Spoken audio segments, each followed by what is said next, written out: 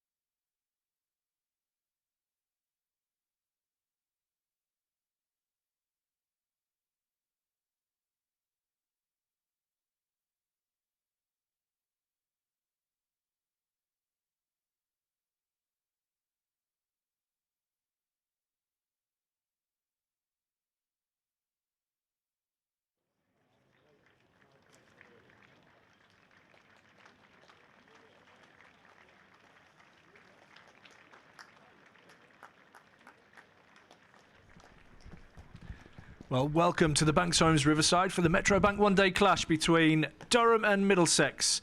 News from the toss is that Middlesex have won the toss and elected to bowl on an overcast day here in Chesley Street. But what I can say is the transformation in this outfield, Ben Fitzpatrick, is absolutely remarkable. The last time we were here, it was very brown and desert-like, and the ground staff have done a terrific job to get this ground looking green and in beautiful condition for today's game. Yeah, they absolutely have, and it's a big moment as well for both of these sides. Middlesex right in top of Group B. Durham biting on their heels behind them in third place, with Yorkshire in the middle currently playing underway against Derbyshire. So it's all to play for as the one-day cup comes to a head. Yeah, we'll go through the teams. As we said, Middlesex even have won the toss and elected to bowl. So batting for Durham, Alex Lees, Emilio Gay. Alex Lees back into the side for Graham Clark. Graham Clark has been, well, I was going to say selected in the 100 or bought in the 100 or however it works as a replacement player. It's gone down to Sunrisers Leeds. Will Rhodes, Ben Stokes, Colin Ackerman, Ollie Robinson with the gloves, Casey Aldridge as the captain, George Drizzell, James Minto, Shaf Ghaffari and Luke Robinson. And for Middlesex, they've got Josh DeCaries, Nathan Fernandez, Ben Geddes as the captain, Joe Cracknell with the gloves, Luke Holman, Jack Nelson, Zafar Gohar, Toby Rowland-Jones, Henry Brooks, Noah Cornwell and Navya Sharma. And like you said, top of the table clash, both teams 5 games, 16 points, so 4 wins and a loss. And the big difference in the two sides is that net run rate, where Middlesex have, well, absolutely flying compared to everybody else after that crushing victory over Glamorgan. Yeah, a huge net run rate of 1.848, which quite handily trumps Durham's 0.406 on the net run rate. But still, a couple of games to be able to catch up on, as there is Alex Lees striding out. He's got a big point to prove for himself. He's going out on his own at the moment by the look of it.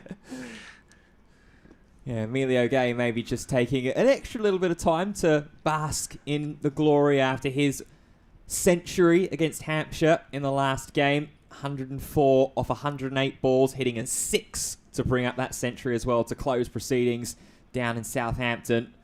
Graham Clark made 68 and Ollie Robinson chipping in with 64 as well. Emilio eventually coming down the stairs now to a round of applause. Nice little crowd in here this afternoon. Durham's last game at the Riverside, the Banks Homes Riverside. They'll spend Sunday at home to Essex, but down at Darlington Cricket Club. So looking forward to getting down there.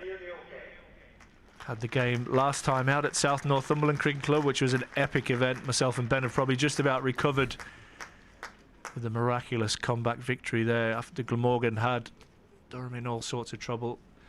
But a magnificent 148 not out from Will Rhodes and a beautiful cameo at the end from James Minto. Got Durham over the line by 3 wickets. Toby Rowland-Jones with ball in hand, as you can see from your pictures there. Yeah, he's been a key component for Middlesex for quite some years now. Yeah, he has. Not just in this competition, but across all formats of the game. Bowled 6 overs against Yorkshire, 1 for 24 in the 6 overs that he did bowl. And a big win for the visitors as well against second place Yorkshire, 35-run victory. Looks like we're just about ready to get underway. It will be Alex Lees to face off the opening over to start off with.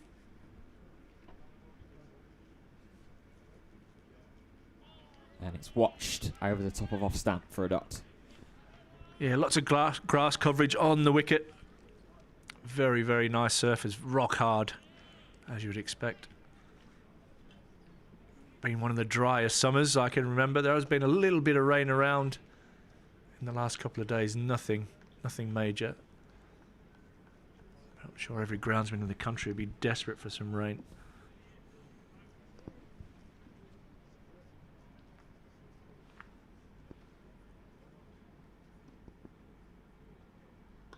Tucked off the hip, just back behind square leg, and the first run of the game. Yeah, last time out here, Alex Lees scoring a big century.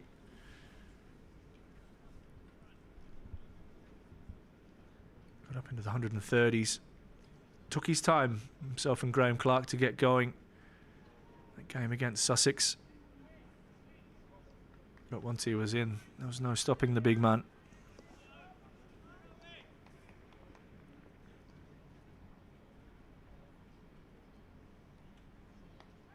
Squirrels away from Emilio Gay. Run down a third. That'll be the first run for him on the board. Looks like some nice bounce in the surface. Wind blowing across the ground from left to right on your screens. Ex-Players Day also here at the Banks Homes Riverside. So we might have a few special guests on the commentary as the day goes on. Might have to get them in early though.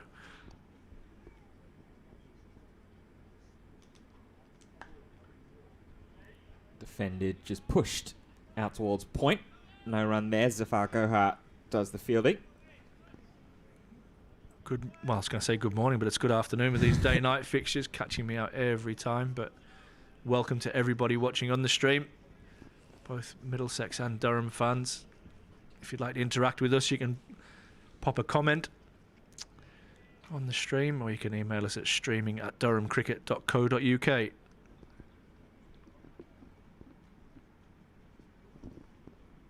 Down the leg side, the first extra of the day.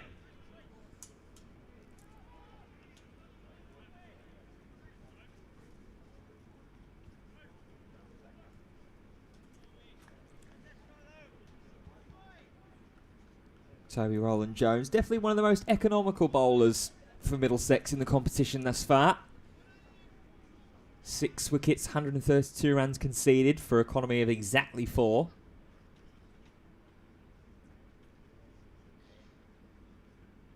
There's that one trying to be played off the pads, but can only find mid-on. Henry Brooks there. There you go, Simon saying he was delighted to see 30 seconds of light drizzle out of his office on Tuesday. The only rain he's seen all summer yet. She's been a dry one. Started off really windy, didn't it? It was dry and windy. And then, yeah, then it's just been dry.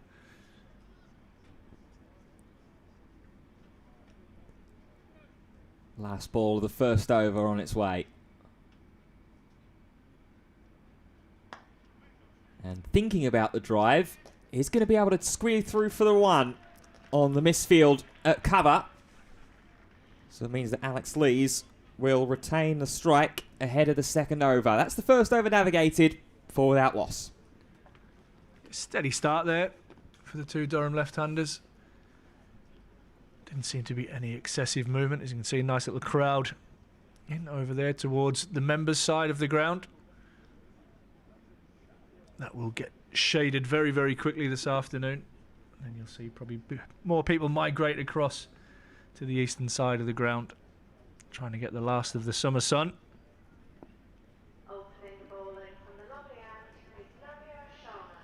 Navya Sharma is going to open the bowling from the Lumley end.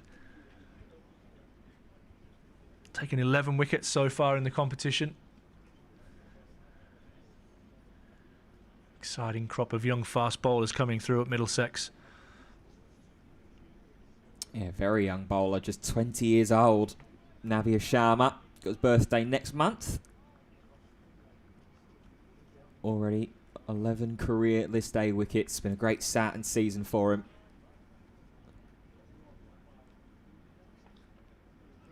Starts nicely.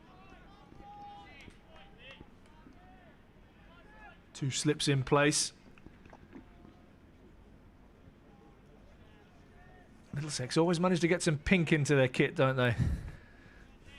Nice, good contrast. Durham have got a little bit in theirs also.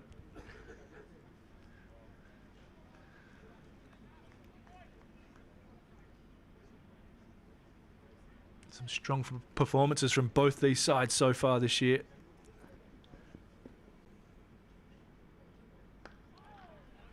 Nice and straight from Sharma. Both with 4 wins from 5 games. Durham having taken care of Derby, Sussex, Glamorgan and Hampshire with a defeat to Yorkshire. Middlesex having taken care of Essex, Hampshire, Glamorgan and Yorkshire with a loss to Worcestershire. And that Worcestershire loss was only a narrow defeat as well. Worcestershire only managing to get there with 8 balls remaining back at the end of last month.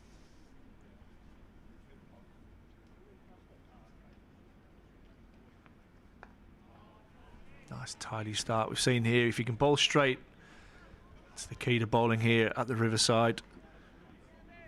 Seen some big scores. This pitch and outfield has been very unforgiving with any width. Alex Lee's just chatting through probably his first look at Navya Sharma. Alex Lee's very experienced, been round the circuit for a long time.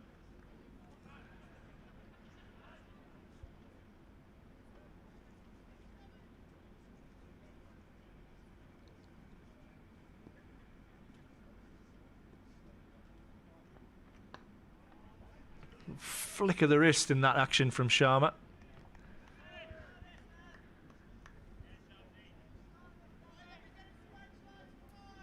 Some good noise, as you would expect early doors from the fielding team. Yeah, I think it was a smart toss to win from Middlesex as well. See, with the surface having still a little bit of greenery in it, the overcast conditions slightly starting to break immediately overhead, but there's some quite condensed cloud cover to our left-hand side. Oh, and that beats the bat. Good delivery from Navya Sharma. Just angling across the left-hander.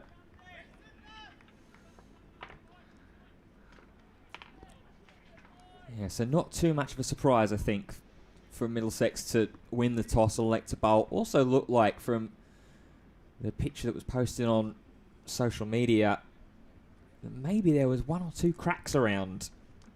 It's a very, very dry surface. Rock hard. But plenty of grass on to keep the pace and bounce in it.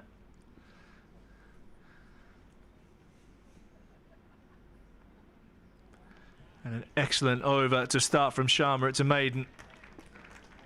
A very watchful Alex Lees. And Durham after 2 overs of 4 without loss. Yeah, exactly what you come to expect from Alex Lees as he's performed throughout this competition. Watchful, patient, particularly through the first half an hour or so. And a very precious maiden in the early stages of the game.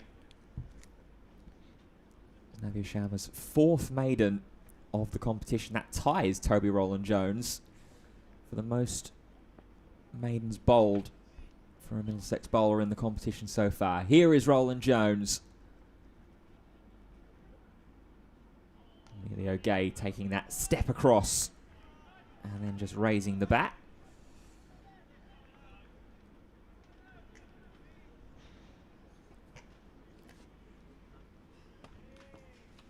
Obviously, we mentioned the blemish on Middlesex's record being that very slight defeat to Worcestershire. For Durham, it was that defeat against Yorkshire that wasn't necessarily as close as their counterparts.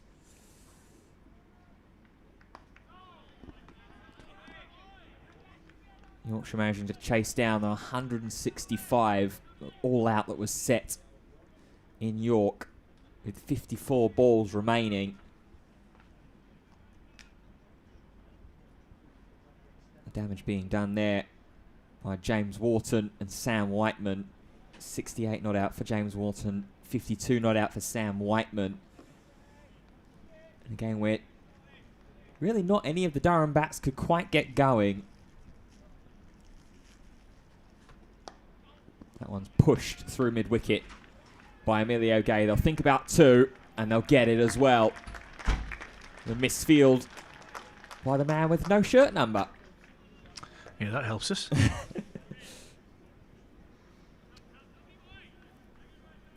Yeah, only Will Rhodes and Colin Ackerman were the ones to really get going in York a couple of weeks ago. Rhodes was 31 before he was caught and bowled by Don Bess. And Colin Ackerman's 26 for the LBW from Kuldeep Yadav.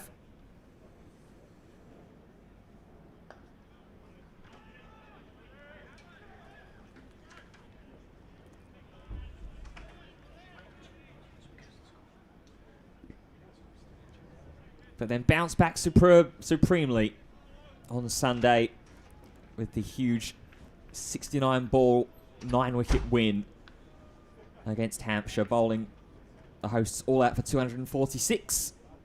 And the man on strike with a century to lead Durham to 249 for 1.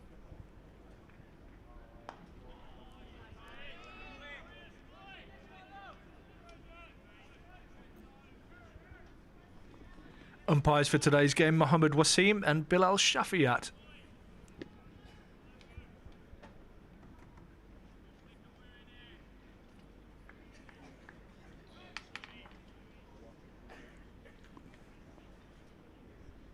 Last ball of the over on its way. Emilio Gay been patient, been watchful.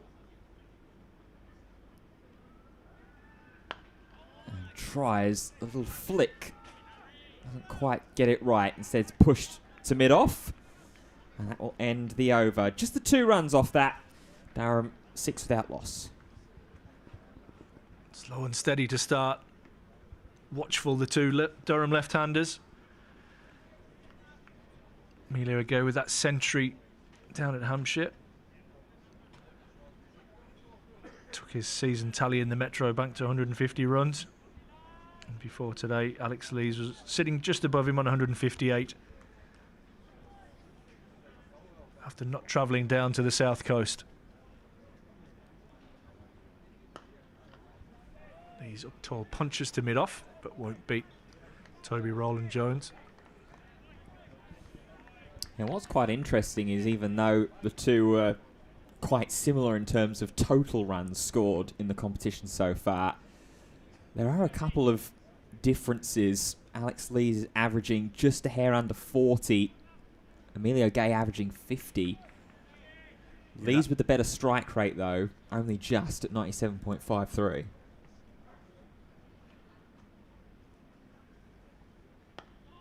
Yeah, 100 not out helps. That is for sure. A bit of red ink. As you said, bringing up that victory with a big 6.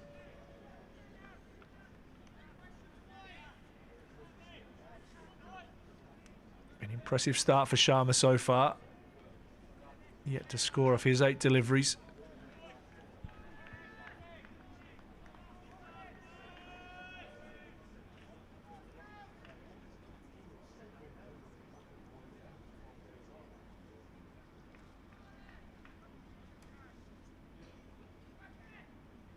There's the first scoring shot, and it will run away.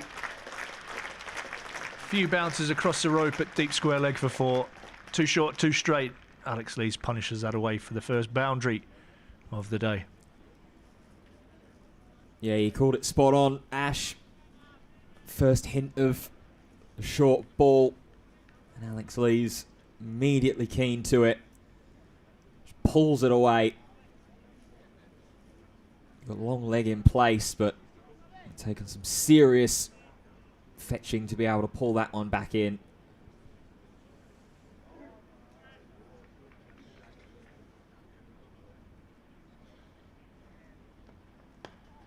This one timed nicely into the covers. I'm just going on pure numbers, and I think that's Jack Nelson. I haven't seen a 73 as of yet. You guys from Middlesex watching on can correct me. You'll have plenty of opportunities throughout the day to do so. This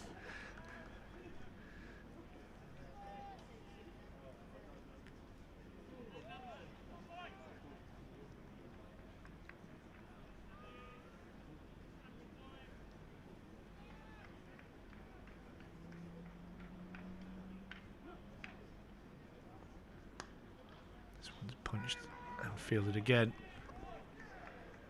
There in the covers. That one not quite coming on as Alex Lees had thought. 10 without loss. Last ball of the 4th over. A little bit cooler here today in Chesley Street.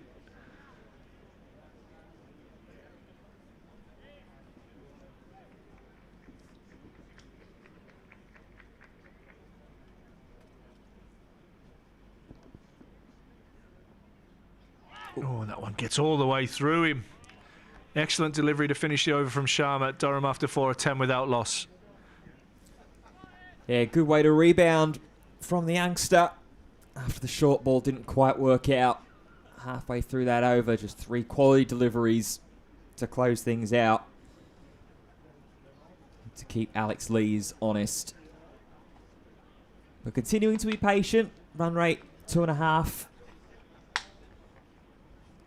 We're through 4. 6 overs remain in the batting power play. It's just deep square leg and third that are outside the ring.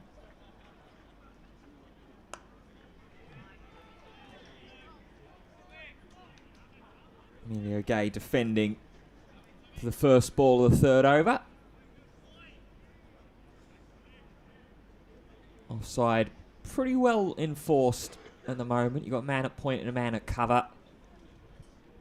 Mid off and mid on, both inside the circle. Got a short fine leg and 2 slips as well.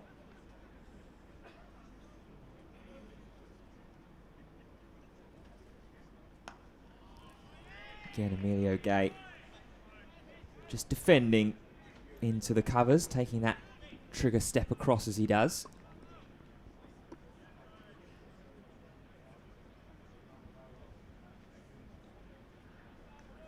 Both batters happy to take their time, easing into this.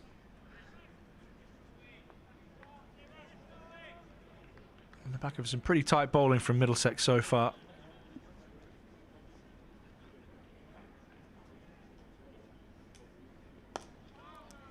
This time, Gage trying to take maybe a little half step forwards there to that delivery instead of coming across and covering up his stumps.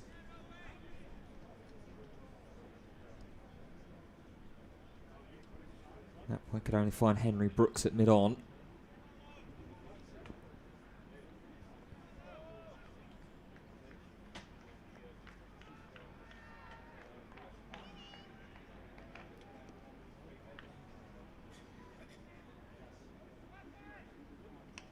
Oh, outside edge. It's going to run down to third.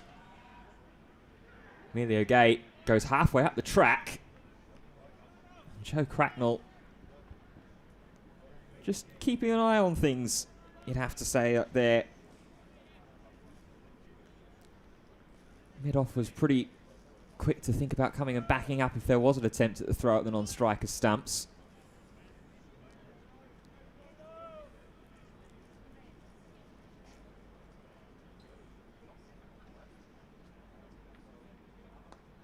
Oh, slightly edged again. Through that gap down a third. Wonder how much longer that Ben Geddes is going to allow that gap to be unplugged.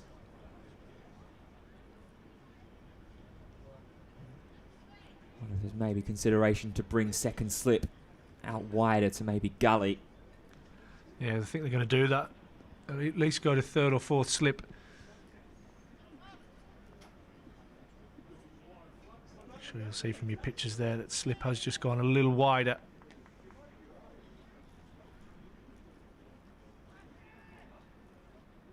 And the last one beats the outside of the bat. So a couple fortuitous runs for Durham there, but nothing too taxing for Middlesex. Durham 12 without loss after 5. It's been an excellent start from the Middlesex Seamers. Just the one real poor ball so far being bowled, and Alex Lee's jumped all over that. Apart from that, the line and length's been pretty good.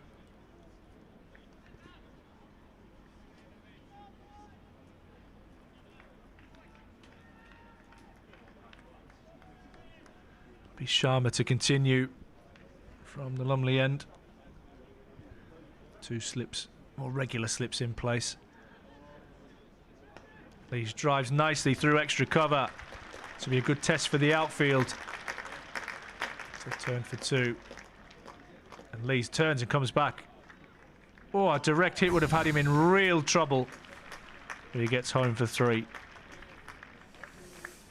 Yeah, well, you mentioned about it being a good test for the outfield there, Ash. I thought as soon as it found the gap between mid-off and cover, I thought that was destined for the boundary rope. And it just pulled up a fraction short. Yeah, the outfield, as long as I've seen it for quite a while, I think they're doing their best to protect the surface. Like I said, with all the dry weather conditions that have been around, they managed to get a good amount of water in, but she's very lush out there at the moment. It was a nice push, nice bit of timing that from Alex Lees.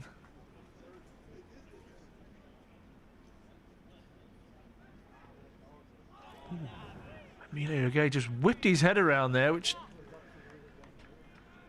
definitely had me in the commentary box feeling a bit nervous. As that ball sailed through to Joe Cracknell behind the stumps. Yeah, and just a motion to Alex Lees there from Emilio Gay that Sharma's getting that ball to just shape away a little bit on that delivery. And as you mentioned, usually the quick whip of doom means one of two things, either the death rattle or it's nestling into a pair of hands and the hungry, hungry hippos behind. He's solidly in behind that one. It's been a nice start from Sharma, been impressed. A little bit of nip off the surface for him. I think you know what you're going to get with Toby Rowland-Jones. Man has been around for a long time. International experience, burst onto the international scene. And some injuries, unfortunately, curtailed that.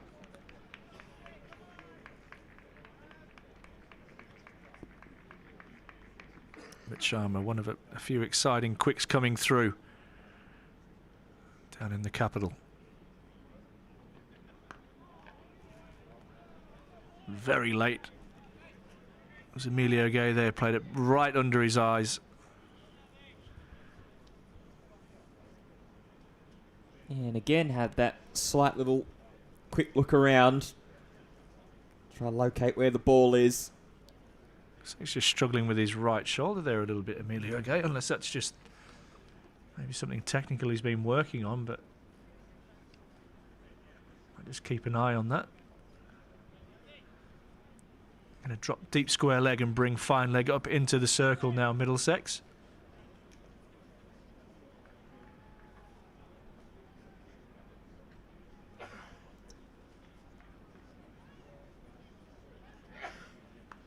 This one's guided down to third.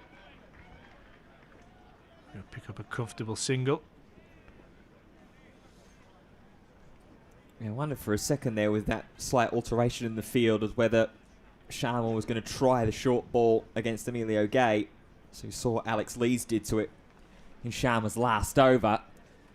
With that protection out in the deep square leg boundary, if Emilio Gay tries to do a similar thing and try and hook him, then at least you've got the man out there in the deep to either stand perfectly still and take the catch in a perfect world or have a little less ground to cover.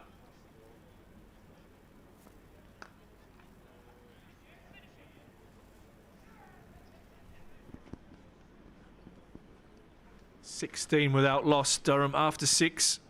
Lee's on 10, Gay on 5. You might have just seen there in the bottom right of your picture. Sam Connors is the man on your left. Fortunate with a couple of injuries in his time so far with Durham. Seemer unable to take his place in the squad. Would have thought that this competition might have been an opportunity for him to get a few games under his belt. You also see George Drizzle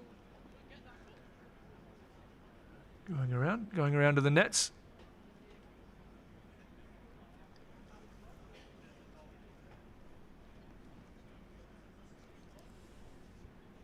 Yeah, Sam Connors alongside with Archie Bailey and Daniel Hogg. The names on the Durham injured list at the moment.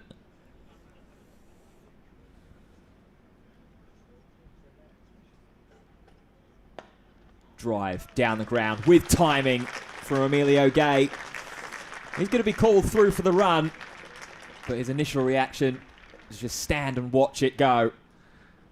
He's in a bit of trouble here, Emilio Gay, just holding that right shoulder. I wouldn't be surprised to see the physio called out here and to either get some treatment and fact, he is now signalling for the physio to come on. Yeah, he's not comfortable there, is he, Emilio Gate? This will be a big blow. And it's something quite serious.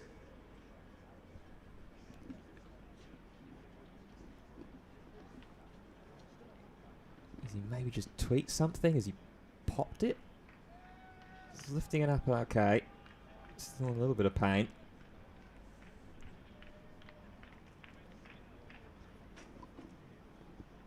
Yeah, it was just that one delivery there. He played it very, very late. Right under his eyes, dropped it at his feet. Very, very top of his shoulder there. But that was a lovely, lovely on drive to bring up the boundary there. You can see he's really in some discomfort out there. Having been called into the England squad as well, no doubt that will be playing on his mind a little bit. Alex Lee's just telling him to get on with it, I reckon. Hayden Mustard out there on 12th man duties. Chatting it through with Lees. Gale have Bryden Cast for company as well in Indeed. the England setup. He's really in trouble here, Emilio Gale. Wouldn't be surprised if he goes off, if I'm honest. Looks like he's going to continue. No, he's going off.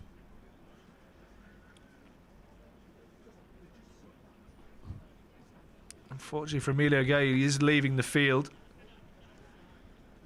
And that will bring in, normally scheduled in at number 3 is Will Rhodes,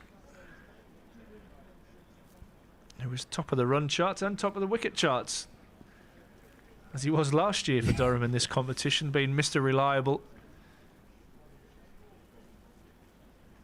Never more evident in that run chase against Glamorgan at South Northumberland. 148 not out.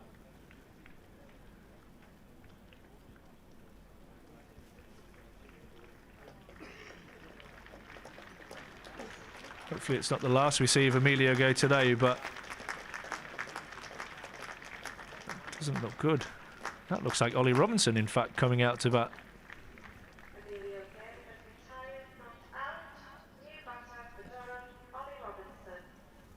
Yeah, well, it was Ollie Robinson that came out at 3 in the last game in this competition, away at Hampshire. Put up his 64 not out of 65 deliveries. So just a little reshuffle in what we've come to expect. There's an opportunity for Rhodes to maybe come out at 4, then Ben Stokes at 5.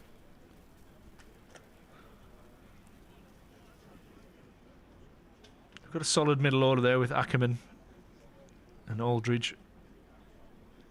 Ackerman just being announced that he's re-signed for another couple of years.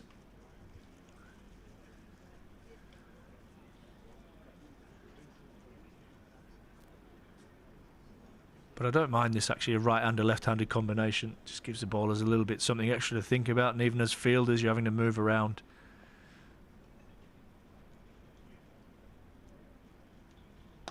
So we restart very well. Ollie Robinson with a drive just past mid-off. And he's straight underway with the boundary. Well, wasn't that a dreamy start? On the rise through extra cover for 4. That is peak Ollie Robinson.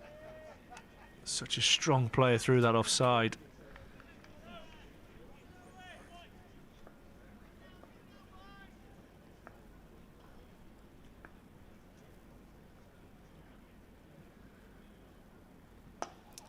Tries it again, but this time finds the Middlesex skipper at mid-off.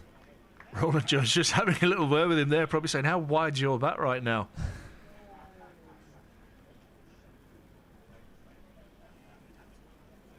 It was 2 decent length balls that Ollie Robinson's absolutely climbed into and timed beautifully.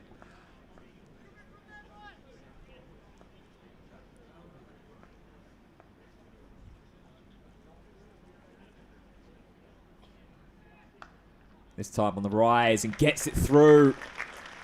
Past the dive at cover. Might not quite run away. It'll just be 2. But off 3 deliveries, Ollie Robinson is seeing things pretty handily out of the hand of Toby Rowland-Jones.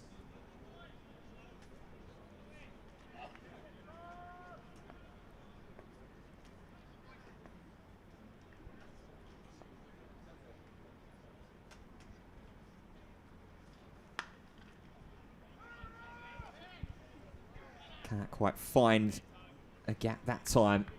Up on his toes.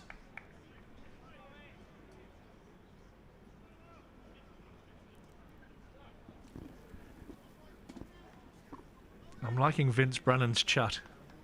I think we could be friends.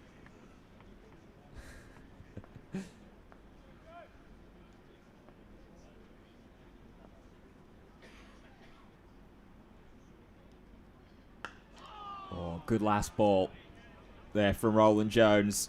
And that will end an eventful over. 10 runs off of it in the end. Durham climb up to 26 without loss. Yeah, 10 runs, a retired hurt. A couple of beautiful boundaries. Perfect balance from Emilio Gay. And Ollie Robinson's picked up from where he's left off. Down at Southampton. Timing the ball beautifully through the offside.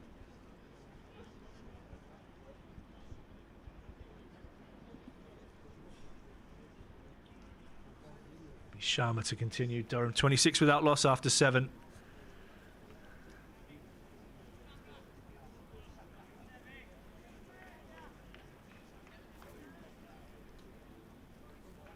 Some risk-free cricket so far from, I was going to say the Durham openers, but we've got 3 of them at the moment. Lees drives that beautifully over-pitched. And this time the outfield won't win that battle, as that's timed beautifully by Alex Lees through extra cover for 4. Yeah, one of the early shots of the day so far from Alex Lees.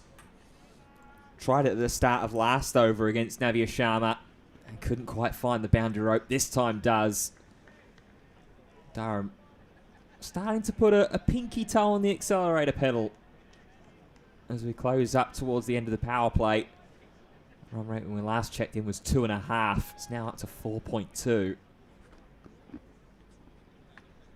Looks like there'll be a little bit of a half conference for the young 20-year-old before this next delivery. They're going to pull mid-wicket out. He's going to come across into the offside. Just plug up that cover.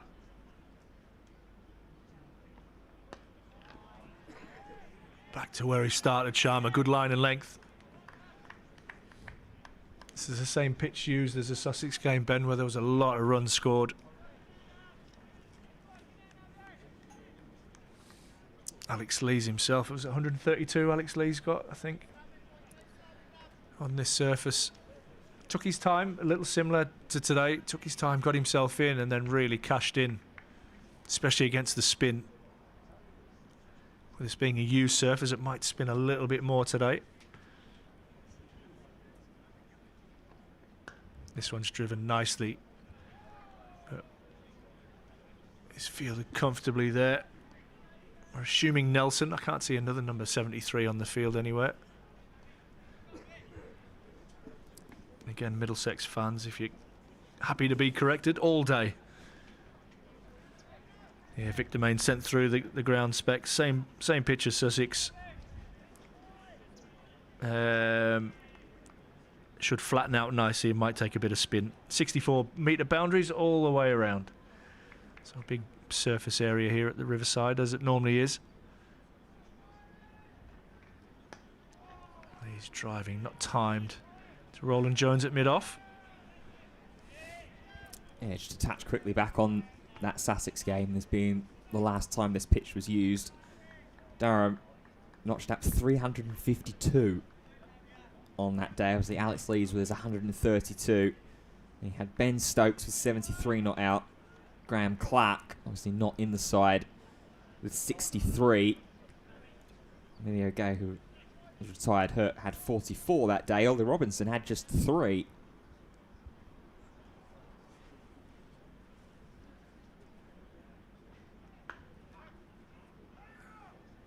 I tell you what, Sussex were in the game for a long way. Beautiful innings from Charlie Tier.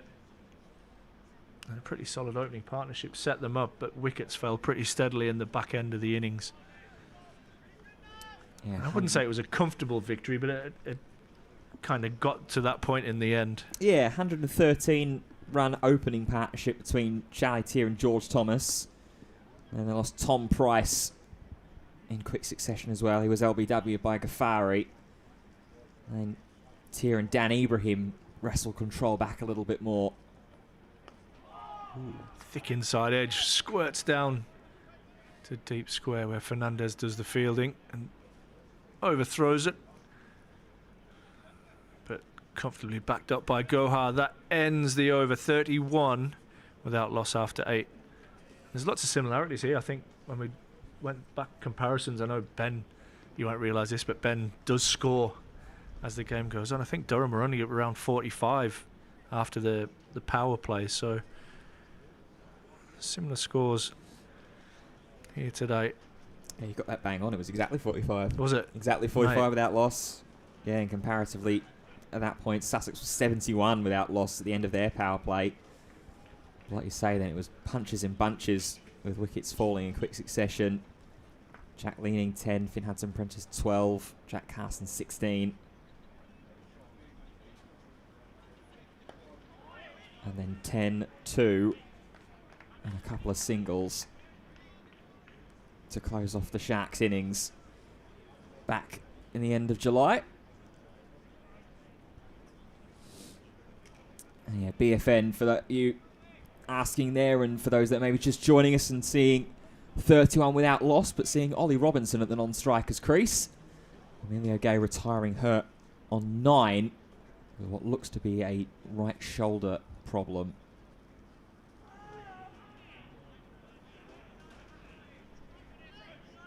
A bit of nibble across the left-hander there from Roland Jones. Yeah, it was an innocuous forward defence that saw him wincing in pain. And he followed that up with a glorious on-drive and then called the physio on. I think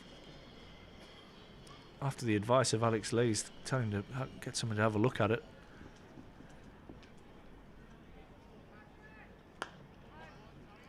A little fuller there, and Lees pushes it away.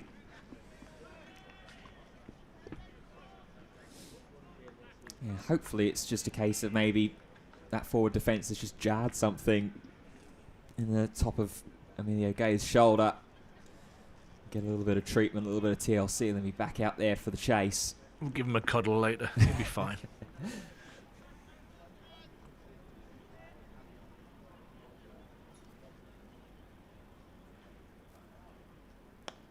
Pushed through mid-wicket for Alex Lees. That will get him off strike. Move up to 16 off 30. We've seen a lot of Alex Lees batting here at the Banks Homes Riverside this year. He's been in super white ball form. Some of his T20 innings were brutal. Obviously last time out here at big century.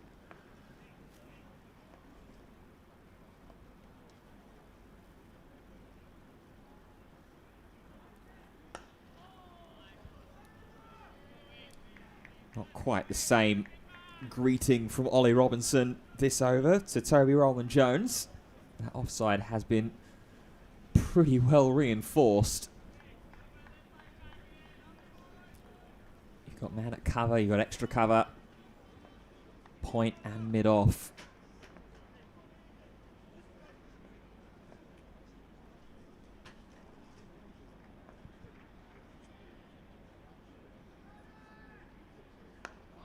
Last ball the over. Tries to get turned into the leg side, but it's straight to mid-on. So just a single off of that over. Durham slowing down a little bit, but keeping things intact. 32 without loss. Yeah, fair play to the Middlesex bowlers here. Have kept it pretty tight. Big over. Roland Jones's last over, I think, went for 10. But apart from that, it's been a good squeeze from the visitors. Simon, yeah, it says afternoon Ash, not good for Durham, but was I surprised that Lees didn't get a call up? And either Emilio Gay or Ben Duckett to drop to 3. He tries to turn that into the leg side. I'd love to see Alex get another chance, but I'm not going to lie. I'm quite happy to see him in Durham colours throughout the season. I think from a purely selfish point of view, I'd love to see him lead Durham back to Division 1. But his weight of runs suggests that that wouldn't have been an outrageous call at all.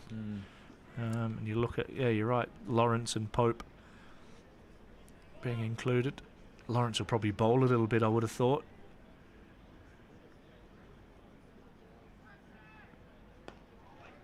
Lees hits that and sets off immediately. He's home. He is home.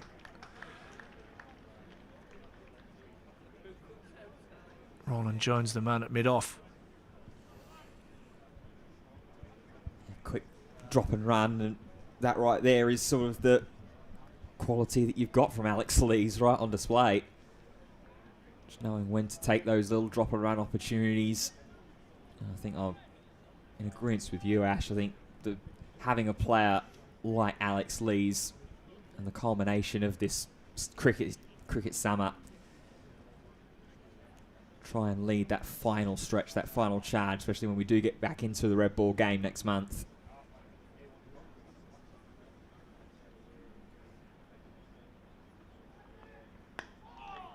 Nice and straight again from Sharma. Been impressive.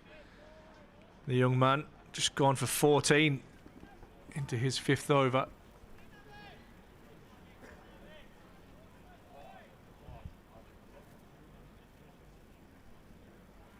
Yeah, he's been good. The only sort of slight maybe mistake ball was that shorter ball that Alex Lees pulled away for 4.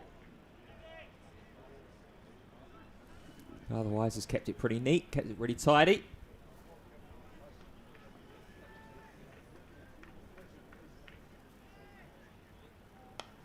Robinson drives, it gets a horror bounce for Fernandez in the covers. And that will run away for Robinson's second boundary. That was hit firmly. And unfortunately for Fernandez, there's a couple of old footmarks. That might have just copped and maybe luckily saved him a trip to the dentist because it was a bit wide. Yeah, just getting the opportunity to watch it back here. Not necessarily too much width, but enough for Ollie Robinson to extend the hands out to it. He doesn't need a big invitation, Ollie Robinson, to get into a drive.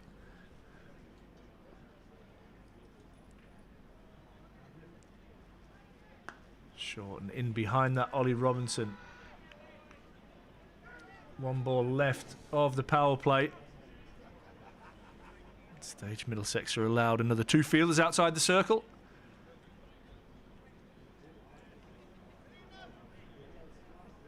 But a steady start, you would have to say. For Durham. Just having a look at Sharma walking back to his mark as well. He doesn't look like he's moving freely. 5 overs. Well, 1 ball away from a 5-over spell for him.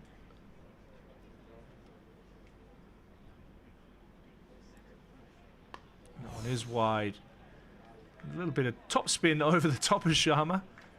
And we'll bring up a single, and that will end the power play. And Durham, after 10 overs, are 38 without loss.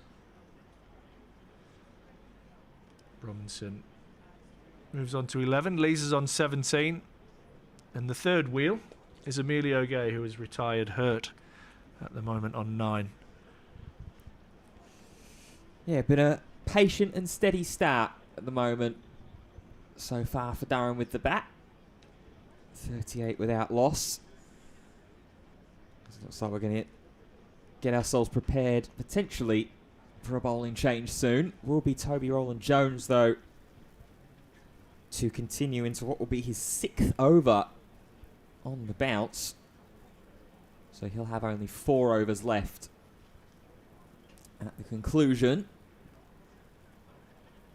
got some good change bowlers as well with the seam. You've got Henry Brooks, who has battled injuries, but and I'm looking forward to watching him bowl, have genuine pace. You've got left arm option as well, Cornwell, so there's some good options. You've got some leg spin of Holman. You've got spin of Gohar as well, so good options for Ben Geddes. Off spin of De Carey's as well. Peel as that strikes the pad. First ball after the power play. But no one seemed too interested.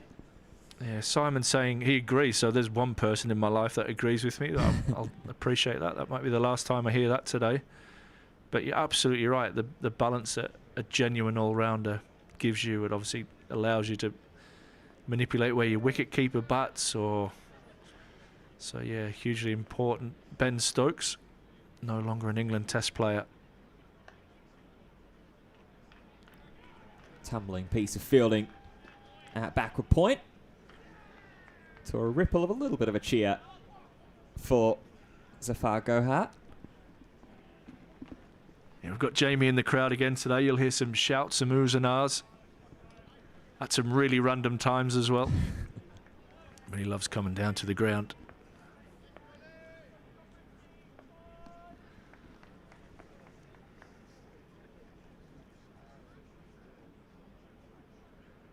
Half a step down the track and it gets a thick outside edge as it runs down to third. I'll just take the single for Ollie Robinson. That's a 12 off 14. I feel we'll chop and change around for the left-hand, right-hand combination. Still keeping the same 4 outside of the circle. They're all back behind square on the off and on side. Deep point boundary, third, long leg and deep square leg. And that will just be nursed in the gap between cover and point for a single.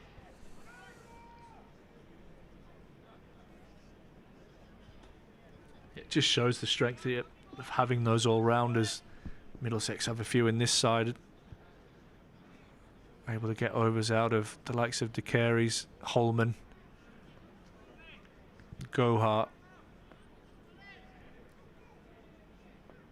It's a huge help. Short, pulled, and finds the gap between the man deep in the offside and third. And speaking of thirds, that's the third 4 for Ollie Robinson already. Beautifully fielded by Victor Main. A little bit of help from the fence. But yeah, didn't that sit up and just beg to be hit? It's exactly what Ollie Robinson did. Hammered away.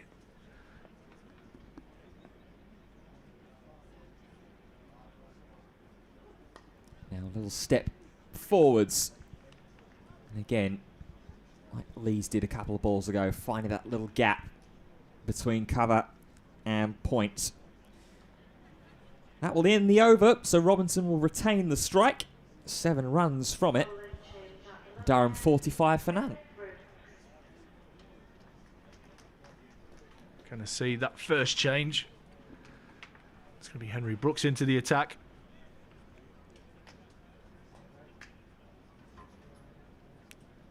Going to replace Sharma. Sharma bowled nicely.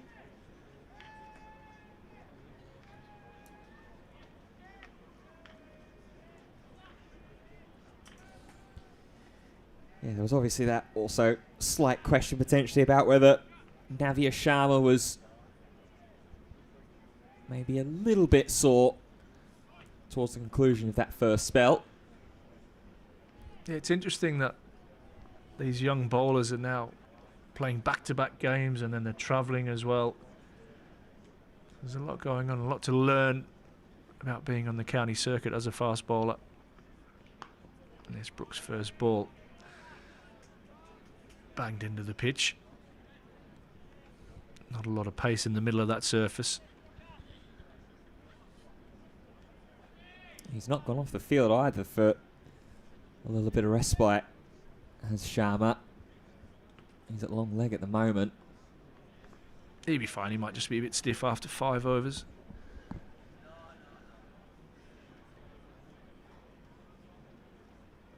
That's short and pulled away again. Sharma's got some work to do, and he does well. Gets around, gets his body behind it. Yeah, good pace off the bat that from Robinson. As I mentioned, Sharma just took a couple steps to his left. Got good body position, head down over the ball. Making sure that wasn't emulating some of the late fielding from Glamorgan. That one's pulled away by Alex Lees this time. Out to Fernandez in the deep.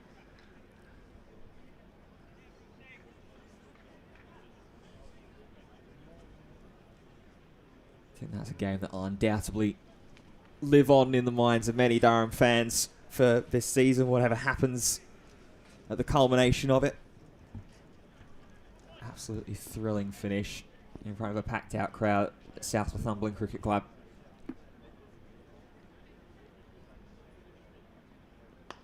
Driven down the ground. Little hand at mid-off, maybe. But it won't make any difference as that crosses the rope. Ollie Robinson looks in superb form as the 50 comes up for Durham here in the 12th over. Yeah, that felt like that's come out of nowhere. Overcorrecting a little bit, didn't he? Just yeah. hit the pitch hard. Yeah, and as you say, the hand to it, trying to take enough of a sting out, but when the closest man was trying to come around from mid-on, it's always going to be a difficult challenge. Oh. Pulled away, finds the gap, not perfectly timed, but timed well enough. So back-to-back boundaries and Ollie Robinson's off to a little flyer here. Yeah, starting to tee off a little bit now as Robinson. Up to 26 off 20. Just managing to find and manipulate a couple of gaps. Offside for the little right-hander. Still consolidated, but not quite as congested as it has been.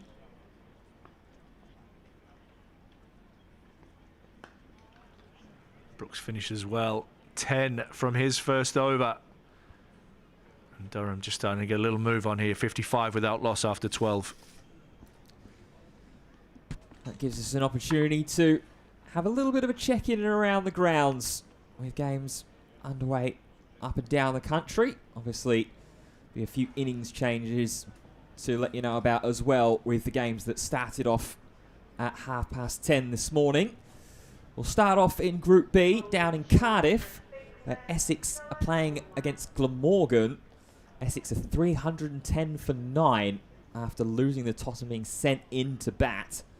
They've got 4 overs left to bat in their innings. Over at Old Trafford, Lancashire are hosting Gloucestershire. And Lancashire are getting themselves ready to bat. They have a target of 271 to chase against. We have a bowling change from the Finkel end. It's going to be Noah Cornwell who will come into the attack for Toby Rowland-Jones.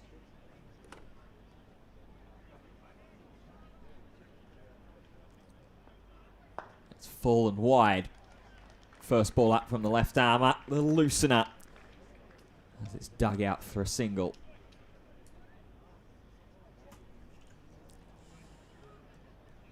Yeah, to continue the quick trip around the grounds. In Chesterfield, Northants are closing up their innings after winning the toss and electing to bat. They're 242 for 8 against Notts. Derbyshire and Yorkshire, all eyes on Yorkshire to see how they will chase down 279.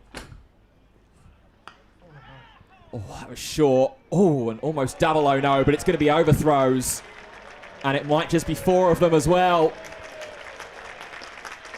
What was almost a half volley, half chance at cover has turned into 4 freebies for Durham. Yeah, my first thought was he nailed that straight to cover.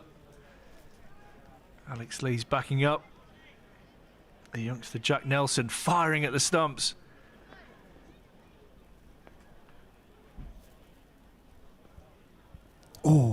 and a good reply. Gets through the attempted drive of Robinson. Next ball.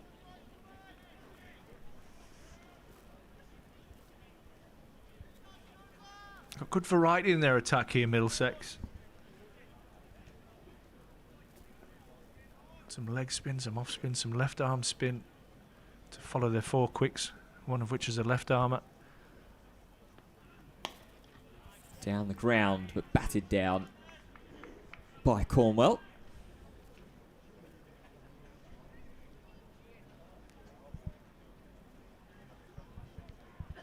I'm always a big fan of having a left arm quick in the lineup. Grew up in the era of potentially one of the greatest left arm pacers in all Australian history, Mitchell Johnson.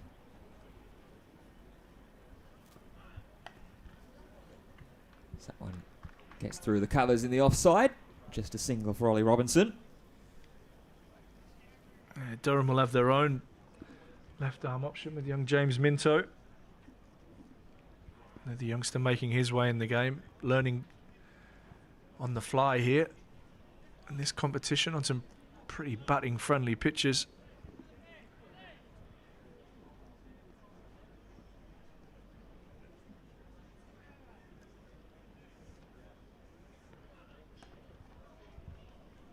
Pulled away out to deep square leg for Lees. That'll just be the one for him. Means he will keep the strike. Another 7 runs off that over though. Durham starting to get on their toes. The run rate just under 5. Durham 62 for none. Yeah, he's a bit stiff there, young Cornwell. I see the 4 overthrows coming in that over, which wasn't far off being a wicket, or at least a dot. Oh, Brooks is going to come around the wicket to Alex Lees. And that's driven handsomely into the covers, and he'll pick up another single.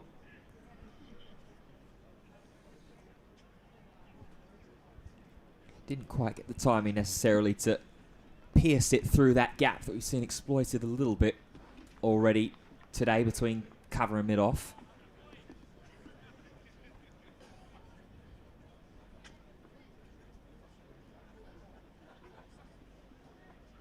Short, hooked away. Is it going to go all the way for 6? Oh. It is. Holman, the man on the boundary, tried to keep it in. Took an excellent catch, but was unable to get the ball back into the field of play. Yeah. Into the wind, that from Ollie Robinson. Big boundary. Holman will be disappointed that he hasn't probably saved the boundary. Yeah, real good effort there out on the deep. Just couldn't, as you say, do enough to paddle it back into play. That strikes Robinson. Close, it's gone. Robinson trapped on the crease. And after hooking Brooks for 6, he's gone the very next ball, LBW for 37. And Durham lose their first wicket with the score on 69. Yeah, great reply ball. Not too much deliberation from the umpire. Maybe half a question of height, potentially. But Brooks was fired up, getting the first wicket, taking down Ollie Robinson, who was looking very, very dangerous from the moment he stepped on the park. Has to go for a well-made 37. Durham 69 for 1. He just got Durham's innings kick-started there after a slowish start. And Ben Stokes is the new man to the crease as he comes out.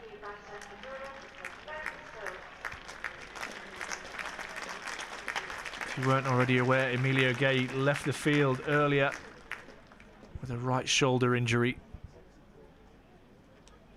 We'll try and get an update when we can.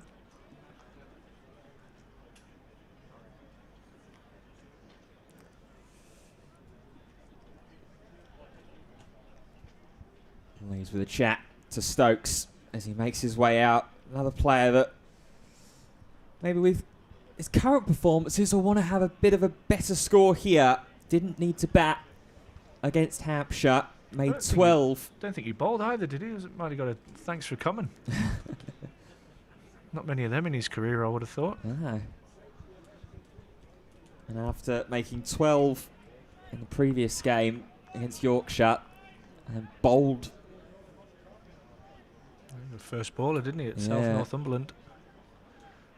Oh, Dan Douthwaite.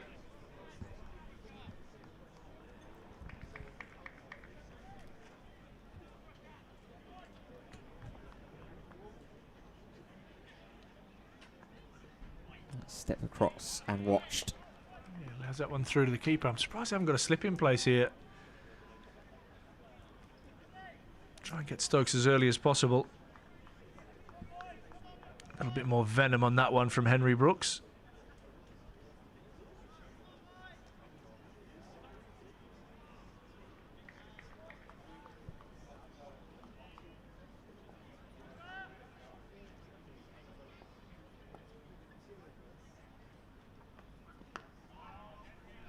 Solidly in behind that one, Ben Stokes.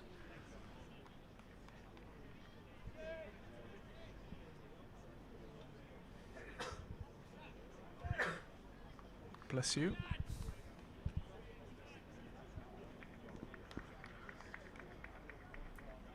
$69 for one.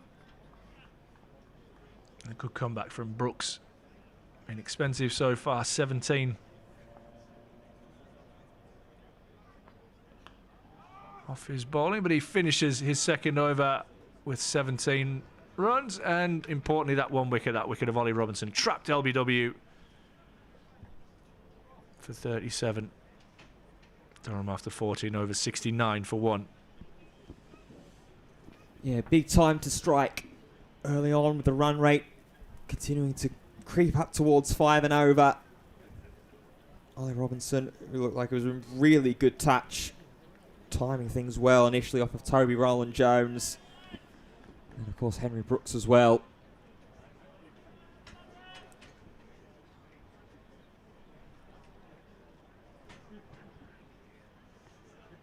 Cornwell to continue. And it's a quick single. Will be helped with a misfield by Jack Nelson.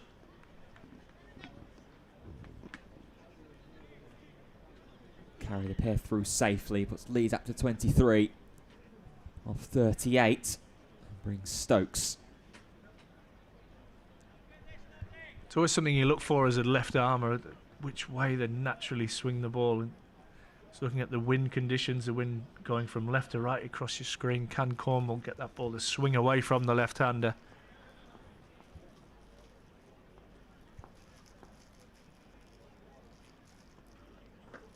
Stokes flashes at one. Yeah, and I suppose as well the opportunity with that, if, like you say, Cornwell can get a little bit of movement away from the left armour, does bring into question about the decision not to have a slip in play. Because if you have that movement away from the left-handed batsman, if Stokes tries a similar shot to that last delivery, tries that late cut. Yeah, slip going in now. Yeah. Every now and then we know what we're talking about sometimes, Ash. Yeah, sometimes. Broken clocks are right twice a day and all that.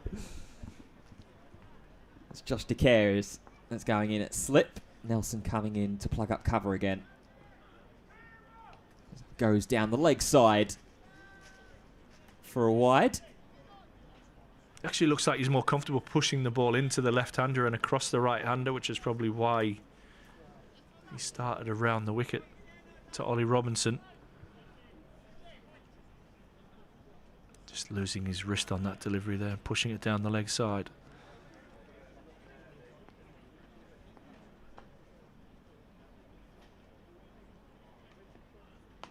Uppish, flashed past the man at point. Runs down to third. It'll be the first run on the board for Ben Stokes this afternoon. Yeah, it doesn't matter who you are, how many runs you've scored. It's always nice to get off the mark, and he had his heart in his mouth there for just a moment as that one flew away aerially behind point.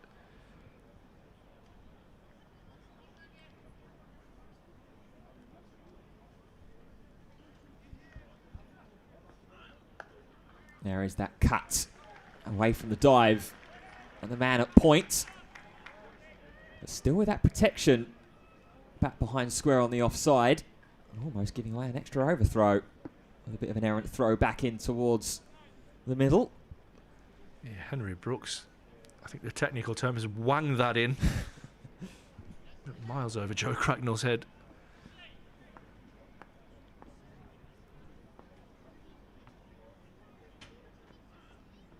Again down the leg side to Stokes. That'll be another extra to the board.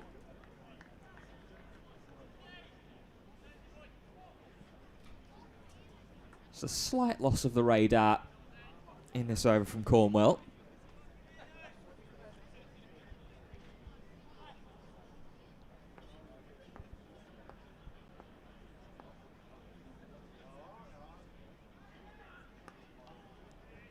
Defended, but squirting away to the man at Backle Point. Pretty successful season so far for Cornwall as well, 11 wickets.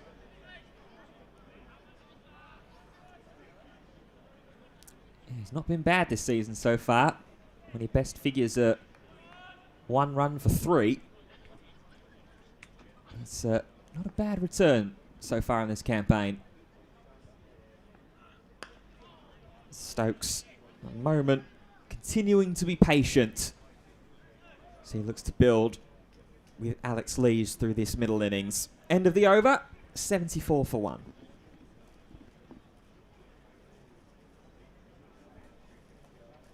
Let's try to get some info on Jack Nelson there, and it comes up with Peaky Blinders.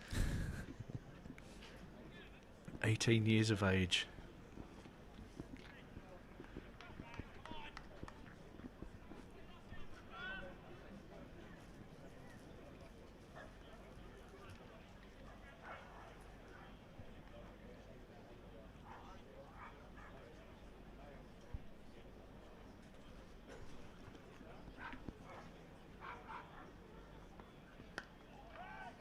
Again, Henry Brooks right on the money.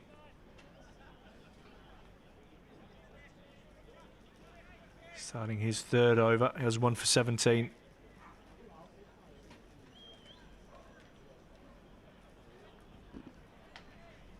It's been overcast all day here at the Banks Homes Riverside, but probably as dark as she's been.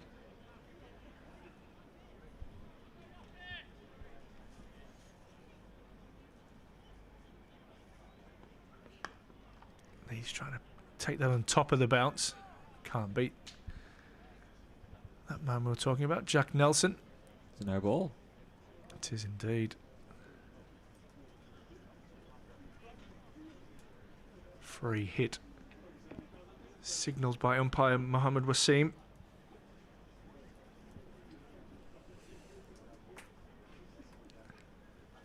There'll be a bit of a conference about what to do with this no ball. Try and limit the damage that Alex Lees can do.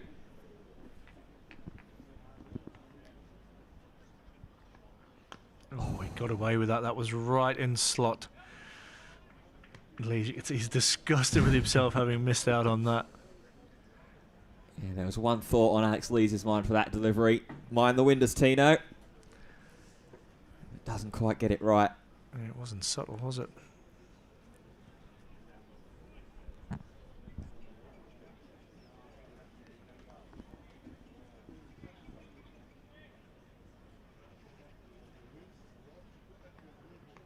He tucks that away nicely off his hip.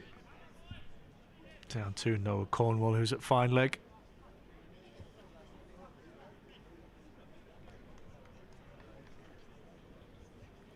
Still filthy with himself missing out on that free hit, I reckon. He just Yeah, mimics the golf swing. no doubt about it. It was, I tell you what, you probably couldn't have put it, Henry Brooks, in a better place for him. But he got away with it.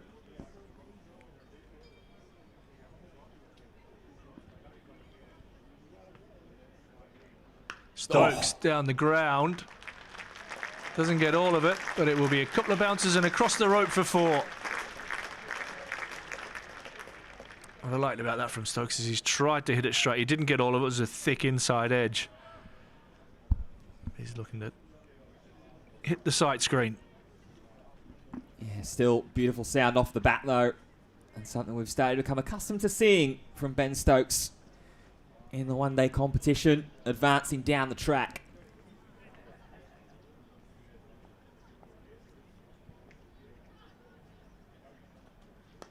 This one's driven slightly aerially towards Roland Jones at mid-off.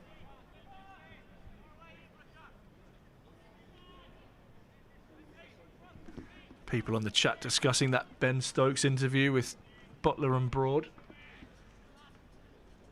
Didn't give away too much, did he?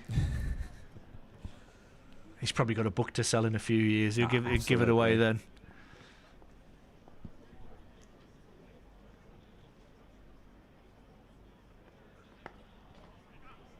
Tidy from Brooks. Finishes the over. 6 from that one.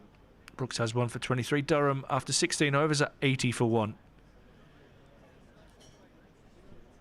Yeah, we haven't watched all of the interview and all of the footage yet from Stokes' appearance with Broad and Butler. Seen a couple of clips here and there, though. It's so interesting to see the different reactions from around the world.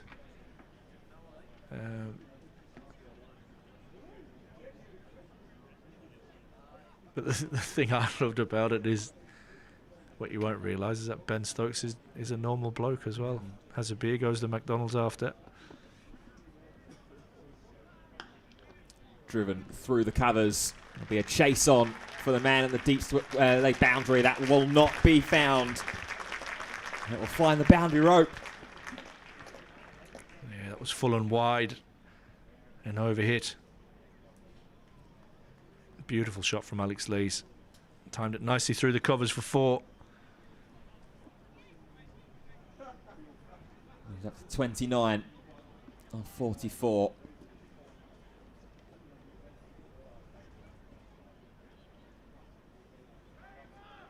Short, pulled. Won't find the boundary rope. There is the protection out there on the deep square leg boundary. Just take the single. Puts him on to 30. What did surprise me, though, was the fillet of fish part of it. Going to McDonald's and getting the fillet of fish.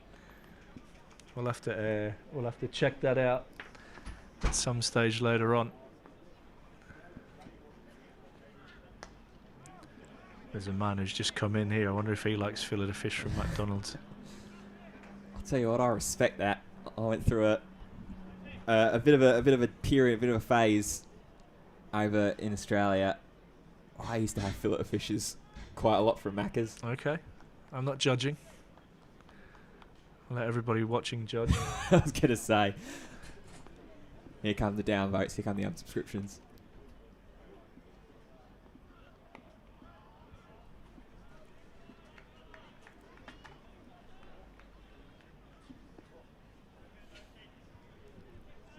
Stokes not necessarily in too much of a hurry at the moment here.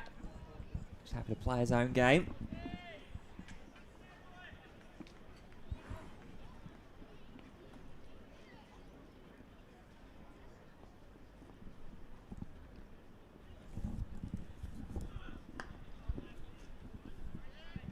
Solidly in behind once again against Cornwell.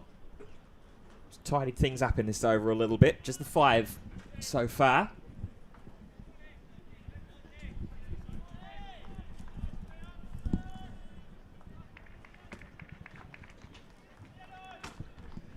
Stokes just surveys the scene ahead of this last ball of the 17th over. It's short, pulled away with a swivel from Stokes. It'll just be the 1 run. Means he will keep the strike, presumably against Brooks again, to end the over.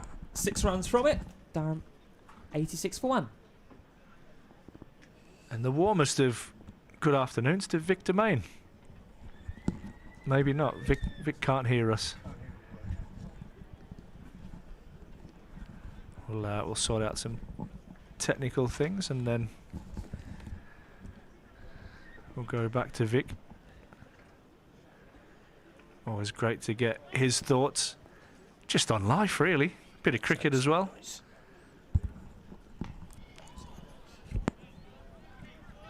Stokes just watchful of that one from Brooks. A little bit of extra pace.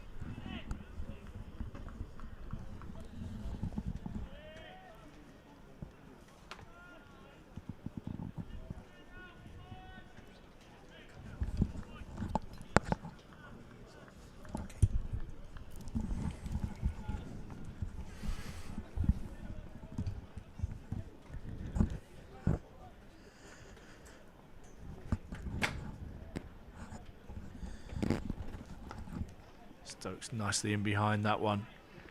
But yeah, I'll try again. A warm good afternoon to Victor Main. Vic, how are you? Yeah, I'm good, thanks. How are you? I'm excellent, mate. I'm excellent. You'd be much happier looking out of this window and seeing a lovely green outfield. Yeah, it's been a little while, but thankfully we're starting to green up again now. Just got our technical gurus on the go here.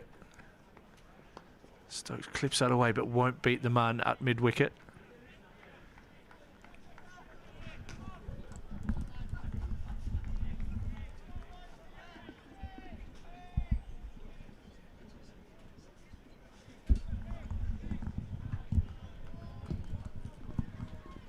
And Vic, the same pitch that we used in the Sussex game, mate. Excellent surface. Yeah, same pitch as we used a couple of weeks ago for Sussex. It's been well watered down since then and rolled back out again. Hopefully similar sort of game and result as that game. It started off similarly, hasn't it? Durham watchful, the openers, and then hopefully once the ball I mean, 50 softens. overs is although it's a shorter game, it's quite a long time to actually play and to build an innings. So I think at the moment you'd be reasonably happy. Always look for the 100 to come up somewhere around about the 20 overs. So we're not going along too badly here. Important game, obviously. Top of the table clash. Very important game for us as the ground staff, because obviously we'll be looking at a home quarter or semi-final in a few days' time. So yeah, we'd like to see the side do well.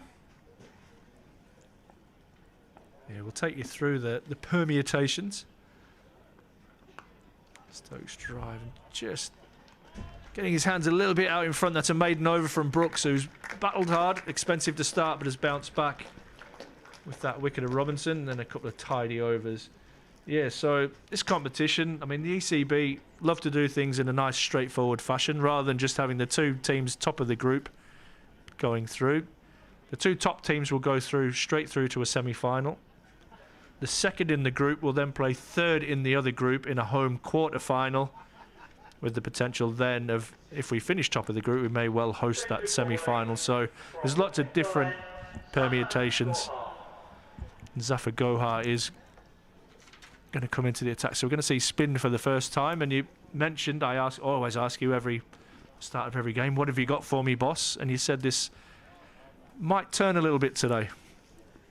Yeah, I'm not sure, to be honest with you. I never really know what a pitch is going to do. But it's very dry, bit dusty, so everything's right for a little bit of spin.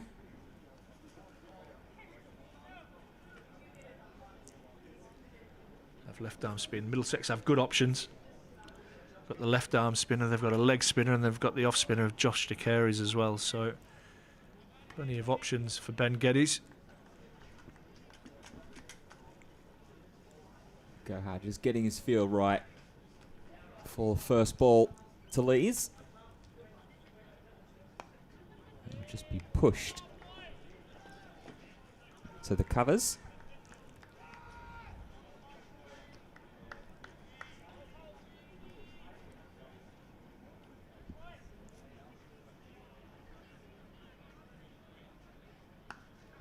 And stepping away and cutting. That's the first run against the spin. And what we did see, lads, is that Sussex game, as soon as the spin came on, Durham really looked to jump all over that. So this would be a real fascinating phase of the game for me. Yeah, it seems the modern trend now, doesn't it, to knock the spinner off his length as soon as he comes on. And gone are the days where you'd have a little look at the spinner first of all, and he could get in with a maiden or two. They're not going to let that sort of thing happen now. Particularly Stokes, I would imagine. Just a little stuck here, Ben Stokes, 6 from 20. Looks as if Lees is setting himself for the long game. Yeah. And there's a clip down to long on. Stokes will take the single. Yeah, to that point you mentioned, Ash, about the Durham bats taking on the spin against Sussex. First side of spin we saw a couple of weeks ago against Sussex was Jack Carson. His first over was greeted by 16 runs on the board. 2 4s and a 6. Chipped up, cry of catch under the dive of Noah Cornwell, and it will race away to the boundary rope. Yeah, that was the first chance that really Lees has got to have a crack at Goa. Tossed up. Cornwell had no chance. It was always going away from him. And one thing with Alex Lees, when he hits it, it stays hit.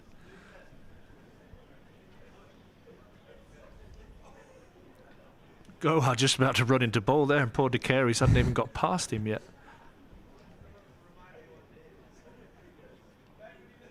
It does bowl now and goes again, this time up and over the top of cover. And it's back-to-back boundaries to close the over, to make it 10 off the first sight of spin. Durham 96 for 1. Nice settling in over there, wasn't it? I just like the fact he hasn't tried to overhit them. He's just timed them beautifully. They're both a little bit aerial, especially the second one. I think they were both there though, weren't they? Yeah. Tossed both of them up, whereas the ball before he'd fired in, then tossed 2 up. Not sure he'd be tossing too many up. Yeah, I think you're right. And it was definitely spin that kick-started Lee's innings in that big 132 against Sussex. Stokes will be on strike here. He whips this away. Down to Noah Cornwell. Pick up a single.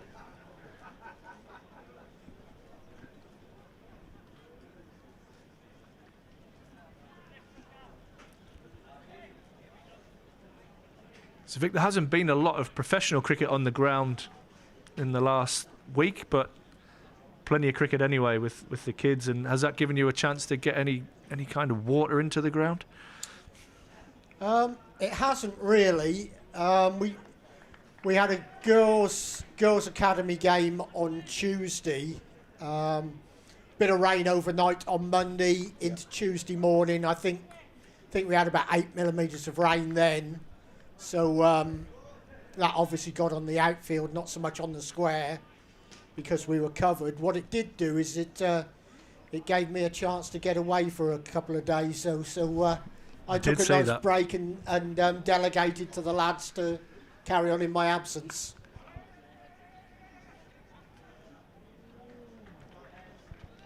Sharp single there. Was indeed. A little breakaway, you and the missus? Yeah. Couple of nights away in a pod. Lovely. I saw that. Look very cosy. Yeah. And Peaceful. Knowing you, there have been some nice long walks as well. Actually, there weren't. It was completely relaxing. Perfect. I even tried to read a book. I think I got to about page 89. I'm not sure when I'm ever going to finish it. Stokes down the pitch again, but cramped for room. Must have been lots of pitches in that.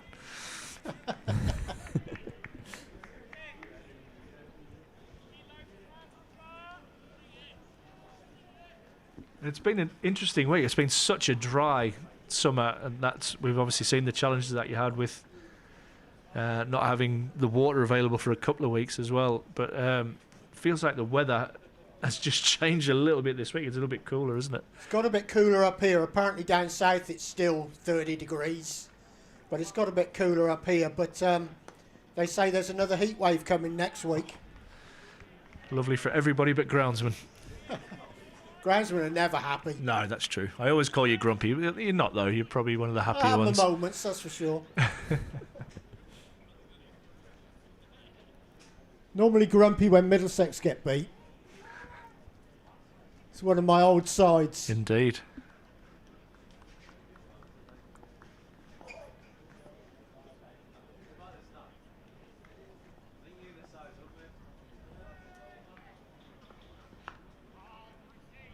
Stokes just a little frustrated here.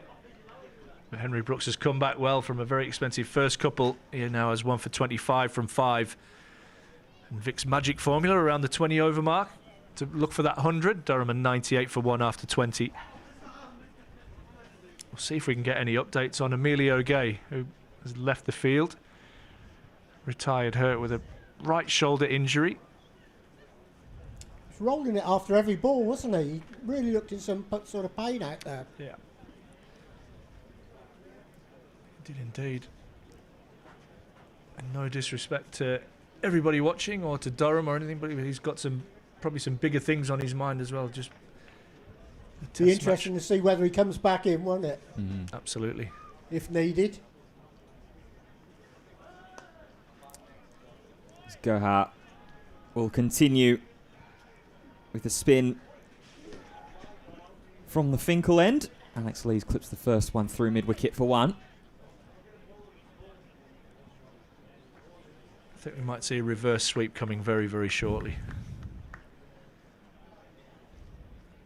3 fielders out in the deep on the leg side, but that is hitting into the wind.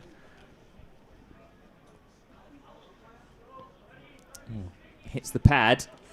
Initially wanted to set off, but then called back by Alex Lees. A little bit of confusion there, wasn't there? There's been a few today, hasn't there? Yeah, a couple close calls.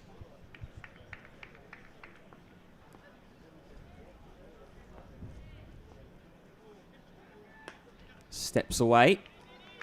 Take the single, which will bring up the Durham 100. Just through and past the Victor Main formula of around the 20 over mark. 20.3 is when the 100 will come up for Durham. Just under an hour and a half it's taken to do it. And just gently driven down to long on by Lees for 1. Bit of rotation of the strike. Definitely not giving Alex Lees the width he gave him in the last over to punish those balls through and over the offside.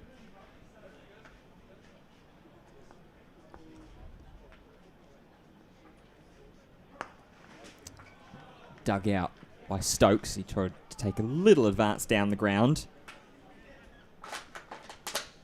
As both yourself, Ash and Vic have mentioned, not as much flight in this second over off the ball from Safar Gohart. Been dragging him down a little bit more. That will be another single through mid-wicket from Alex Lees. Difference is there, you see, he's not going to find any spin if he just keeps dragging it down and firing it in quickly. Looking for spin, he's got to toss it up, and if he's greeted with big shots all the time, it makes it difficult to do that. An interesting cat and mouse game that the spinner was almost having to play against himself alongside the Durham bats.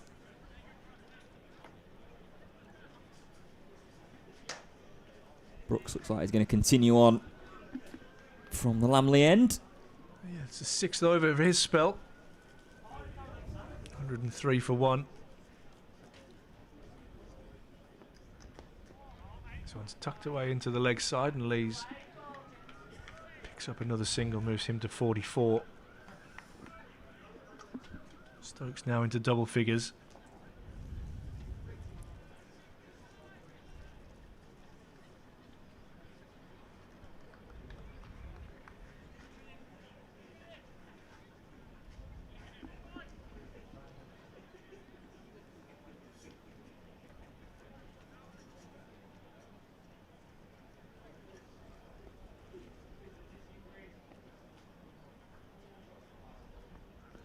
Short pulled away, but we'll find the man out in the deep. Vic, a couple of outground games for this Metro Bank competition. Do you have much input, or do you go out and help the groundsman? I'm in touch with the groundsman pretty regularly, but my view is, having been a former outground manager myself, is that they don't want a lot of input from me. They know their ground better than I do. Really, it's just a sort of helping hand if needed. We'll be there to help pull covers and what have you. But the last thing they want is someone looking over their shoulder and telling them what to do. Really, hopefully it's a bit of a busman's holiday for us. Just go down and watch some cricket without the pressure of really worrying about what every ball's doing and upsetting one or two of the players. Which is pretty easy to do, I was going to say. Doesn't take much, does it?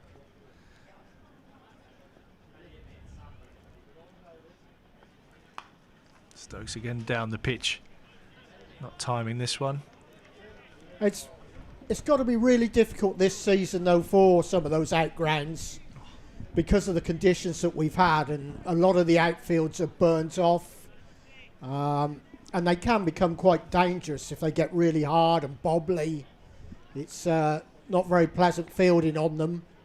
Also, some of the pitches, if they get too dry, can become unpredictable. So it's a hard season for those guys. But the one thing I do know about outground cricket is that the supporters love it. It was fantastic, wasn't it? The atmosphere up at South Northumberland the other day. I unfortunately missed that game. I was under the knife on that day, and so I had to miss that one. But I'll be at Darlington on Sunday, that's for sure. Very good.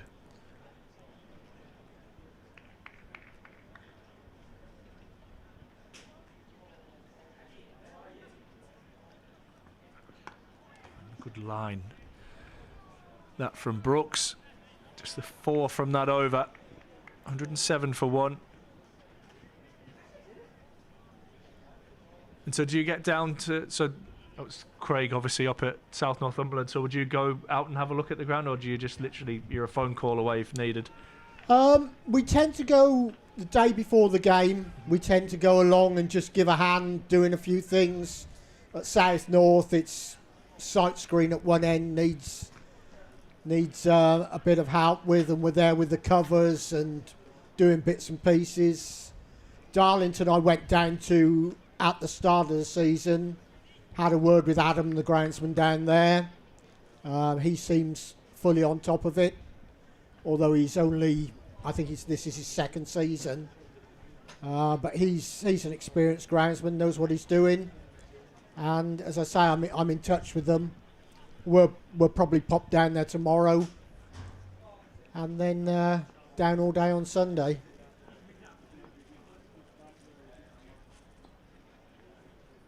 I'm told it was a really good wicket up at South North. Well, it was, yes. What was it? Scores 330 or something, and got knocked off. Looked like Durham were going to be bowled out for about 120 at one stage. Well, we definitely felt that way, Vic. Definitely. A great partnership. Great partnership between Aldridge and Rhodes. Indeed it was.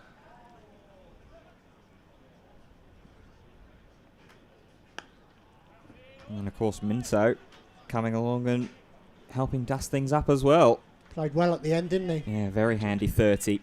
Interesting change in the field here. That long off has dropped and the man at deep backward square leg has come into the circle, so Goa encouraging Lees to sweep if he wants to, but taking his real strong area out of the game.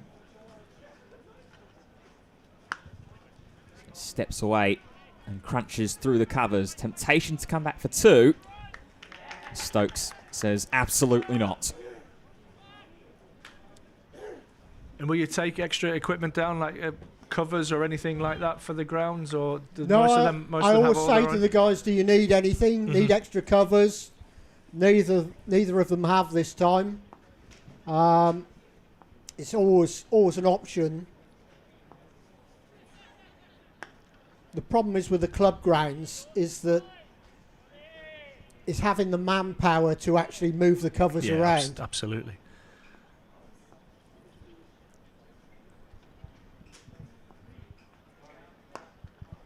Yeah, we often see on our WhatsApp groups up at Chesley Street Cricket Club that JKL groundsmen can any lads come and give us a hand, because those big, you know, the 4-man job, aren't they? Some of those big sheets. Yeah. I mean, it's all very well when they're dry. They move quite easily when they're dry. Yeah. Put a ton of water on them and it's a different matter. Absolutely. Last ball this over coming from Zafar Gohar. Been tidy. And will continue to be. Just another clip down to long on. And Josh DeCare's end of the over. Just the 4 runs from that one. 111 for 1. This year we haven't had many shout-outs, to be fair. It's been one of the driest years I can remember. Started off with that really cold wind for about a month, and then we've had a lot of sunshine. Yeah, funnily enough, I had a reporter up here 10 days or so ago talking to me about the effects of the weather conditions and climate change and how it's affecting air job in all sports, to be honest with you. And I think it is definitely now something that we need to take a great deal of notice of, because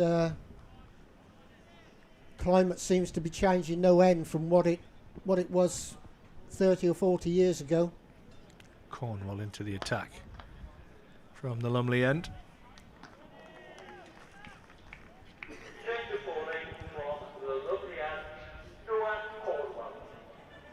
It was a strange start to the summer, wasn't it? It was dry, but that wind, it was just so cold. It was bitter. Getting frost very late as well. And the wind is the major factor that I always find up here. It's a lot blowier up here than it is down south. Lees tries to cut that away, beaten. In fact, I think it was 2 days ago we had a particularly windy night and blew a few boards away, I think, around the ground. I mean, we won't mention what happened earlier in the season, but it was... No, we'll forget about Dave. Yeah. Lees again. I think pace off there from Cornwall. Just dying before Craiglang might have a little bit of a dead leg as he hobbles after that one. Sorry, Joe, if you're watching this back later on. But I remember all those days at Durham University when you were trying to belt the ball back at me, so I'll take a little bit of pleasure in the fact that that's hurt you.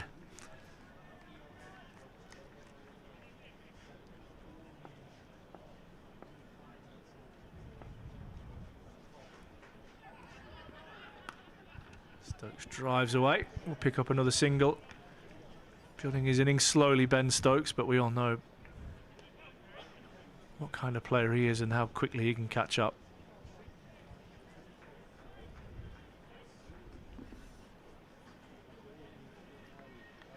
I mentioned it a couple of times already, Vic, obviously with the potential to look ahead to home quarterfinals and home semi-finals here next weekend. Are there already things like contingencies and ideas in place for the sort of pitches that are going to be used and things if it comes to that next weekend? It's a really difficult one because the fixtures, as you say, they come very quickly. With nothing certain yet. My guess is we will probably use this pitch again. Give us a week to get it watered down and rolled back out again. But if all goes well today, I think that would be the aim: is to stay on this pitch. At the moment, I don't really see any need to change it. Particularly if we were to win today, winning 2 games on a pitch, the players tend to favour that. Yeah. What are the permutations? Have you had a look at it yet? What do we realistically need to do? Win 2 out of 3, or? Yeah, I think so. Yeah, I think that's what you're looking at. Yeah, so as things stand right now, I see a few The former Durham dignitaries. players, yeah, up there, I think. We've got Jeff Brown's actually up there with Ian Conn at the top left-hand side of your screen.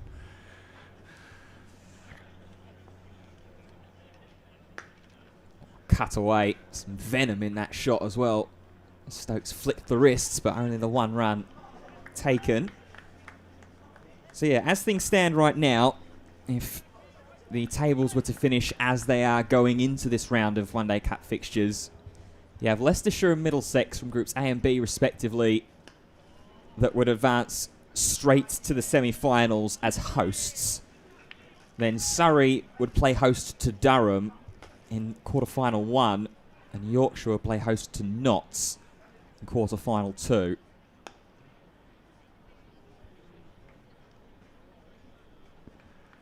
They love to make it complicated, don't they? Like, just top 2 from each, have a semi, have a final.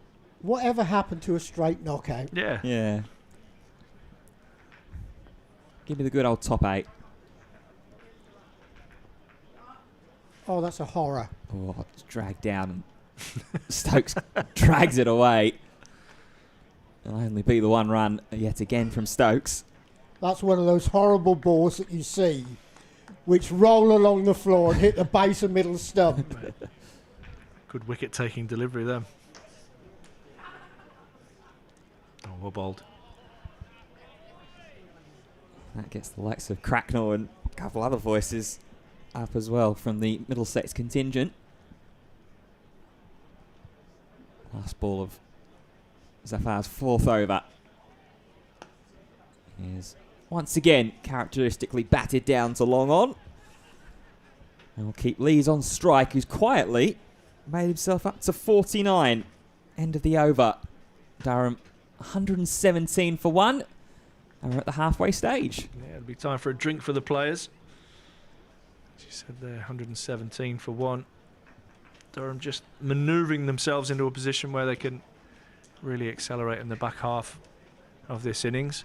Got a comment here on the stream, Vic, from Ali, who says, nice to hear from Vic watching from South Oxfordshire, where Tubes coaches at Challow, where my son plays. That means nothing to me, but I can see you're smiling. That some familiar names there. Yeah, Challow and Childry Cricket Club. I was a member there for quite a few years. Ran the junior side there for a good few years. My son's still involved with the club. Sorry, I didn't catch the name. Say. You said Tubes? Where Tubes? Tubes, that's my son. Yep, there you go. Yeah. So, yeah, still coaches. And he said his son plays there. He said small world. Excellent, excellent. Hope he's doing well. It's a good club. Very good club.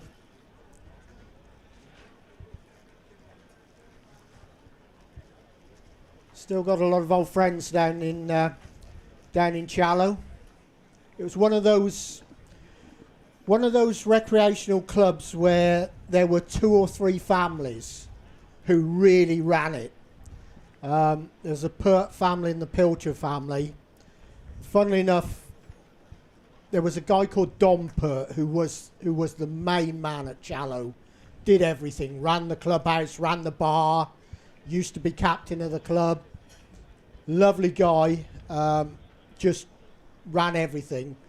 And then he had his brother Ian, still at the club now, and Ian Pert must be about 135 by now. Still chugs around on the outfield cutter. He's been there for absolutely since the club started. And there was a rumour, I think it was about 3 years ago, that somebody actually found a blade of grass on the outfield. It's one of the few grounds that I've actually played at where the outfield was shorter than the square. And I remember diving up there one day. I was in the field, mid-off or something, diving, missed the ball, it went for 4, and I actually broke my wrist. Nice. But great people, really, really good people. And that's what clubs are all about, isn't it? Like you say, you have some amazing people involved in the club scene. And those were people who never took a penny, never expected a penny out of the club.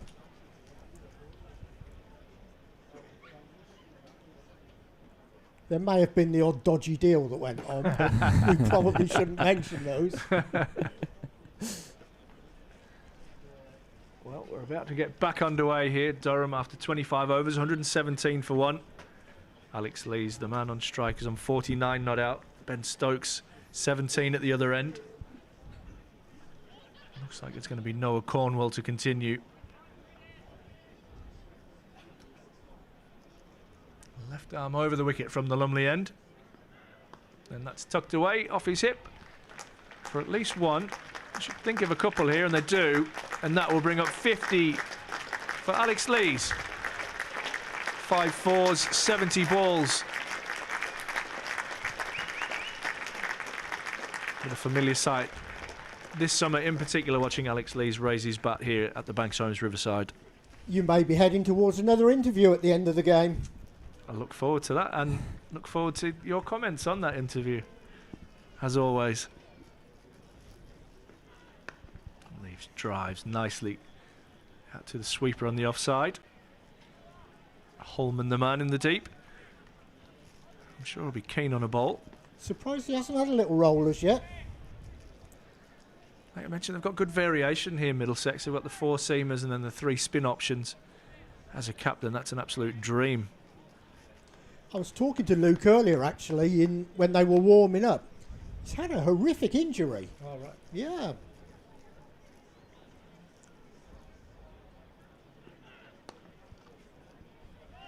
What's he had, mate? He had a bicycle accident. Apparently a taxi was forced to stop straight in front of him, so he was telling me, and he actually went through the back window of the taxi. He's got a horrible scar on his head. Wow, okay. God. Concussed, and it's concussion that kept him out of a few games. Just going through a bit of warming up out looked there. and sounded really nasty. Stokes whips this away. We'll pick up another single. Stokes happy to move along in singles at the moment.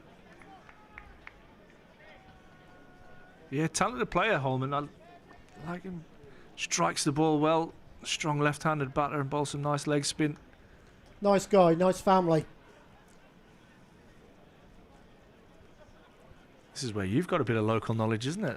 On the old opposition. I like it.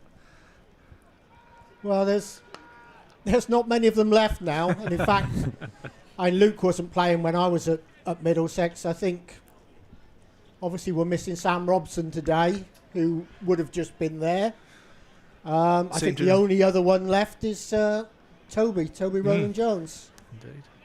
Sam enjoyed his last visit up here, didn't he? He did. He played really well.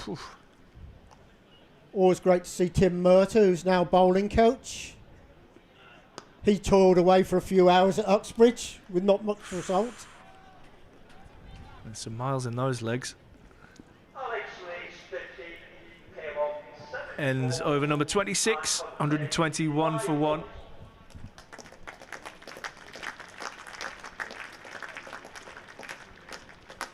Another little round of applause for Alex Lees. I think we're going to see Holman come into the attack here.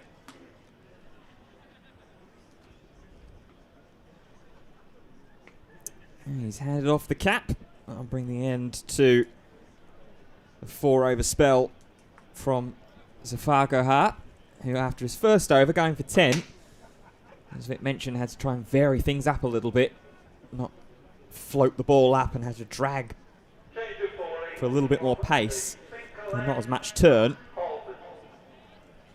We'll see if Holman goes along with that school of thought, or whether he will try and look for a little bit more turn. You'd normally expect the wrist spinner to turn it a little bit more than the finger spinner.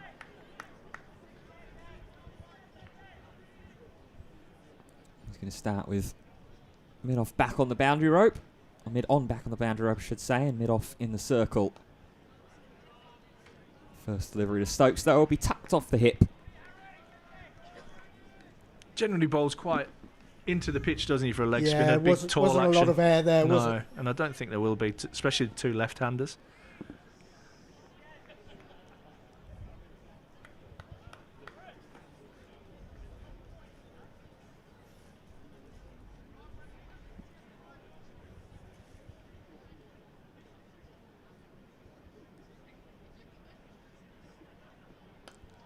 Again, whipped through mid-wicket.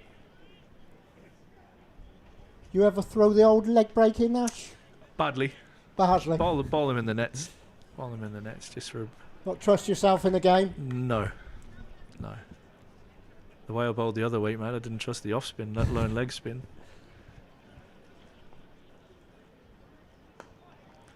Yeah, I think the direct quote from yourself the other week was a mixture of half-trackers and Full bungers. fullies, yeah. I just turned to the skipper and I went, mate, just take me off. Just take me off. First bowl. I saw you bowled the other day and turned in quite respectable figures. Yeah, well, can happen. Can happen. Just a fourfer, mate. We don't need to talk about it. Stokes tries to heave that away and give it the treatment. Might run all the way back, though, on the boundary rope. And he's got enough on it to count to his name as well. Yeah, a little under edge there from Stokes. He'll take them all. At the moment, he's battled hard. He's been out there for 42 balls now.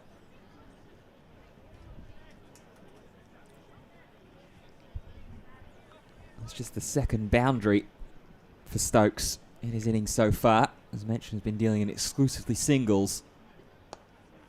And that'll be another one to the tally to move to 24. Might just free him up a little bit.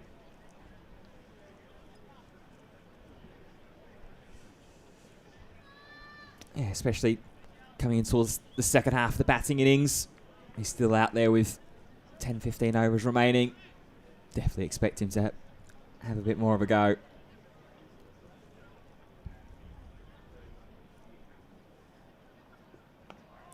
Well, he's backed away to that last ball. That gets the bat down in front. End of the over. 7 runs from it. Durham 128 for 1. Just going through my random book of stuff. Is it back in the 24th of August? Is that the next championship game? Yeah, It's I around think there, we've got isn't it? Gloucestershire here towards the end of August, haven't we? Yeah. And then we've got two more come straight after that, Yeah. Middlesex and Worcester. 27th of August. Looking forward to getting back to some proper cricket. Proper cricket. None of this hit and giggle stuff. Well, this is a bit in between that, isn't it? Well, Stokes hits that, doesn't giggle, and says, I'll take 4 more. So, Stokes getting his innings moving here. Yeah, I mean, I love red ball cricket. That for me is everything. I was talking to Ben McKinney's dad, Neil, earlier today. Just said like he's away at the 100 at the moment, but his biggest ambition is to play Test cricket for England. It's not to do anything franchisey. That's his ambition. And how does he get there? What does he have to do? Stokes tucks this one away. We'll pick up another single. Don't you have to go out drinking with the boss? Well, Or playing golf? I'm not going to comment on that. I'll leave that to you. But I just says he just needs to hit balls. Hit balls, work hard, and that's the exact reason why Emilio Gay's where he's at, his work ethic.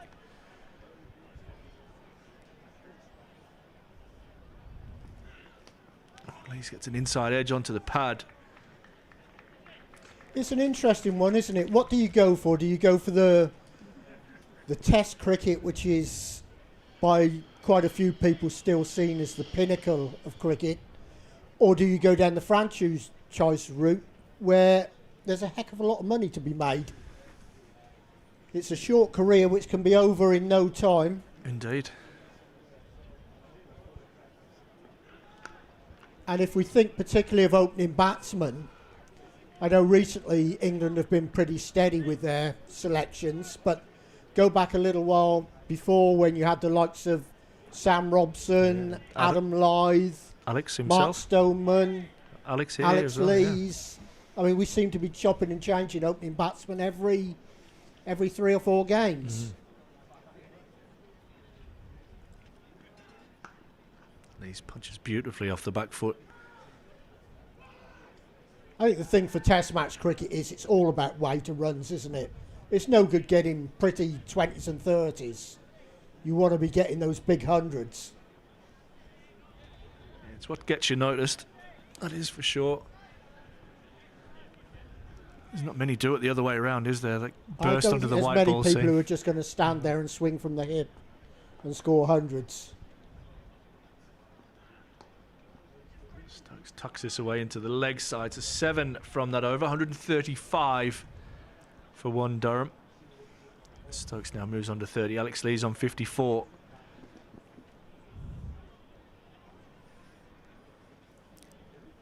Yeah, steady away, these two. Partnership up to 66 for Lees and Stokes. Lees and Robinson got one short of 50 partnership before Robinson was the only wicket to fall, being trapped in front of the bowling of Henry Brooks. And then if you're just joining us as well, notice that it's 135 for one, but it's Lees and Stokes out there. That's because Emilio Gay retired hurt with a right shoulder problem on 9.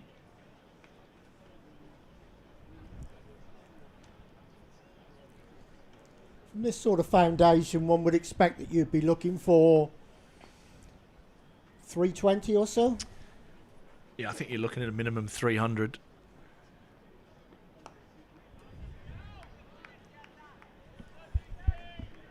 I think anything less than 300 would be disappointing from this start. Normally, say 30 overs, double the score. But it's all about wickets, isn't it? Wickets in hand.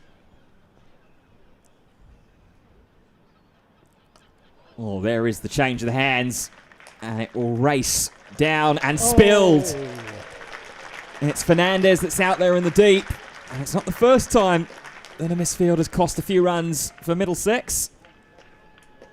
4 more to Ben Stokes. I tell you what, I'm not sure you could hit a reverse sweep harder than that. It's absolutely flown away. Fernandez did really well, and then at the very last moment knocked it on over the rope for 4. You mentioned the reverse sweep was going to be coming as well soon.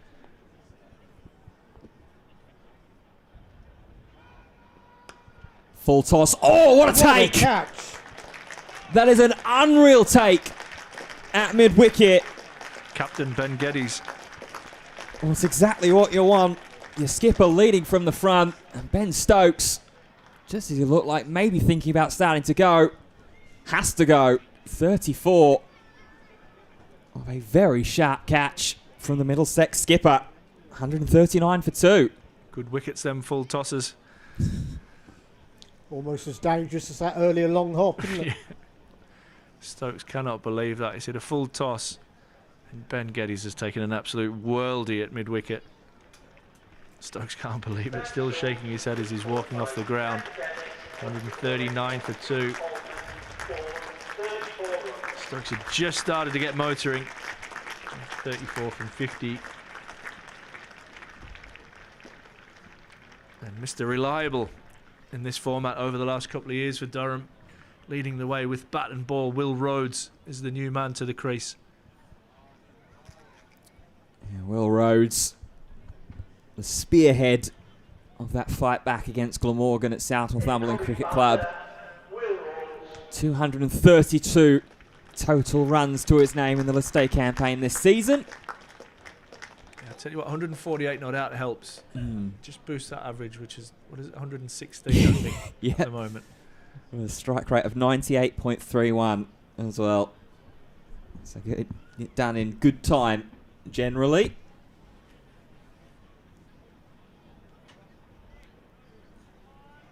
Coming up to the northeast, Will Rhodes from Warwickshire, I thought really good red ball pedigree, and he didn't hit the ground running, did he, with the county championship season last year? But his campaign with the white ball was absolutely superb. I think it was difficult for Will because he never really had a settled position, did he? He never really seemed to Have that cement role the clarity position in the order. Probably, I think he started around about number 7. Yeah. Whereas at Warwickshire, he was batting a lot higher than that, wasn't he?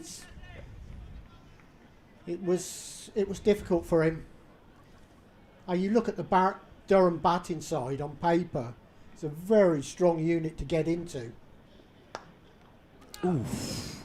Lee's trying to punch that down the ground. He stopped with his foot or his hand. Sounded fleshy I think from Holman. Almost pound it back onto the non-striker stumps, and Rose would have had to have been quick to ground his back down. Last ball of the over is clipped away. Down 2 long on. So a wicket taking over from Middlesex. Sharp grab from the skipper Geddes. Puts Durham to 141 for 2. And a great fella, Will Rhodes. Really like just the way he goes about his business, and I guess that probably one of the main reasons I like him. He played those 2 championship games in the middle of all the madness of T20. He went, yeah, it's back to proper cricket now, red ball cricket.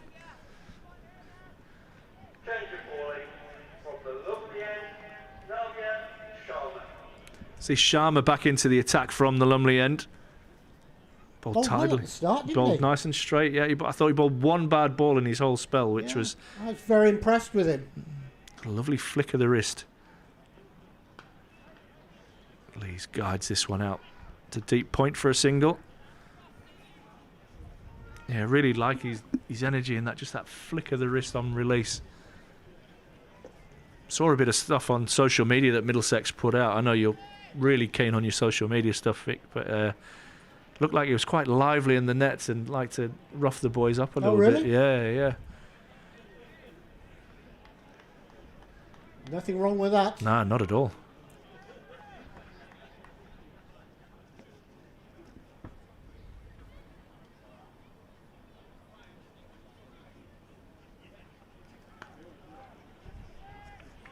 Just pulled up a little bit there in his follow through. I thought he was just favouring his right leg a little bit in that first spell. So it'll be interesting to see how he goes.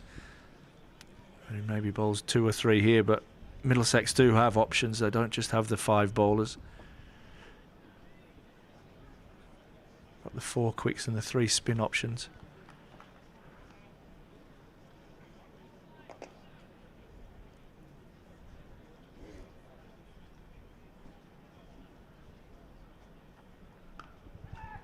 Rhodes guides this one away, beats the man at backward point.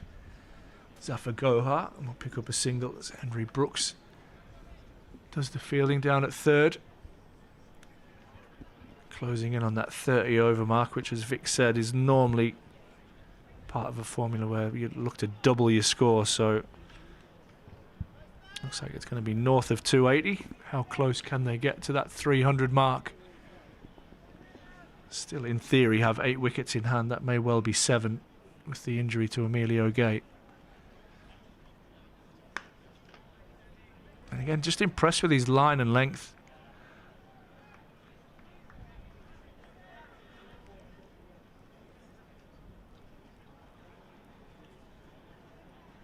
Hasn't offered any real width for the Durham batters, and we know on this surface, if you offer any width, then the batters are able to cash in.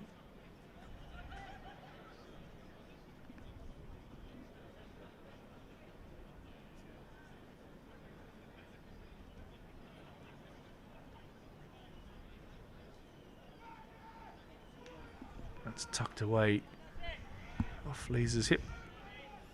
Down to Cornwall for a single. James has mentioned that Nelson must bowl some spin as well, so apologies, haven't seen him in action as of yet. I did look at his profile earlier. I think, did it say he bowled some leg spin? Yeah, I'm not sure if that is the case. Product of Harrow School. That's where you went, Vic, wasn't it, Harrow? I actually went there once, yeah. I didn't get any schooling there. I didn't get the job either. Okay, their mistake. Ends the over, just a 3 off that return over from Sharma, who has been impressive. And that 30 over mark. Durham 144 for 2. Plenty of wickets in hand and set up for an assault here at the back end of this innings. Right, gents, time for me to leave. Vic, it's been an absolute Nice pleasure talking once with again. you all. Absolutely. Cheers. Always great to have your input, Vic. Yeah, well, joins the rest of us, doesn't it? Just makes it 3 talking rubbish rather than 2. Thanks, Vic. Much appreciated.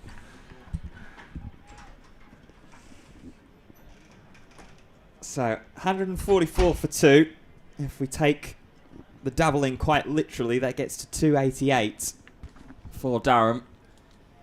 You have to imagine there'll be a few extra risks taken along the way to try and get it, as we mentioned, north of that 300 mark. Just having a look at the totals that Durham have put up with the bat across the competition so far. It's only been the one game in the Metro Bank One Day Cup here at the Banks Homes Riverside. It was on this pitch, and it was 352 that was put up by Durham with the bat. And the rest of the competition was 257 in the opening round against Derby, against Derbyshire at Derby. That was enough to get them through by 5 wickets with 5 balls remaining. See the memorable 328 at South Northumberland against Glamorgan.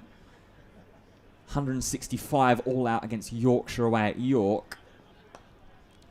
And then the 249 away at Southampton. So, barring that blemish at York, it's all been around about 250 and north of that range.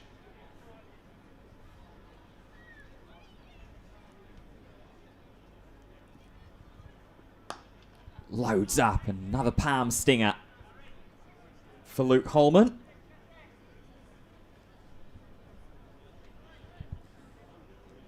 Lee's 58 off 85. Rhodes, the newest man to the crease, 3 off 5. We'll now move to 59 for Alex Lees. With a little nudge down the ground to mid-off.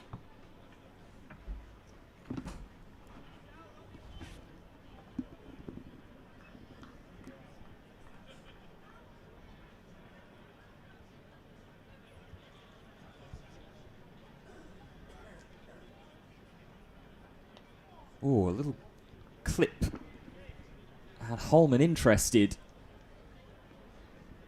as that was turned around the corner.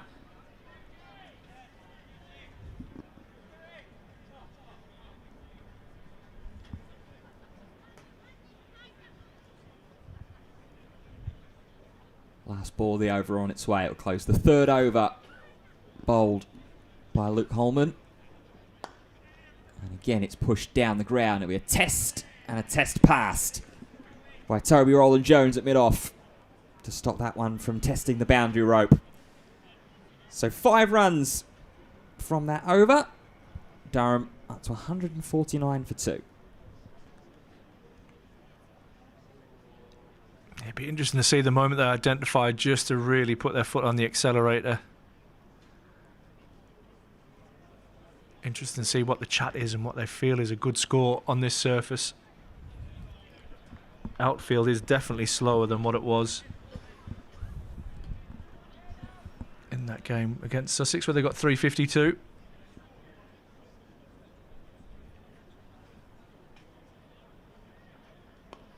And he's tucks this away, and I'll think of a couple here. Touch and goes. Comes back for 2. Good running from this red ball skipper. Brings up the 150 for Durham. 151 now for 2.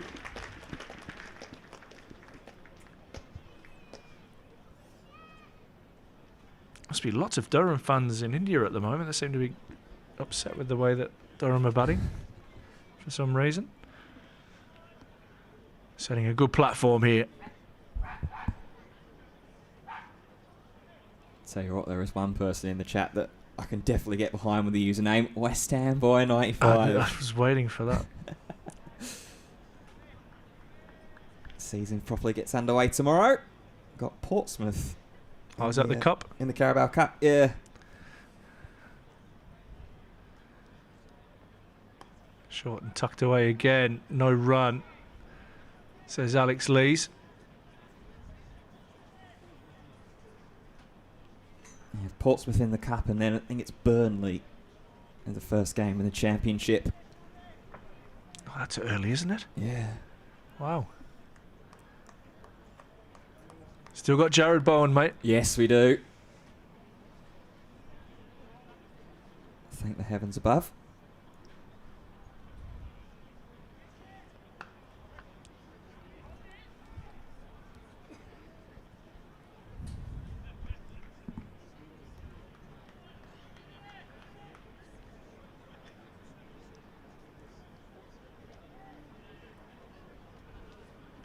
$151 for 2.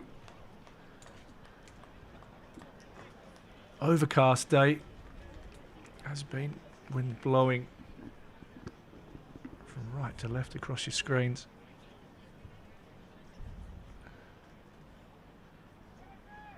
Slower ball from Sharma has been excellent today, very economical.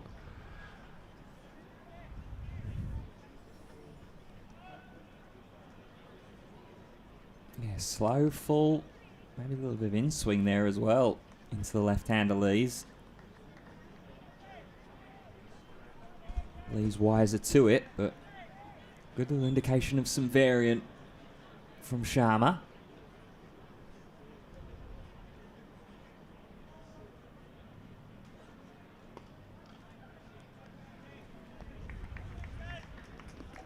Able to beat the Careys, that very straight mid-wicket.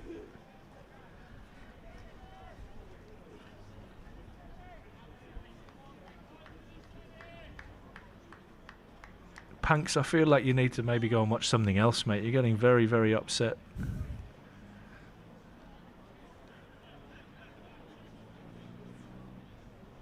Even got Alex Lees' number.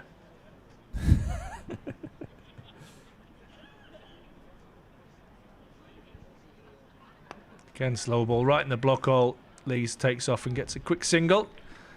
He will keep the strike. Just the 3 off that over from Sharma. 152 for 2 after 32. Yeah, run rate still been holding relatively steady at about 4.8 to 4.9 over the past few overs. It's been a while since either of the Durham bats have really tried to attack some of the bowling offerings from Middlesex. Those that are in attendance being treated to a real intriguing contest at the moment with the bat. Potentially on tenterhooks, wondering at what point that Durham are going to really start to try and fight back and put some runs into the total.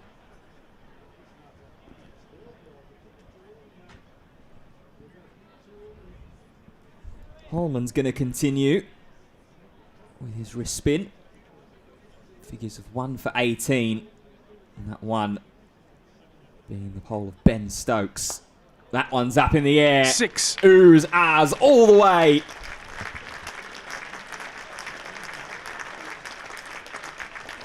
Such a strong area for Alex Lees. That step hit over mid-off. Not for the first time we've seen him operate in that zone today. That was probably the cleanest of the strikes, though. Yeah, right out of the sweet spot.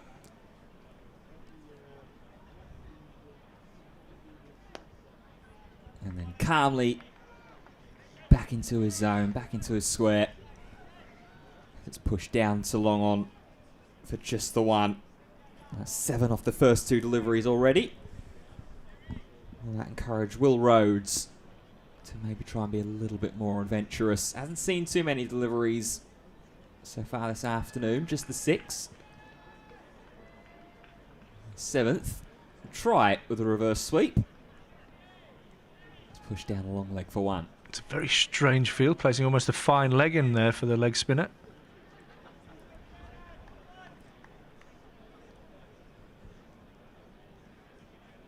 Right on the boundary ring for Rhodes. Come up into the circle. That one's chipped up. Half a cry of catch, but it's far enough away from mid-off.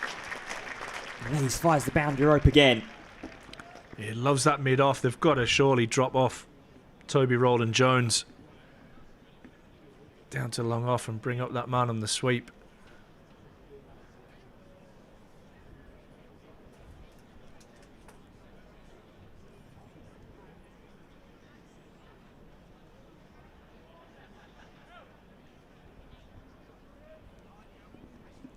pushing Toby Rowland-Jones back onto the boundary rope.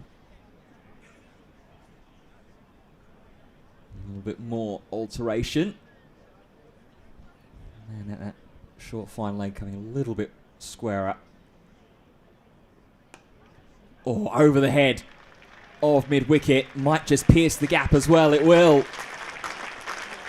Alex Lee's just starting to turn things up a little bit in this over.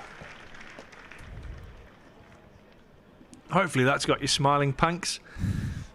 It's great batting. Pitched up, hit down the ground strong, and he's found length there. That wasn't that short from Holman.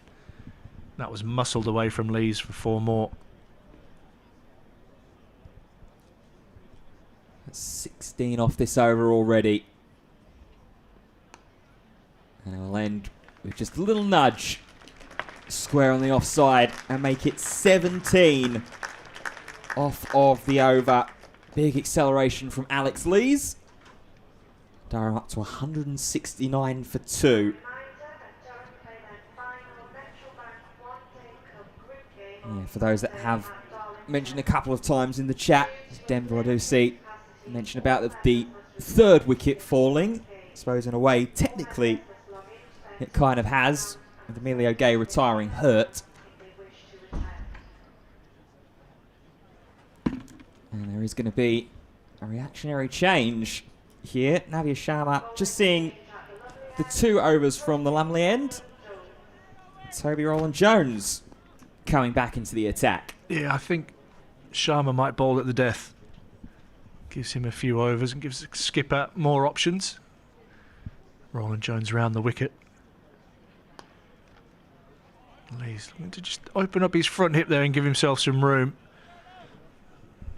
Right on the money from Toby Rowland-Jones. It's also the first look for Toby Rowland-Jones bowling from the Lumley end this afternoon. Started things off with a ball in hand from the Finkel end in the first over. Hold a 6 over spell, none for 26. That's short and pulled away, but we'll find Sharma, the man we were just talking about, down at fine leg.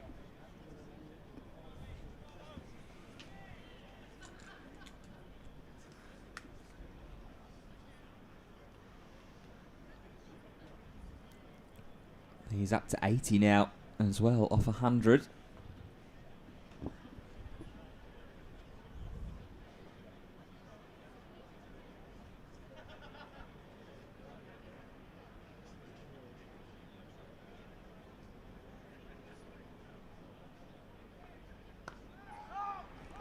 Will Rhodes hasn't had a lot of strike, has he, in this partnership so far?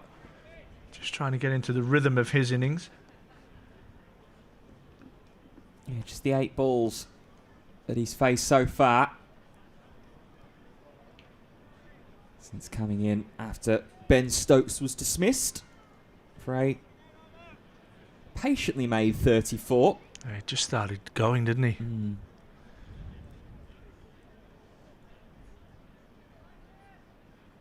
Rhodes drives beautifully. Oh, and just about the perfect bounce. But really, really well fielded from Jack Nelson there in the covers. Outstanding work from the youngster. Diving away and sucking that one into his left mitt. Yeah, we saw one of those earlier in the innings. I think it was Nathan Fernandez who took the dive at cover and it just bounced away from him for the boundary rope. Oh, that beats Rhodes as he tries to drive on the up. Beautiful seam presentation from Toby Rowland-Jones there.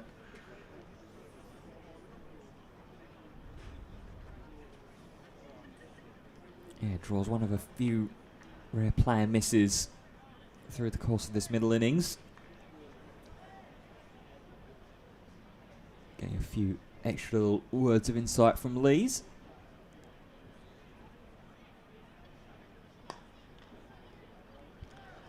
Ends the over just 1 from, and a good comeback from Toby Rowland-Jones. That's 7 overs done for him. He has none for 27. Durham 170 for 2. Potentially for 3.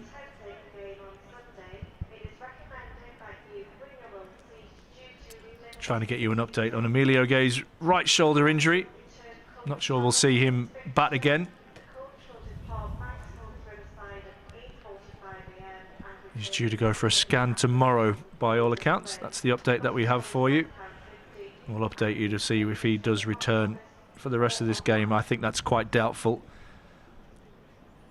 Just had a shot there up on the balcony. It's Bob Jackson, former chairman, and it's his 90th birthday up there, Bob. I'm not sure if we can got you in shot there, but celebrating his 90th birthday at the cricket.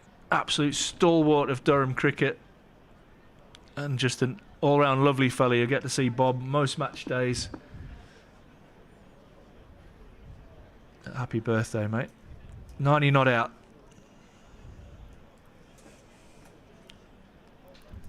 We're going to have a bowling change from the Finkel end. It's spin for more spin. First sight of Josh DeCary's. Yeah, off spin. Just first time today to go away from the two left-handers. Seen the left armour and the leg spinner so far. Josh DeCary's has been in the wickets as well. Has 6 to his name in this tournament so far. Oh, what a shot that is.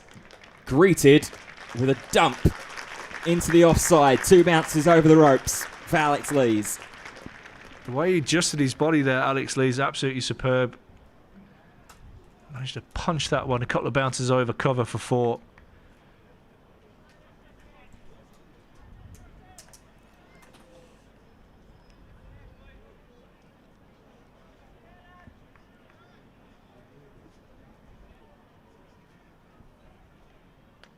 Oh, tries to go again.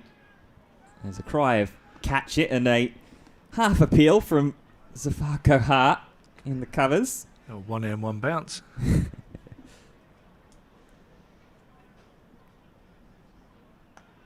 Oh, again, chopped into the ground. They're trying to open up that body. He's trying to play him off the back foot there. That's dangerous. Just going to reinforce the offside here to Carers. You're going to bring a man across from the leg side into the offside. Looks like it's going to be Nelson that's going to be put in at point. You also got a man at backward point as well. Any errant top edges. That one's straight down the ground. There's no top edging that. Not at all. Right back over to Carey's head for 4. Such a strong striker of the ball, Alex Lees. Moves him up to 88 of 104. 8 off this over already. Flatter down the ground and pushed too long on. Henry Brooks, the man there, will get Alex Lees off strike. Give Will Rhodes 1 ball to look at the off spinner.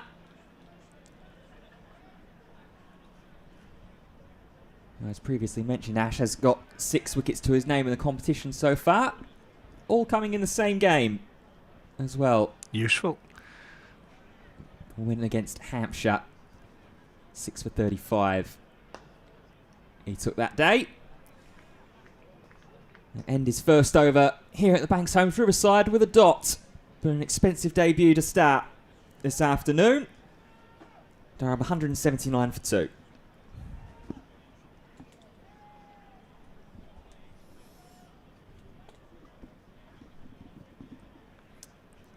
Yeah, for me, you're looking from the last 15 at a minimum of 100. So there's 280 plus. I think the last home game they scored 110 off the last 10 overs, Durham. They have some good strikers of the ball to come.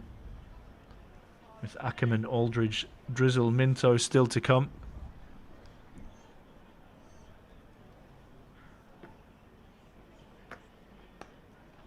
Lees looked like he was about to launch into something large there, just done with lack of pace from Roland Jones.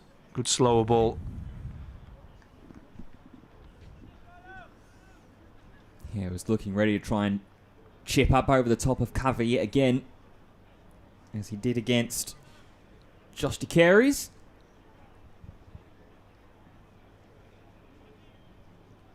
And being dropped back now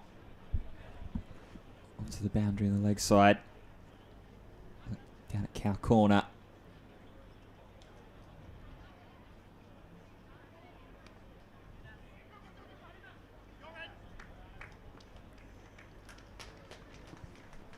Called through by Will Rhodes for a quick single.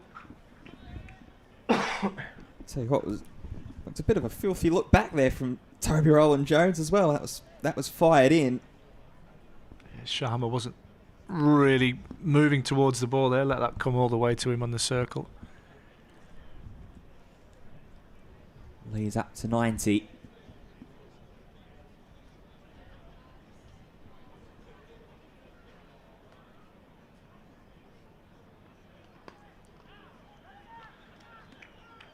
Oh, Rhodes is rapidly through for a single.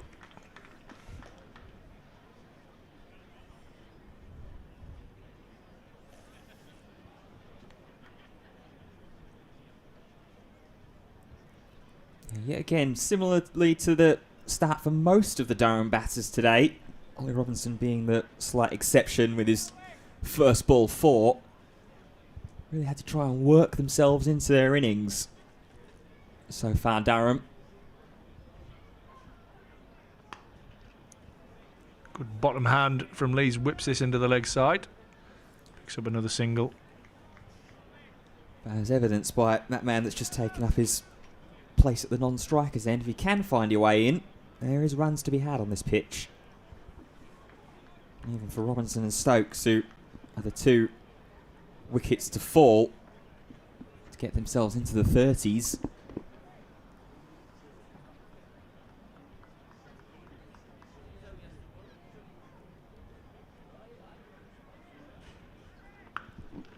Heaved away into the leg side. One bounce and away for 4. Short and punished by Will Rhodes. And that's what we mean about there being runs out there to score if you just play your time a little bit. Will Rhodes just a stand and deliver heave out to the boundary deep on the leg side. Raced away through the air. Lovely knock sound off the bat as well.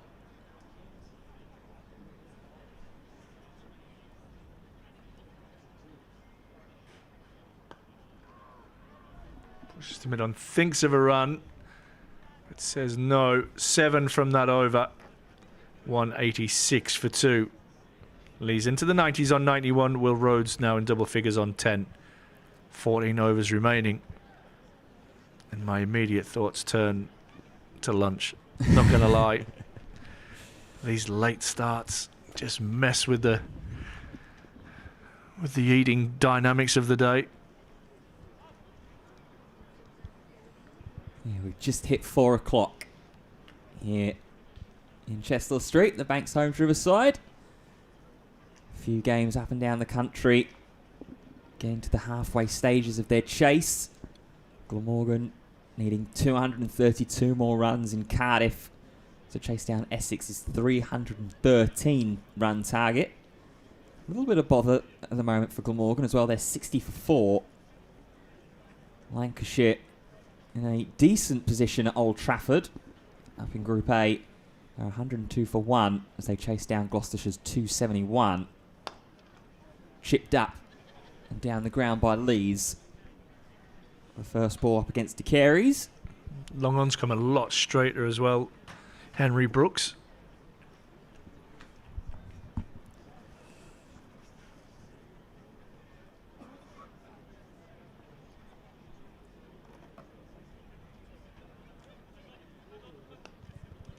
Turned through mid-wicket by Rhodes for another single.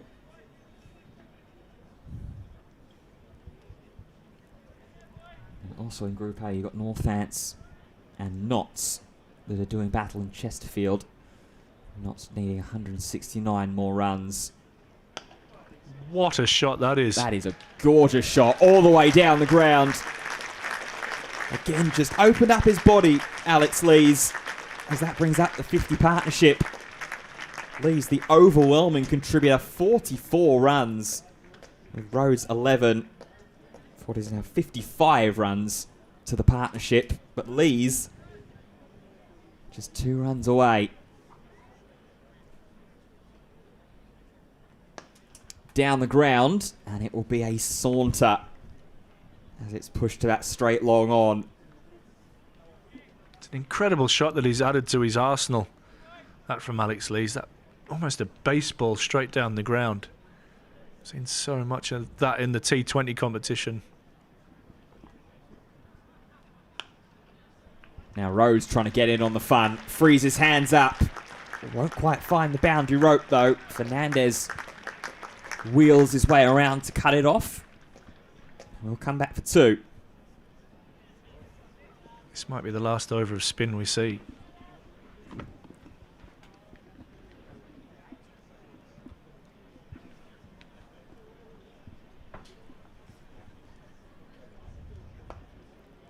Oh, just mistimed on the drive from Will Rhodes, and it's a good tumbling stop off his own bowling for Josh DeCaries, who concedes 11 runs in that over. Durham 197 for 2.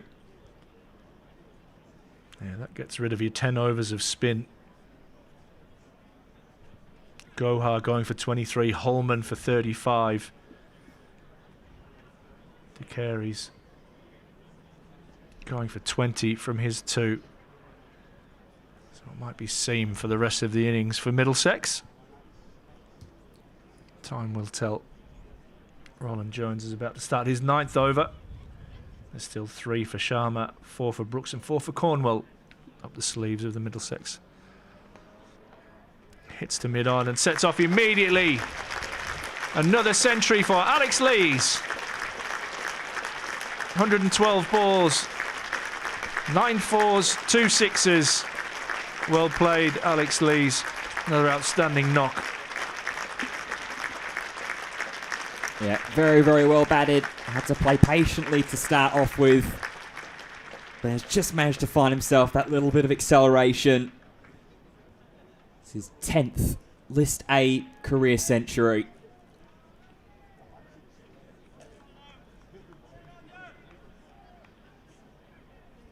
Continues his strong performance in Durham colours this season.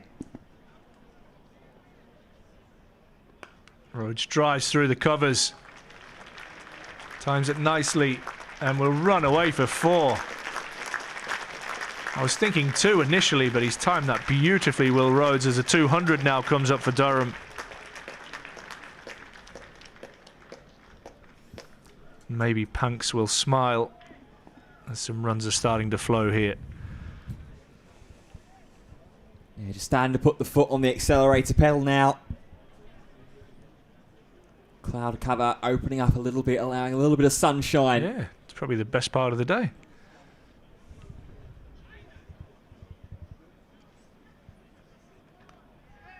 Guides that to 3rd. And Sharma is shouted at by Toby Rowland-Jones. I'm sure save it is what I heard. But he sat right on the discs. That's short 3rd.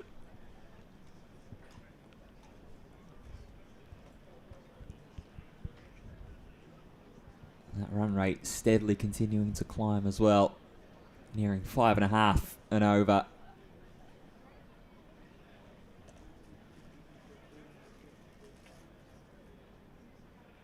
Short and pulled away, but not timed.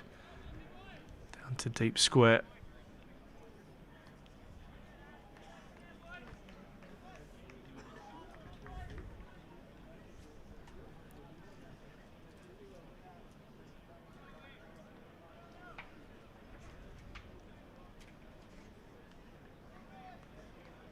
Couple of balls remaining in over number 38.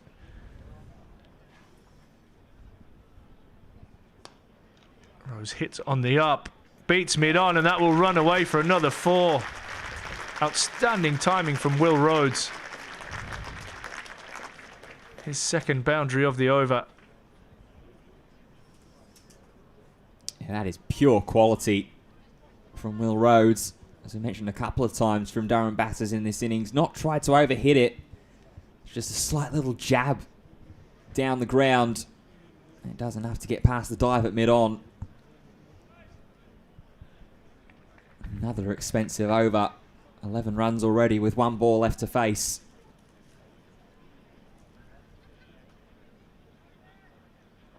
Slower ball, full and driven. Out to Holman. Out in the deep. That ends the 38th over at Durham at 209 for 2.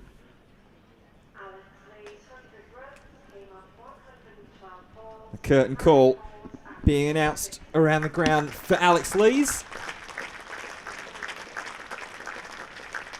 With a rapture of applause around the ground.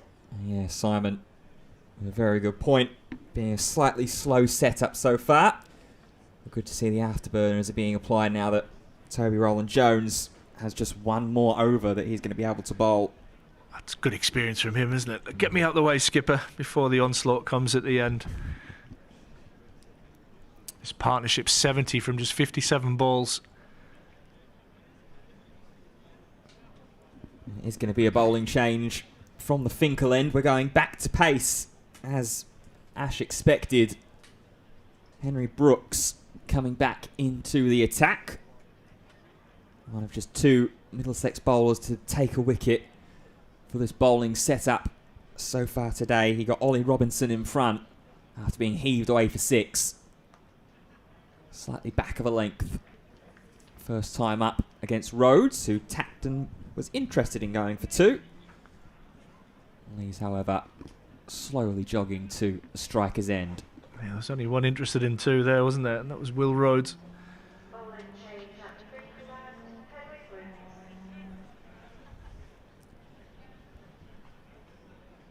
Brooks 1 for 29 in his first spell.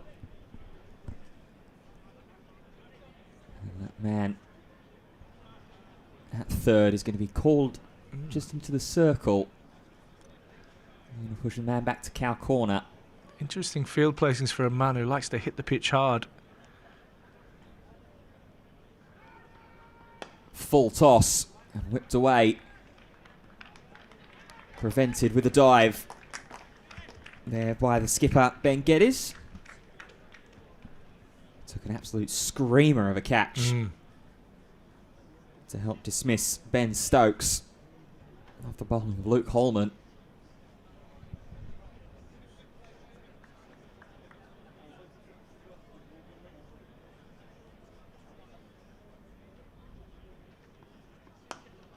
Down the ground, trying to time it again. Get us in the picture, but doesn't coil it in.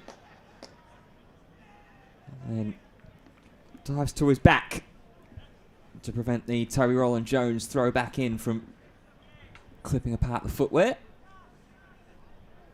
Lee's a bit unsighted there, probably could have come back for 2. Kind of where the ball went, in a mess of arms and legs. Probably thought that Ben Geddes had the ball in his hand. Single.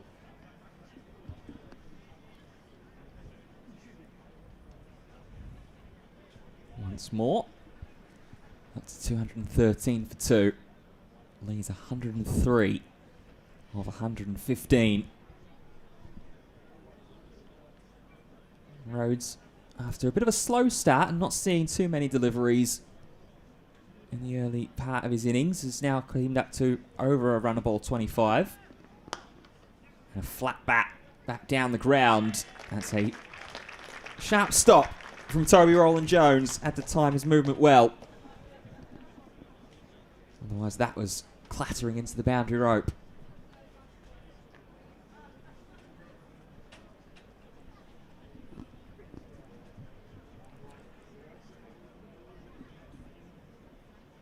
Again, the man at third being called into the edge of the circle.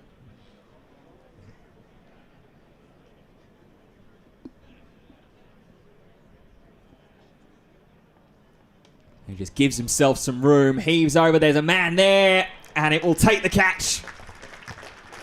Right on that deep square leg boundary. Alex Lees trying to follow Brooks.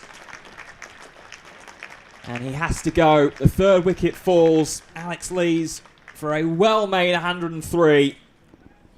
Caught by Luke Holman on the boundary rope. Just got cramped for room there, Alex Lees. Henry Brooks followed him. Couldn't quite extend those arms. And hitting that into the wind, Holman takes a catch right on the rope. That ends an excellent innings.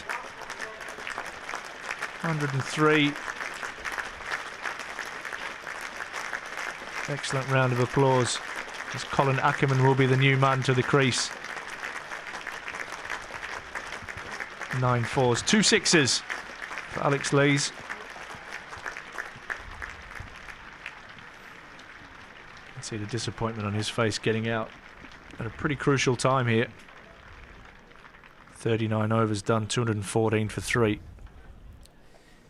Yeah, no doubt he would have liked to have had himself out there at the end.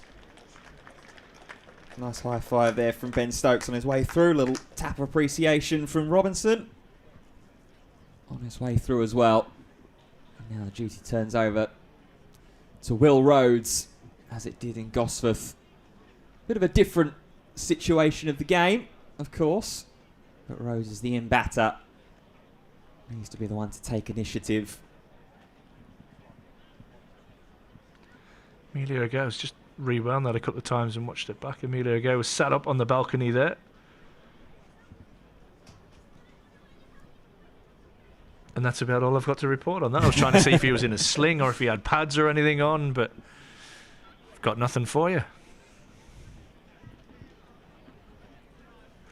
Toby Rowland-Jones to bowl his last over, none for 46 so far. Last over of that second power play.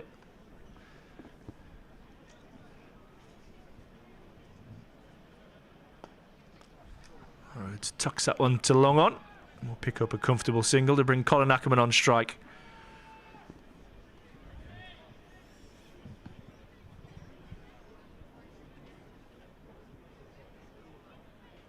Yeah, Ackerman, been an interesting season for him so far in the List A comp. Just 86 runs to his name. Average of just over 21. A strike rate of 79. So hasn't been scoring in abundance.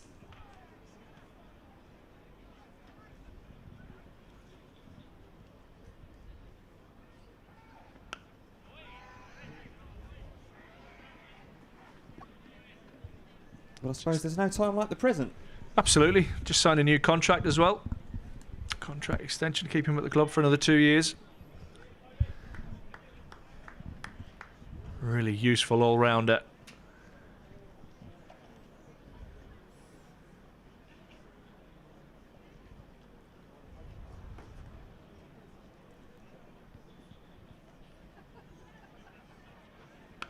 Gets a short one and punches that one through the offside. And get him off the mark. Very sweet timer of a cricket ball, Colin Ackerman. Netherlands international. Bowls handy right arm off spin as well. It'll be interesting to see how much of that right arm off spin gets utilised for Durham with the ball. Got Drizzle in the side today, so it's still an option.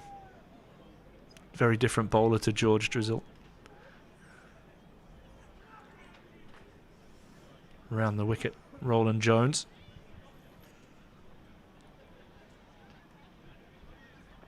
Rhodes slaps that to long off. Oh. Beats the dive.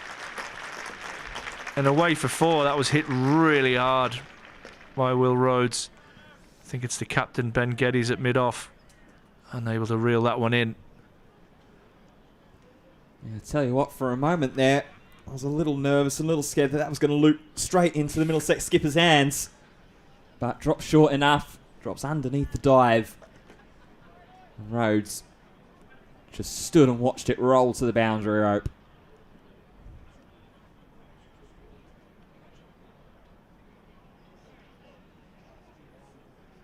Slower ball Driven down to long on. Down to Cornwall, who does the fielding. Does it well, gets rid of it quickly.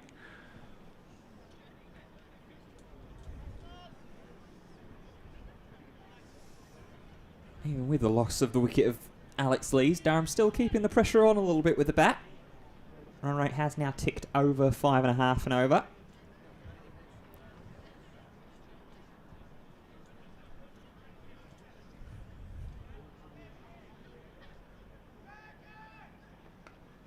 Short and dropped into the offside. That will end Toby Rowland-Jones's 10 overs. He finishes with none for 53. Durham after 40 overs at 221 for 3. So if we're projecting again, you're looking at a minimum of 8 to 10 per over. So Durham should be looking at a minimum of 300 here. Yeah, easily. You'd have to say just 79 more runs to get there. With 10 overs, as we mentioned, plenty of firepower still in the sheds. Casey Aldridge still to come. James Minto, George Rizal as well. Still plenty of wickets to work with. Henry Brooks going to continue from the Finkel end. Slightly back of a length, but it's wide down the leg side.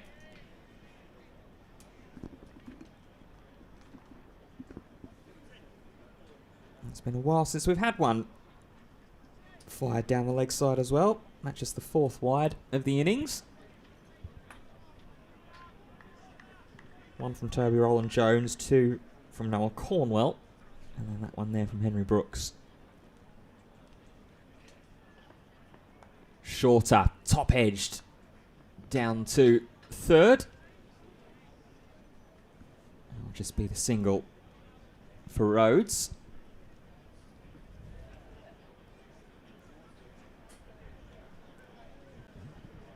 In terms of the equation for overs that are left to close out and bowl through this last section, this last section of the game, Sharma still has 3 overs left to bowl. Brooks after this will have 2 that he can bowl. Cornwell with 4. And then the spinners with a healthy chunk remaining as well.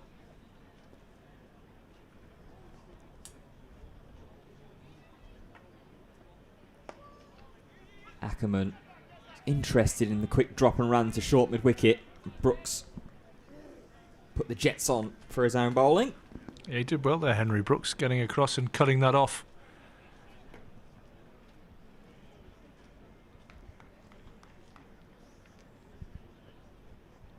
Got the man pushed out, or 2 actually pushed out deep on the square leg boundary.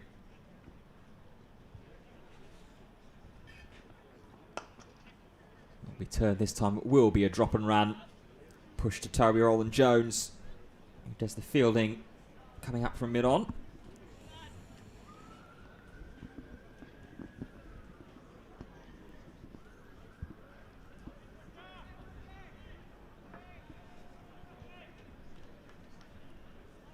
Middlesex, of course, means this last 10 overs with 5 outside the circle.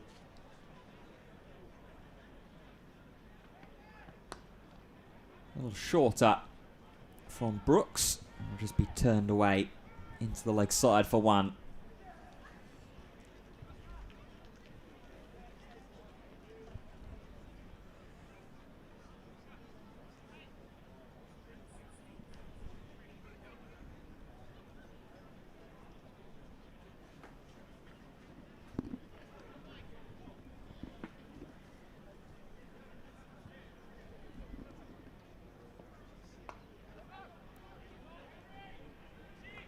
Just holding Ackerman there.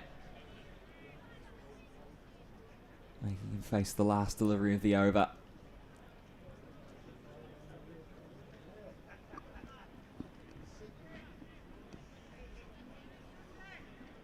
Interested to see who is going to be the one to take over from Toby Rowland-Jones. Well, they'll go to Sharma at this point. With maybe bring Noah Cornwell in. It will just be a dot ball to finish that over. So it will be Will Rhodes that will get the strike for whoever will replace Toby Rowland-Jones. 9 overs left for Durham to bat. And it's 225 for 3. It's got to be the left armour. It's got to be Cornwall to come in.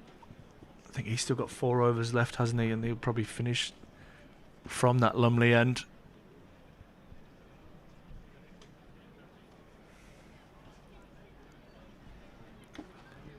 Be interesting to see how he works at the skipper.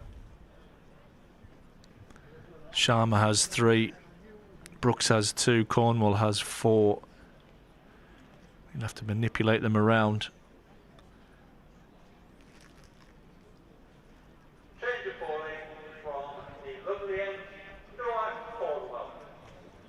So the big left armour gets the ball. None for 30 for him so far.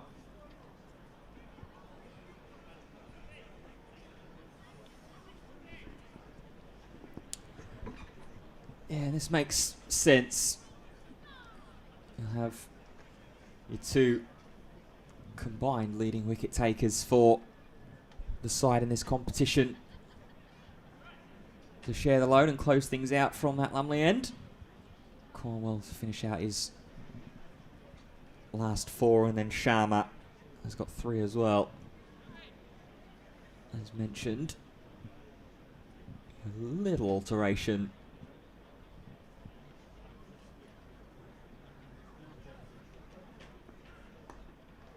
Might think of 2 here. That one's dropped into the gap just outside the 30-yard circle, and they get back comfortably. Good running between Ackerman and Rhodes. Yeah, Middlesex have got everyone out on the leg side camped right outside the circle. We've got quite a wide long on, cow corner, deep square leg, and then sort of fine leg / long leg with how square Brooks is. Oh, and it doesn't matter where they are because that's flipped over all the way for 6. It's with the wind. That's probably the difference between the 2 shots in the last couple of overs. The dismissal of Alex Lees hit into the wind. That one with Will Rhodes comfortably carrying all the way for a maximum. Well, there you can see maybe the plan as to why they're camped out so deep on the leg side boundary. Try and bowl some in a little shorter, encourage Rhodes to heave with the pull shot. This time he cuts and finds the gap. Shouts of shot from Ben Fitzpatrick, and he's 100% right. That's gorgeous batting.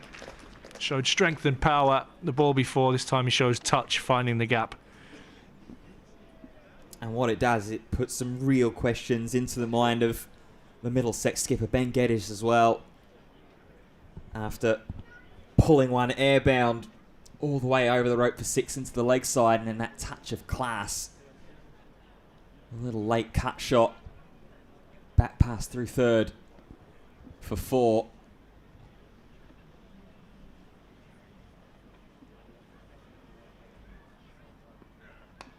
Oh, this one's up full and wide. Rhodes unable to cash in.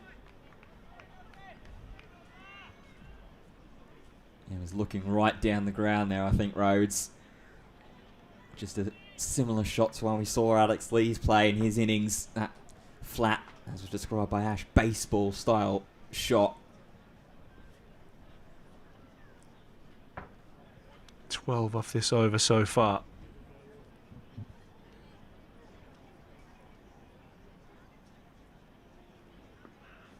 Hit over mid-off. How well has he got it? He's got it well. One bounce across the rope for 4. Nearly went all the way for 6, and that brings up 50 for Will Rhodes off just 35 balls. 6 fours and a 6. After a slowish start, he didn't get a lot of the strike. Batting with Alex Lees, but he's really charged on in these last 15, 20 balls. Yeah, absolutely. Will Rhodes doing what he has done best over the past couple of seasons, taking this competition and having some real fun with it. came into the game. 232 runs, the leading run scorer for Durham. He whips this one down to long on and will keep the strike. Handy over, 17 from that over. Durham 242 for 3 after 42. Yeah, strong over, as expected. Durham to really take the opportunity to try and go. Now need just 58 more runs to get up to that 300 mark as the target. For anything sort of north of that, 8 overs left to bat out, with plenty more in reserve as well. Henry Brooks will continue from the Finkel end. He's got 2 more overs left that he can bowl.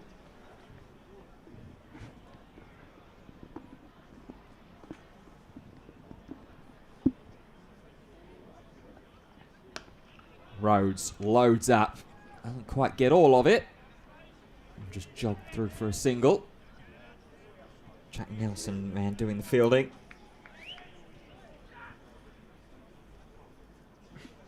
Just getting absolutely screamed at there, the young fella. Just to come into the circle, not for his fielding.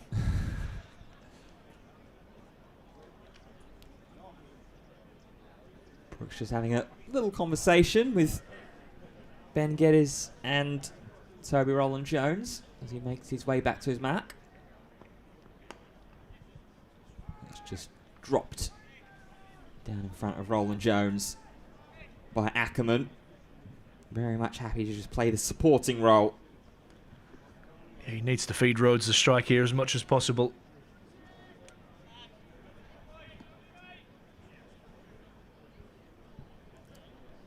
And the conference will regather.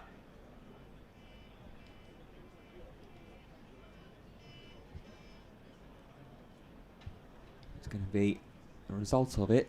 Seeing Ben Geddes getting pushed down to long on for Will Rhodes. Ooh, big swing. And a miss and a little bit of a glance back there from Brooks. It's a good slower ball that from Henry Brooks.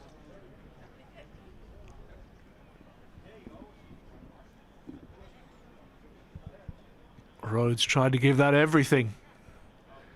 Hitting out into the leg side, he'll be hitting into the wind.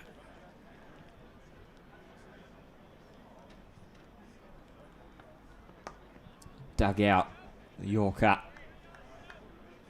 Turned through square leg for one.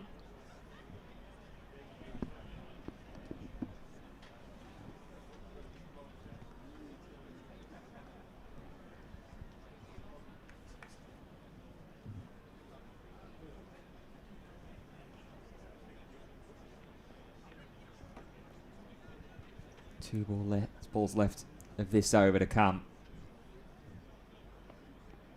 Now Ackerman loads up. Just slashes this out to the boundary deep on the offside.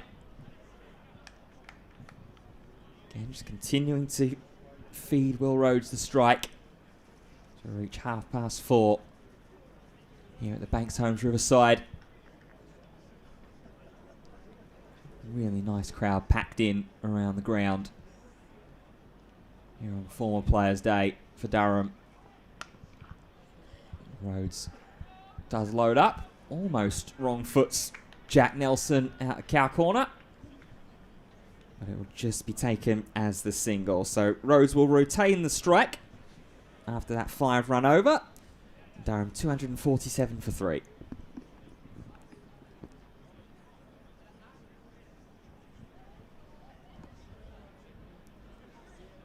Interesting now to see which kind of ends each batter targets. Do they go from both ends here?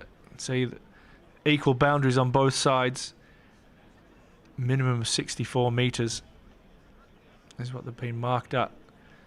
Will Rhodes from this end will be hitting with the wind to the leg side.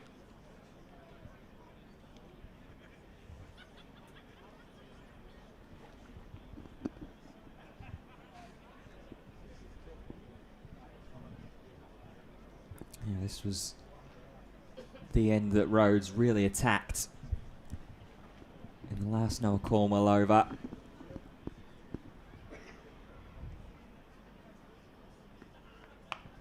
Pulled out into the leg side, but will find sweeper in the deep.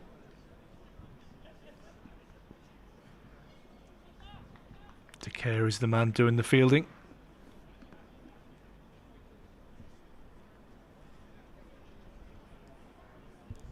Yeah, it's tough with all those numbers that are camped out on the boundary on that leg side. Almost at some point got to think about just taking them on as fielders if they're going to be happy to camp out on the boundary rope. Try and force them into making a move by taking a couple of quick twos where you can. Four men inside the circle on the offside, 4 men out on the leg side. This one's whipped into a nice deep pocket. There'll be at least 2 for Colin Ackerman. Brings up the 250 for Durham in the 44th over. Still work to be done here.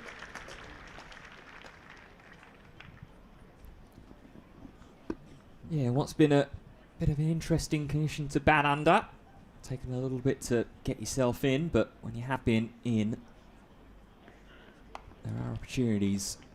Pulled away, but straight to Henry Brooks out in the deep.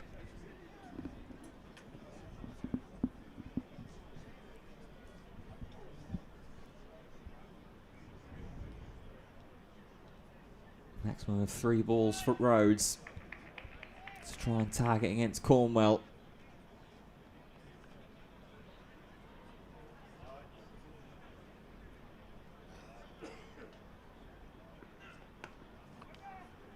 Driven takes a nice bounce to Brooks out of the footmarks.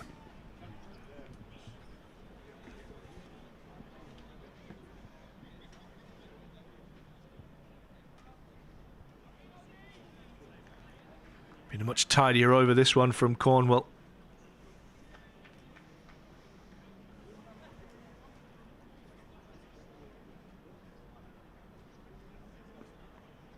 That one's almost Lee style, baseball back over his head, slower ball into the pitch, belted for 4. And from a Durham perspective, perhaps that the positive commentator's curse, the commentator's blessing for Will Rhodes. Just picked up the slower ball, waited back on it, and went bang. Thank you very much, Noah Cornwell.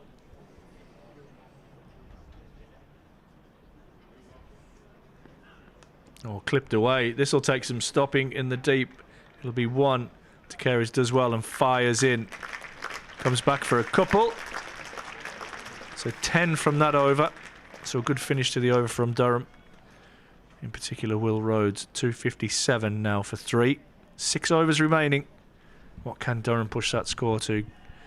Can they get above 300, push towards 320? Yeah, and a little bit of an example of exactly what I was saying through that over. A couple of twos being taken, taking advantage of the 4 that have been camped outside the circle on the leg side boundary. Just continuing to pile those runs up, keep that run rate ticking over and climbing as well. It's essentially, even though you are the team setting the target, it's a case of sort of 43 off 36 for the target to get to that 300. Quick single taken there. And Ackerman. Yeah, Ackerman just keen to get Rhodes back on strike. Rhodes 61 from 44.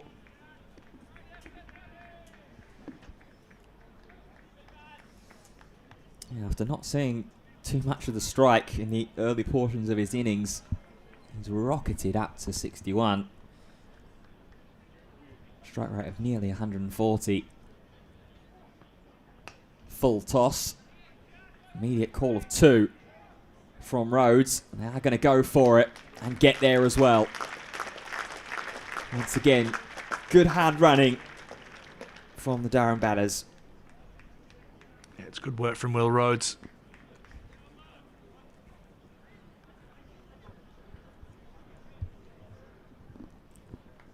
Pushing towards the 300 mark for the season.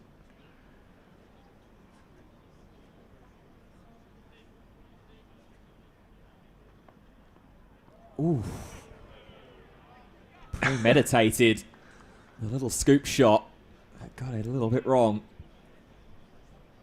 Oohs and ahs from the crowd. Good slower ball again from Brooks. That's the second time he's beat Will Rhodes with that slower ball into the pitch.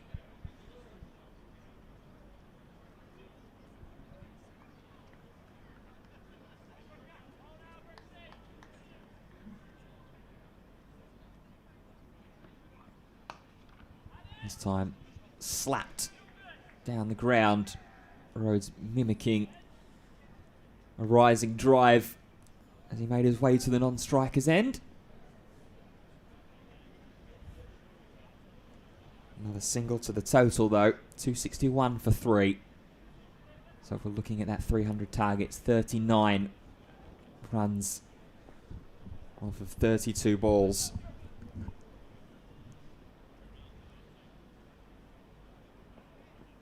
Short, half pulling out of the shot there, Ackerman. Falls safely. It's an excellent bouncer from Brooks, right on the money, good pace. And you're right there, Ackerman just bailing out on the shot at the last moment.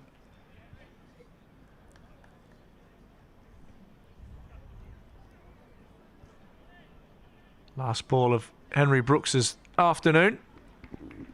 2 for 48 to his name. It's short, a bit slower as well. Rhodes will look to touch and go. And it's good convergence from the Middlesex fielders.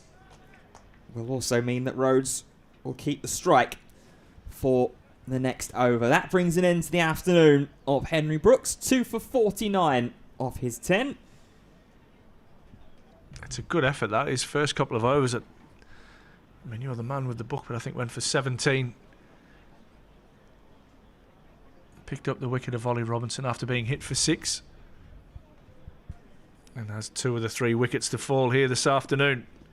Change of bowling from the lovely end, Sharma. Sharma back into the attack, and it'll be a switch of ends, you would have thought, for Cornwall to replace Brooks. That seems to be the jigsaw puzzle filled for Ben Geddes, trying to get his bowlers through. He managed to get 10 overs out of his spinners. Yeah, that will be the perfect equation. Sharma with 3 overs left to bowl will pretty much camp out at the Lumley end for the rest of the afternoon with a ball. And then Cornwell will take over from the Finkel end. Sharma 0 for 25 off of his 7 overs.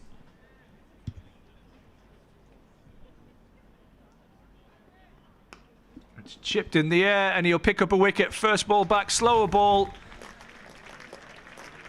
Caught in the covers by the skipper.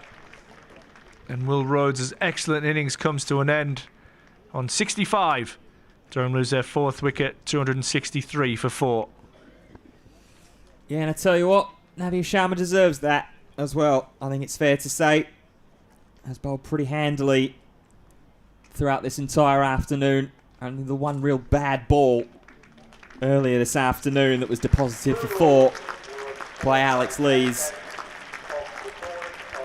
Good appreciative applause for Will Rhodes after yet another strong performance with the bat in this day cricket. Skipper Casey Aldridge will be the new man to the crease.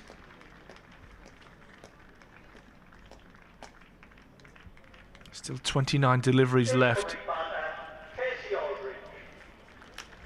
And you feel that this is a huge moment in the game. These last 5 overs really could determine the outcome of this game.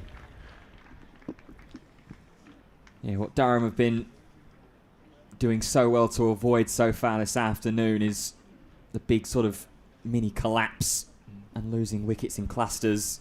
Been able to put on hefty partnerships so far for each of their wickets. Yeah, that was the smallest partnership, wasn't it? I think that was 49? Equal with Lees and Robinson for 49, Oh, yeah. of course. And of course the technical lowest partnership, Lees and Gay for 20, but in terms of an actual wicket-taking partnership.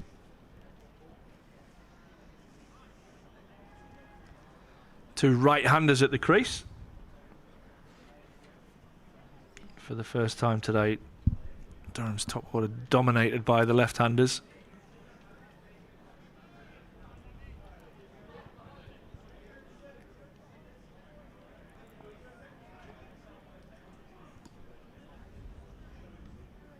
Aldridge, of course, another one whose services weren't required with the bat against Hampshire. He's off the mark immediately, clipping this one out to deep square for a single. It was certainly needed in the last home game up at South Northumberland. Outstanding partnership between himself and Will Rhodes. Took Durham to the brink of victory until he was run out. Yeah, for 78. Mix up between him and Rhodes. Not too dissimilar to the one that dismissed Alex Horton as well. He was run out. Pace off again. This one tucked into the leg side. Ackerman sets off quickly, but refuses the second. As three Middlesex fielders converge on the ball. Henry Brooks is the man firing it in. Yeah, Joe Cracknell put the yards in there as well. Try and chase it down with the gloves.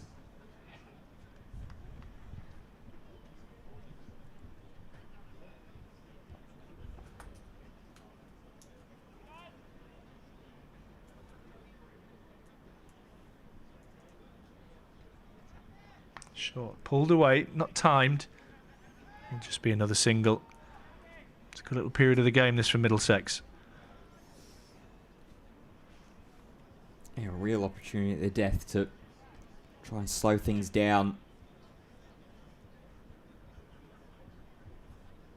Just 4 overs left at the conclusion of this one.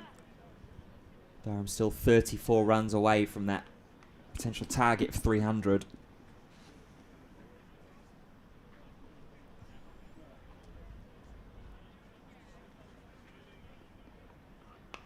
Good slower ball.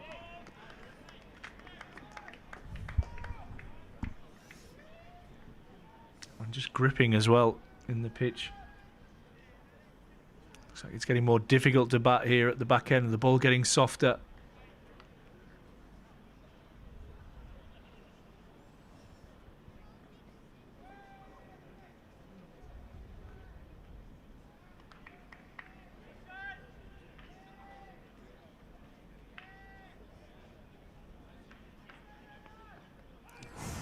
Full, not quite straight.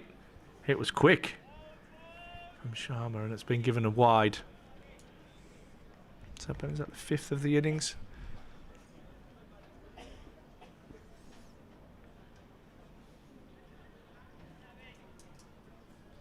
Yeah, you're right, it was fired in though.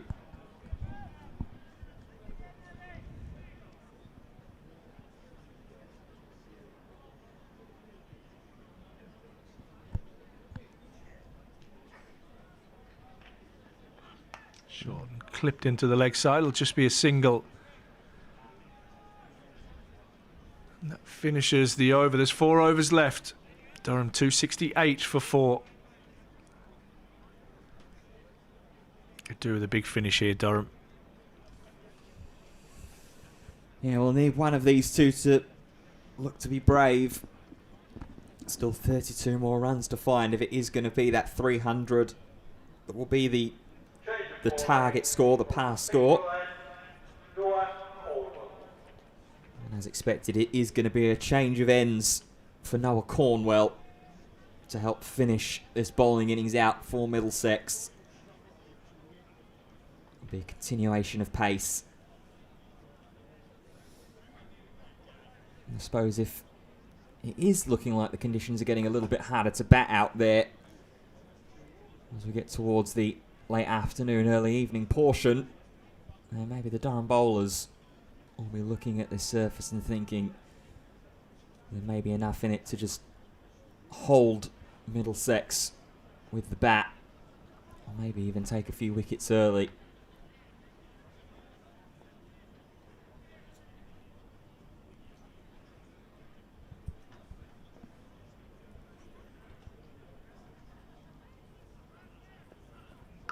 Short, wide. Good sound off the bat as it was cut through the offside. That protection in the deep. Keep Ackerman to just a single. Yeah, hammered that by Ackerman, but couldn't beat the sweeper on the offside.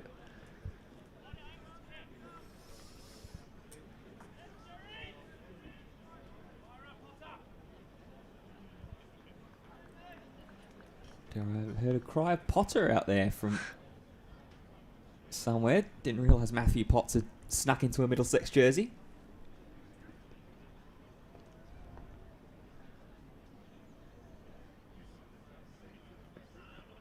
Short again from Cornwell. Can't reach enough to stop that from going down to Henry Brooks, and will jog through for a single. Real obvious plan here of bowling the ball hard into the pitch. Also with some pace off.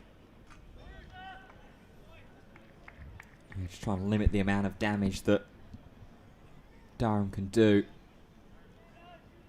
in this closing stage.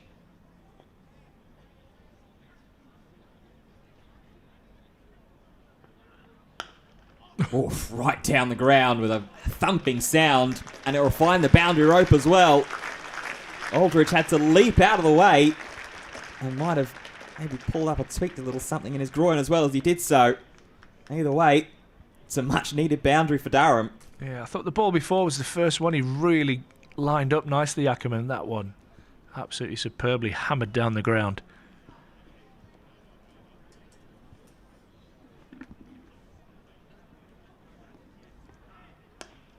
Tries to go again. I wanted to try the big cleave aerially through mid-wicket. Instead, we'll just get the one.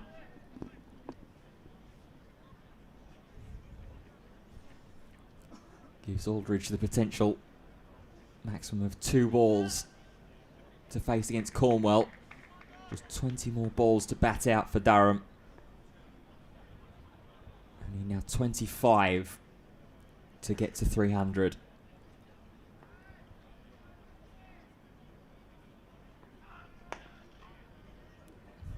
It's just going to be one of them as we push down to long on.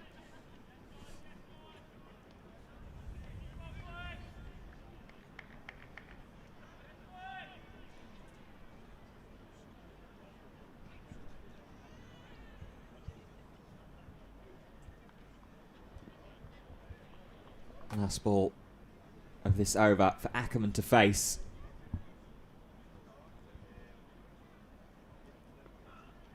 It's full and wide again, and it's well navigated by Cornwell. Had Ackerman reaching and couldn't find a connection. Still 8 runs off that over. Durham 276 for 4. Yeah, 8 from that one from Cornwall. Durham just 3 overs left to try and push up towards 300.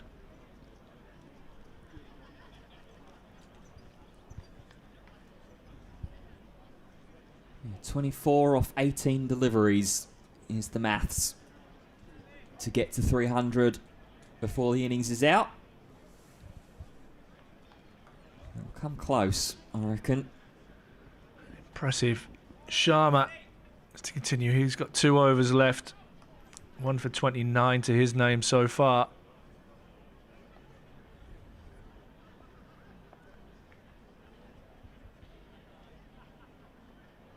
Slower ball heaved into the leg side. I don't think it's got enough legs. And it's caught on the rope. It's the youngster, Jack Nelson, taking the catch in the deep. Settled under it. And Aldridge's short stay never really got going. He goes for 4. Durham lose their 5th. 276 on the board. Yeah, don't mind the idea though from Casey Aldridge. Just wanting to try and stand up, be the skipper, take the game on and get Durham closer to that 300. But as we mentioned it a couple of times before, Ash, hitting out onto that boundary, hitting into the wind. Put a lot of muscle into it, but not enough. Casey Aldridge caught in the deep for a runner ball 4. Send the left-hander in, James Minto. Comes out to bat.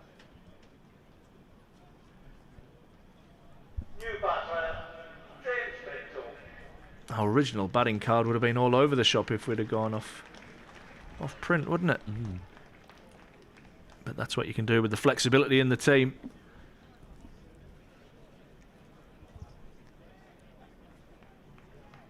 Yeah, Minto, when he was last called into bat against Glamorgan to be a part of that game-winning partnership with Will Rhodes, came out at number 9 for what ended up being a not-out 30. Yeah, hit the winning runs. The fierce cut shot. And through the legs of the man out in the deep. Yeah, we'll take them anyway. Mm-hmm.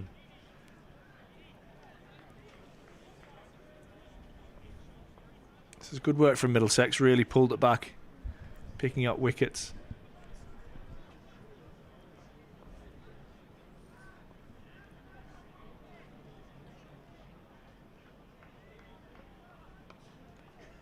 Minto off the mark immediately, guiding this one down to Luke Holman for a single. Yeah, and obviously this batting innings could have had the potential to have a little bit of a different complexity to it as well. Obviously, not something that can be helped, but with the injury and the retirement from batting at the very least of Emilio Gay earlier on this afternoon. What would this card and this score would have looked like if he did get the opportunity to stay out there? Short and pulled away into the deep. Think about a second, but the youngster does well. Keeps it down to 1.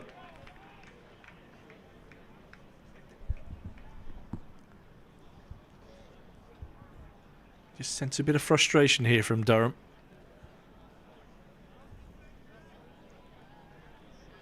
Just a reminder, this is the same pitch used for the Sussex game here a couple of weeks ago. Durham scoring 352 on that occasion.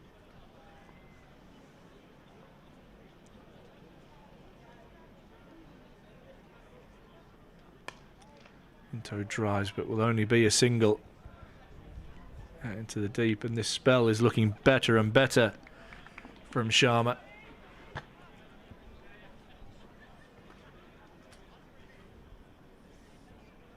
Yeah, he's been really, really tidy. As Navia Sharma, 2 for 32 so far.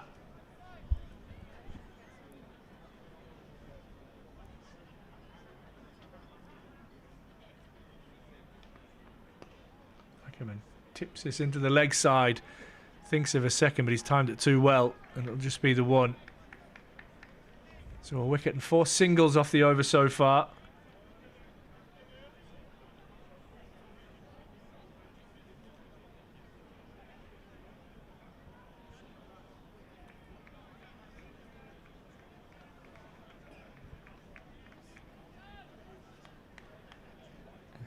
Ackerman just offering a little bit of steadying from Minto.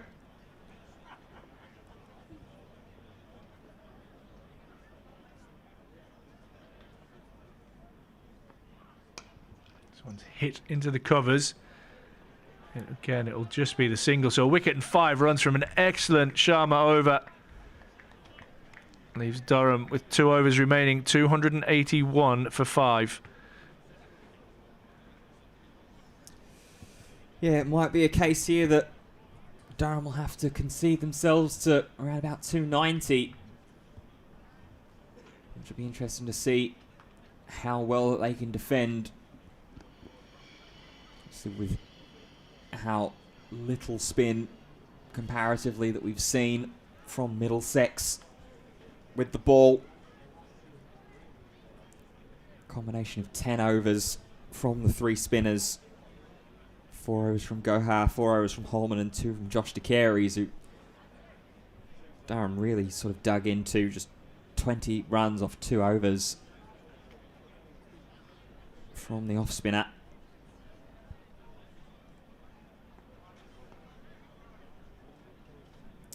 Cornwell to bowl his last over. Start to Minto, who will, as we've seen quite a few times in this Durham batting innings, with a push down to long on for 1.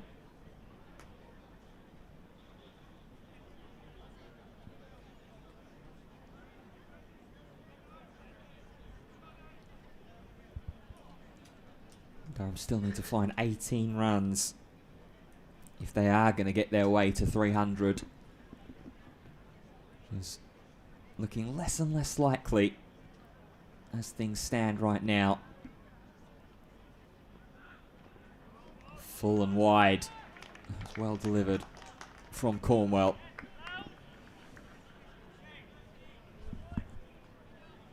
Just trying to take advantage of maybe some of that perceived frustration that Durham are feeling out there with the bat.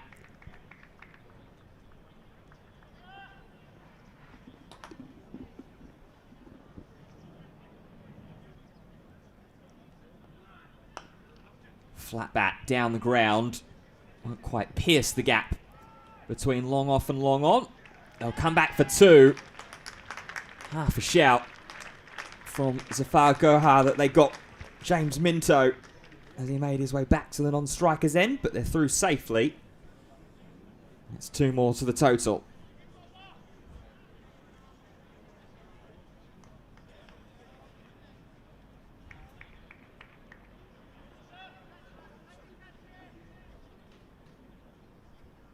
Nine more balls left to face. Short, wide, top edge. Minto calls through Ackerman immediately. It's direct hit as well, tumbling away. But Minto was out of the blocks very quickly from the non-striker's end. Good urgency from the youngster.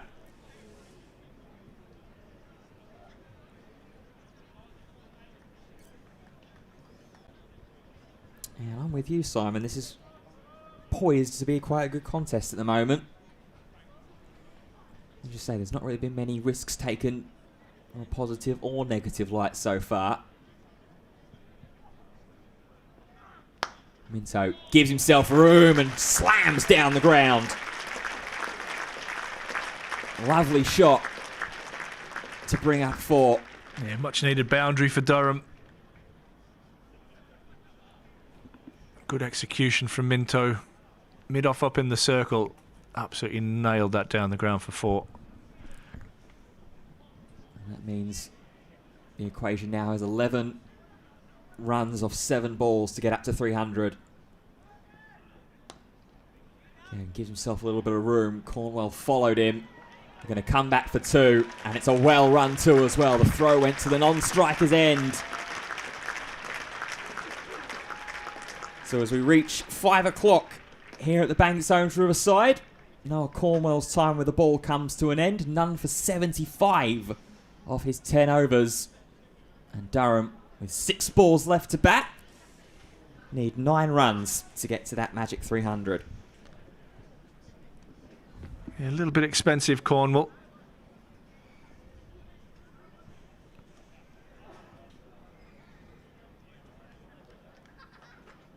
Always tough to bowl at the death.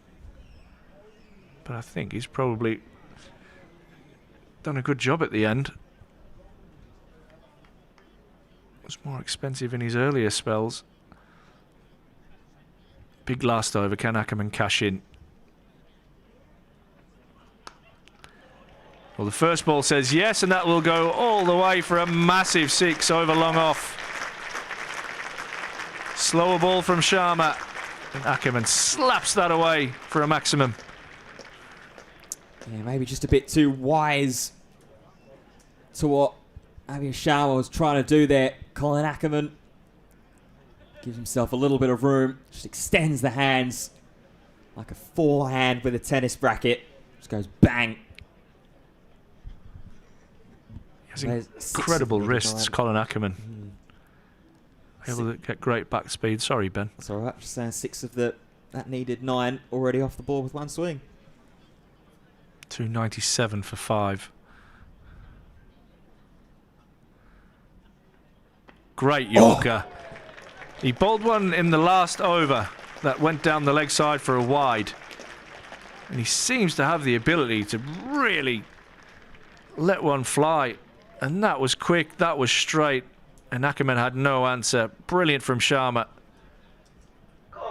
Ackerman goes for 27 at a run of ball. That even looked like it tailed in. That had everything going for it from Abhi Sharma. Beautifully bowled. Yeah, I'll tell you what. That looked like it was just a homing missile onto leg stump.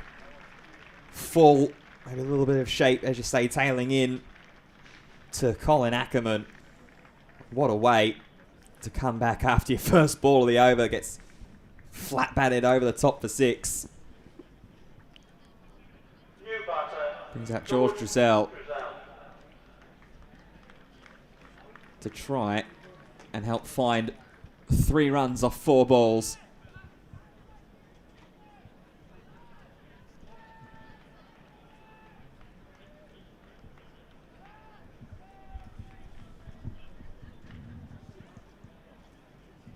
Said George Drizzell, the man tasked with finishing this Durham innings even off. Limited opportunities with the bat, which you would expect with this batting lineup.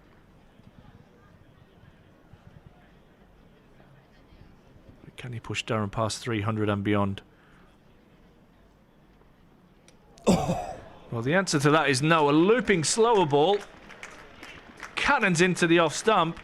And Sharma has 4 and is on a hat-trick.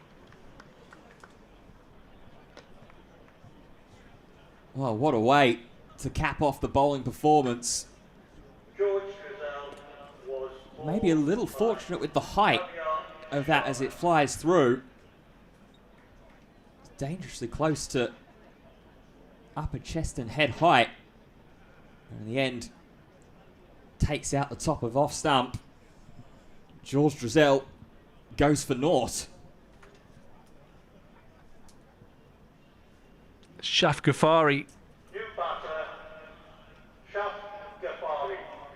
It's the new batter to the crease. Again, Durham's innings just tailing off.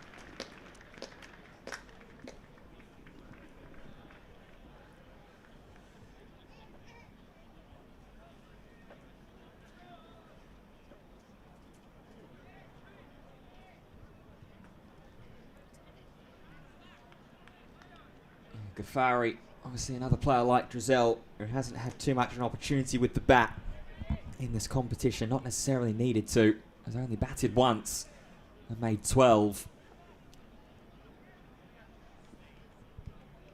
All we need is 3.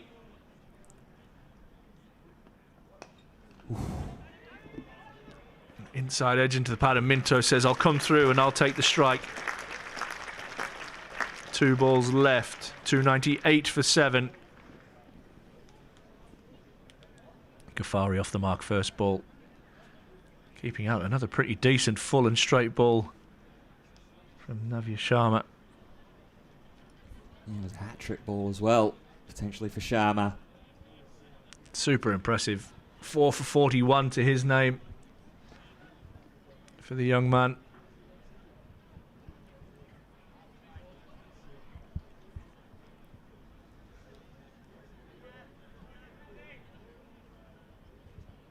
Two balls left.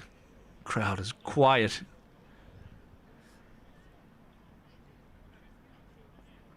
Minto drives down the ground for 4, and that will bring up the 300.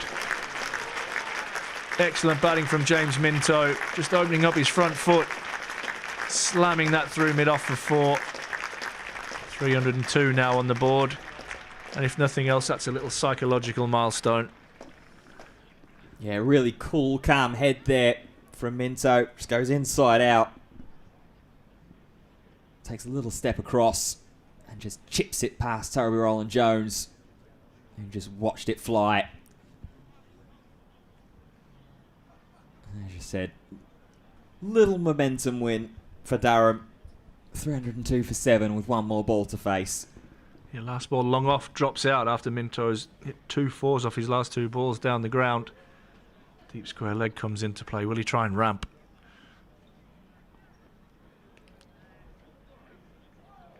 Oof. Oh!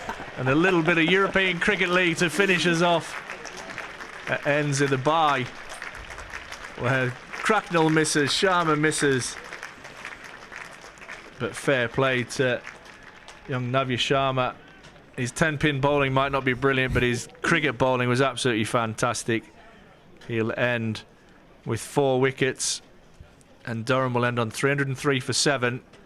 You feel they've probably left 10 to 15 out there, but it'll be interesting to see how well Middlesex go. They took the pace off at the end. It was quite difficult to score. Led by a superb century from Alex Lees for 103. Backed up well by Will Rhodes with 65, and a couple of 30s from Ollie Robertson and Ben Stokes. Durham set Middlesex 304 for victory, and we'll be back in around half an hour with Middlesex's run chase.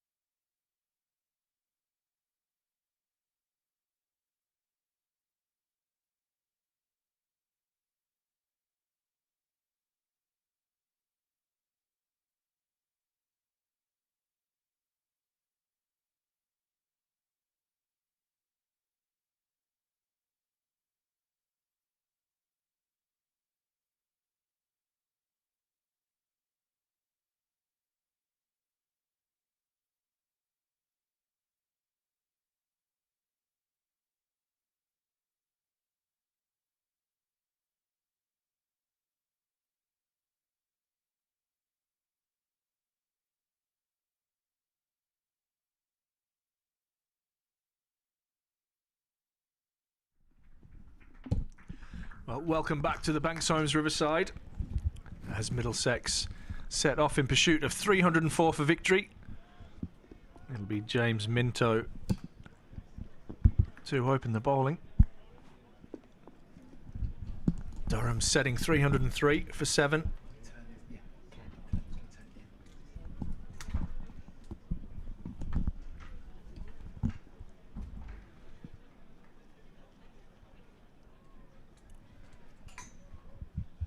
On the back of a century from Alex Lees, scoring 103. Will Rhodes 65, 37 for Ollie Robinson, 34 for Ben Stokes. And I thought Middlesex bowled really well on the back of young Navasharma, 4 for 46 for him. The pick of the bowlers along with Henry Brooks, who picked up 2 for 49. James Minto, new ball in hand.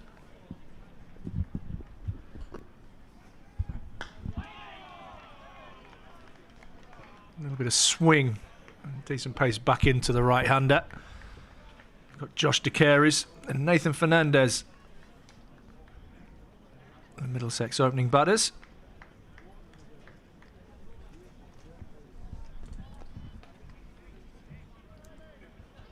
You just felt that at the halfway stage, Durham might have left 15 to 20 out there, but it did look to get more and more difficult to score as the innings went on.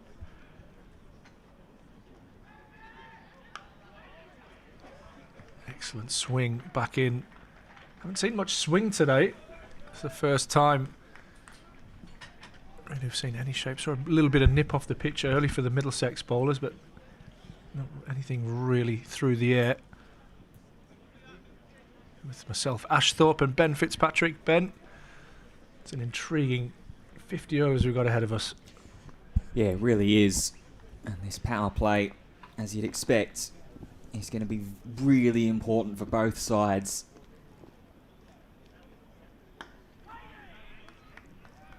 Durham were able to get through their power play without losing either of their openers. In terms of wickets falling, Emilio Gay did retire hurt with his shoulder. Just have a scan out there as to whether he's actually out in the field or not.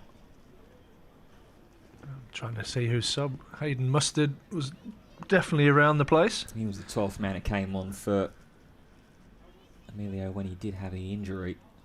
Ooh. Short and wide and flies through to the keeper. Ollie Robinson, the man with the mitts. Is it Hayden Mustard's at mid-wicket, isn't it? I think it is, yeah. Yeah. Good news for Durham fans is David Benningham's back in the house. Oh, yeah. Went off for a little hit during the lunch break. I think he's available for Sunday. Don't quote me on that.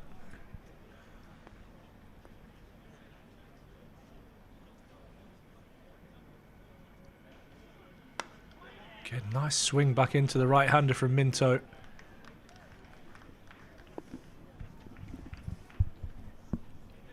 I tell you what, if he is available for Sunday, and Emilio Gay, obviously we heard that he's due to have a scan tomorrow on his shoulder. If he isn't available to play on Sunday, then that's a pretty good like-for-like plug-and-play replacement. Yeah, there's worse knocking around, that's for sure.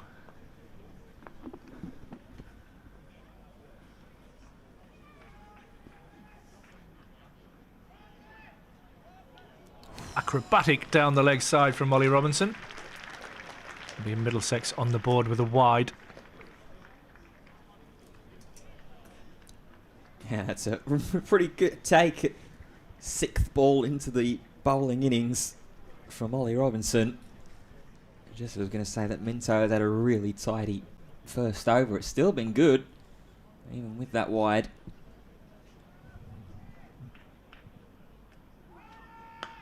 And it is, you're 100% right. No runs off the bat, just the extra. Middlesex after the first over are 1 on the board without loss. And it's exactly the kind of start that Durham are going to need to be really enterprising with the ball, sharp in the field as well. There are a few runs that leaked from a couple of misfields from Middlesex. Bowling from the lovely end, Luke Robinson. It's going to be Luke Robinson. Yeah, 2 youngsters opening the bowling. 6 wickets to his name so far this year. 5 to Minto. I was thinking upstairs, do they go for the experience and maybe have Ben Stokes or somebody like that open the bowling? You know what, Middlesex to get off to a flyer here with this new ball.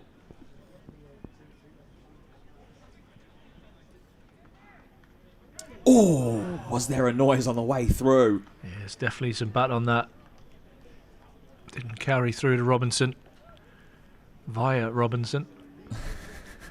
Got some good airspeed. I think he was clocked up around 89 miles an hour down at Hampshire. That one right off the toe end of the bat.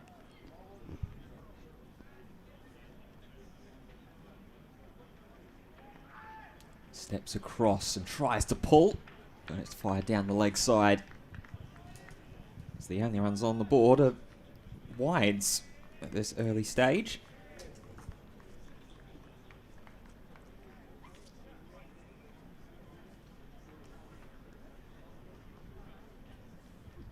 It's better than that than Middlesex really start scoring freely early.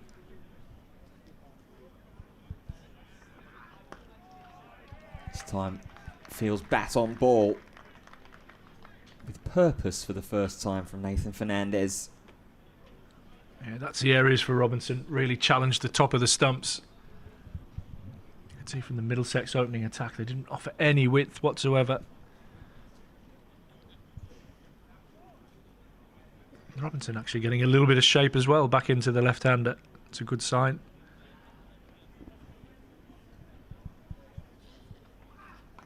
Steps across, late cut attempted by Fernandez.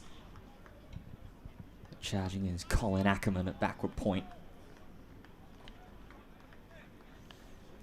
Yeah, they kept things quite compact and tight line in the early portion of the innings, Middlesex, and then offered a little bit of width later on. Mix that in with some nice speed variation as well. Slow and wide, a little fuller as well. I see Navia Sharma getting some real joy attacking the stumps late on with 2 wickets. Clipped to mid-on and stopped by Will Rhodes. Mr. Metrobank. Will Rhodes. Mr. Metrobank, that'll be... I hope that catches on.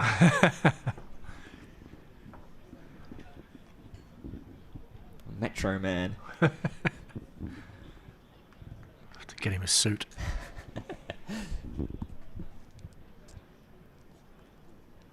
Two balls left to bowl of this first Luke Robinson over. It's pulled slightly in the air and it's gotten past Will Rhodes.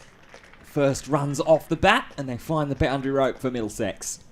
Yeah, not 100% in control there, Fernandez. Got enough of it to get it away wide of mid-on. And away for the first boundary of the Middlesex reply.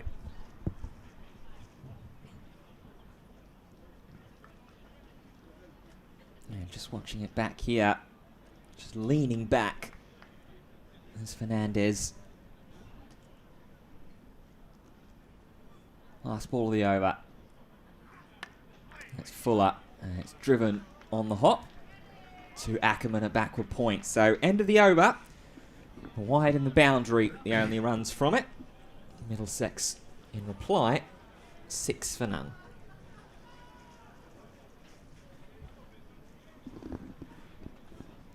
They'll have watched the Durham innings with interest, knowing that they got off to a slow and steady start with wickets in hand. They were able to get up to 300. However, they also know if they can get off to a flyer here against these 2 youngsters, and that will put them ahead of the game.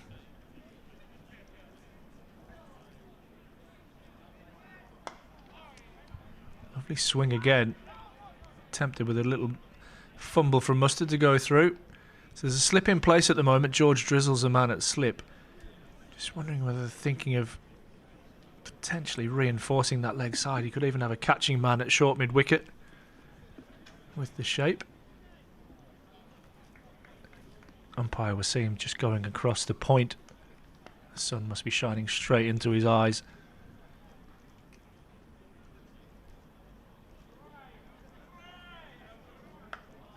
It's punched nicely off the back foot. Oh, mayonnaise aplenty there, Alex Lees. And with a horror throw into Ollie Robinson as well. Tell you what, no more injuries, please, boys. Trying to kill each other. Well, there's that often that old cliche. Sometimes the only one that can be beaten by you is yourself.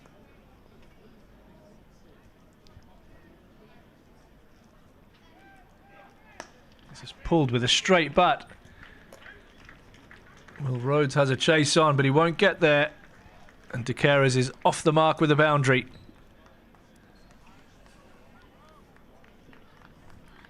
So boundary apiece now for the Middlesex openers. It's got the crowd very, very quiet here at the Banks Homes Riverside. Yeah, just a bit too straight there, I think, from Minto. Easy enough for De Keres to tuck the arms in and heave away. Oh, it's hitting him on the back leg. They've done too much. As in the umpire's mind, umpire Shafiyat. James Minto is convinced that that is gone. Oh, I tell you what, that's close. That's not a bad shout.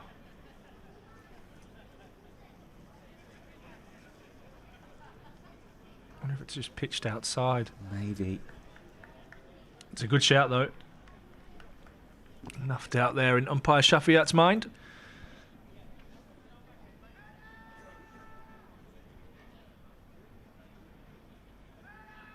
That's really good area, that, from Minto. That's where he wants to be, challenging the stumps. Just like those last couple of deliveries have done.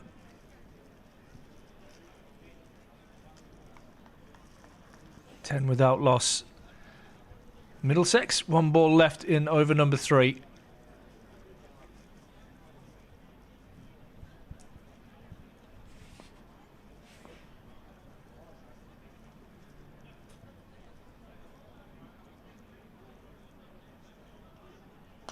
This one's timed beautifully through square leg, just a little bit straight from Minto, and De Keres doesn't miss out.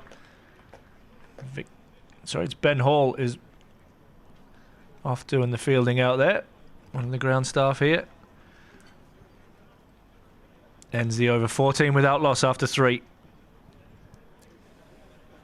Yeah, ended up being a little bit more expensive than first hoped. That from Minto. Both the deliveries that were put away were just a little bit too straight. One chipped up over the top of mid-wicket. And that one just nicely tucked away past square leg.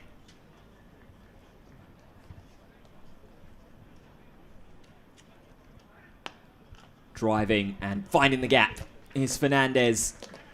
His outfield has held up. Won't do this time though. Gets in front of Stokes. And Fernandez scores the 4th boundary for Middlesex. This has turned into a lovely start now for the visitors.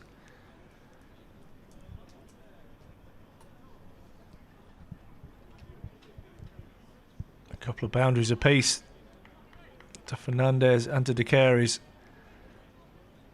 Driven on the up, that one from Fernandez. Lovely shot.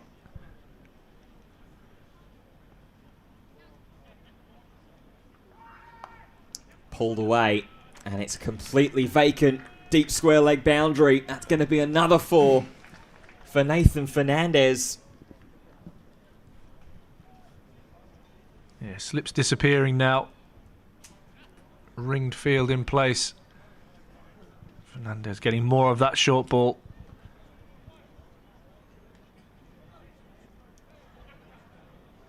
Minto coming into the circle now. That fine leg, and Shaf Ghaffari dropping that deep square.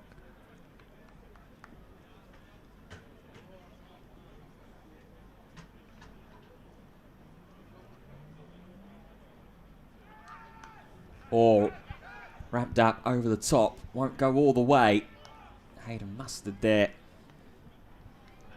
as protection, so that will be Just the first single that any of the Middlesex batsmen have hit.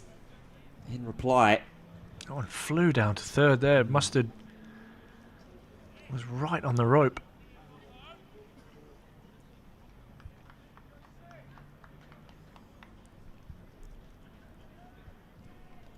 early on, yeah, you're starting to see the credence to that really high net run rate that Middlesex have accrued throughout this competition.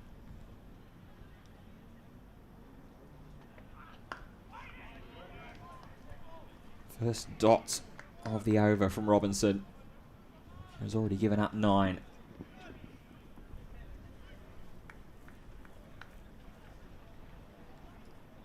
Yeah, we mentioned the impressive scoring rate that Middlesex have been on throughout this competition. A net run rate of 1.848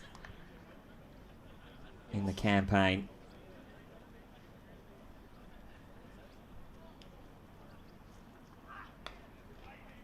Drops the backhand. Not fully in control of the shot. Yeah, the 2 games where Middlesex cumulatively scored under 250. One was at home against Yorkshire, the last game where they scored 246 all out. Bowling backed them up to knock Yorkshire off for 211. And then the game at Radlett, when Middlesex only needed 67 to win. It's a no ball.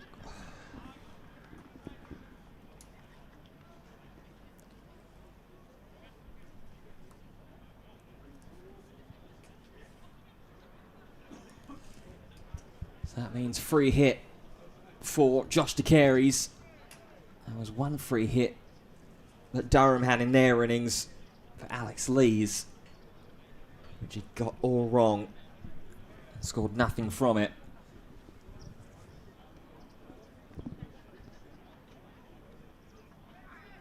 It's full, and a tumble from Robinson. Dug out by Careys, just for 1. So I'll end the over. Expensive yet again, though, this time from Robinson. Middlesex 25 without loss.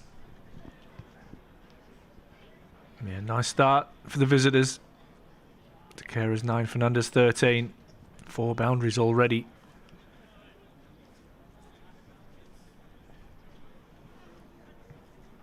This young opening pair. Seen some swing from Minto. As soon as he's got 2 straight, he's been punished.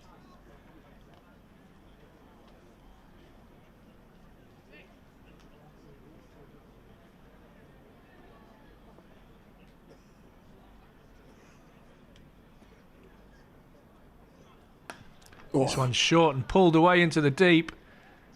It will go 1, 2 bounces and over the rope for 4. Middlesex off to a flyer.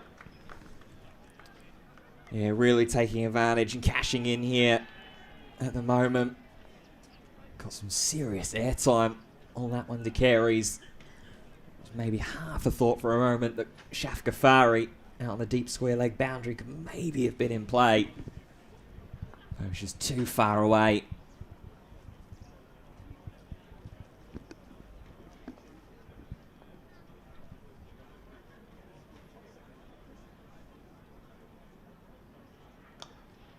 Oh, did that carry? It was awkward for Drizzle. He's fielding at 45.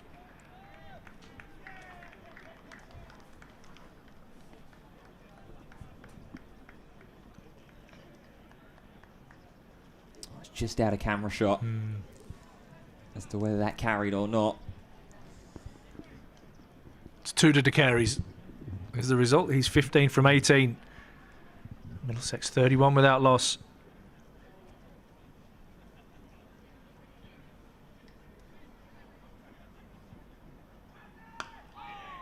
That's your areas, James Minto.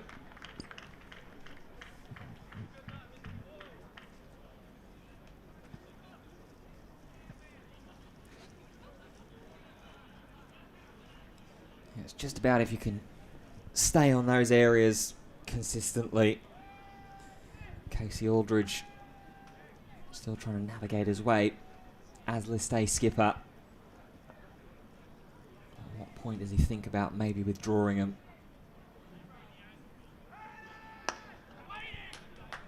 Nice shape again, back into the right-hander. Driven nicely.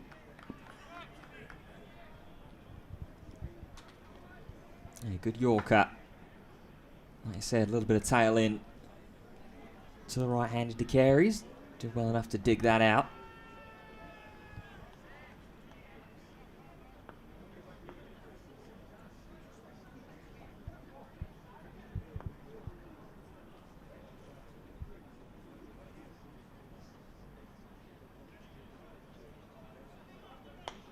Width. Can't beat Ackerman at backward point. He's been busy early there, Colin Ackerman. Yeah, he's in the game. Just need one to loop up to him and carry.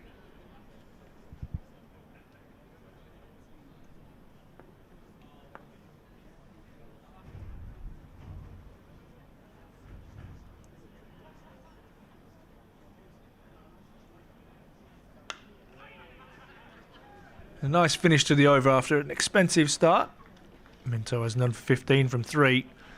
Middlesex are 31 without loss after 5. Yeah, and it's quite some stark contrast when you look comparatively at where the two teams were when they started off. The end of the fifth over for Durham with the bat, they were 12 without loss. So quite a difference in start and difference in approach, but still plenty of time left in this bowling innings for Durham.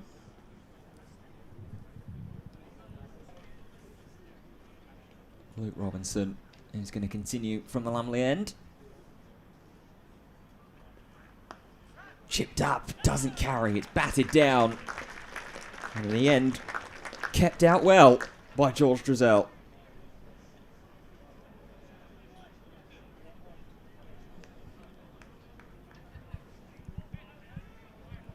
Imagine for both of these teams there will be one eye as well that will be being kept on what's going on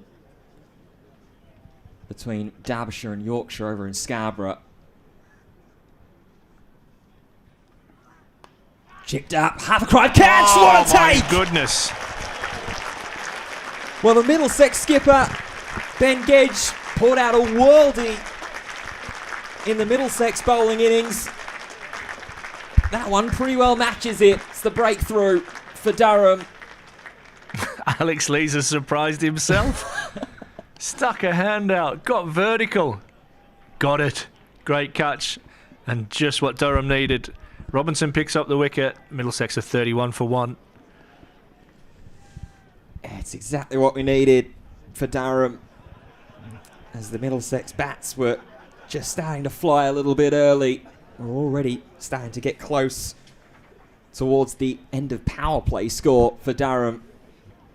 But Alex Lees with an unbelievable catch to back up his 10th list A century with the bat as well today. Dismisses Nathan Fernandez.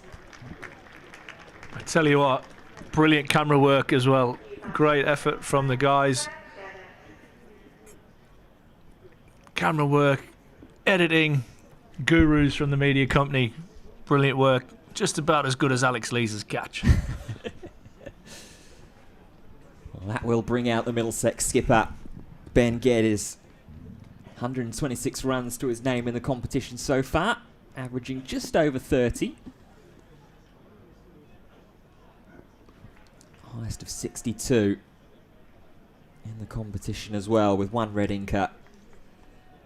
And now the question for Durham will be, can they start to pile some pressure back onto Middlesex? With a few low-scoring overs, maybe even an extra wicket before the power plays ended.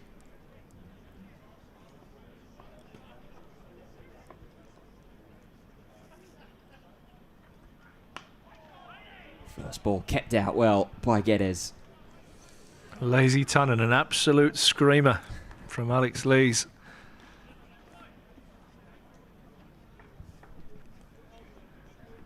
Just seen a picture of him on social media at the halfway stage there with a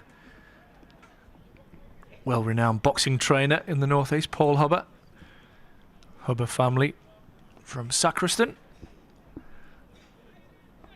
Had the boys in shape during the winter. Oh, clubbed up and over the top of mid-wicket. Couple of bounces and 4. Well, Geddes has had a look at the first one, and the second one he's absolutely climbed into, just slightly short from Robinson. I think Robinson just needs to be a touch fuller on this pitch. Middlesex have been dealing pretty much exclusively in boundaries. That's the 7th boundary for Middlesex thus far.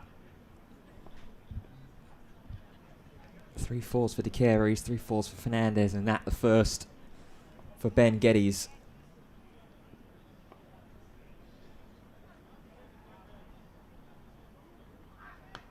Oh, trying to drive. Doesn't time it. That's where he needs to be, Luke Robinson. That's where his airspeed comes into play.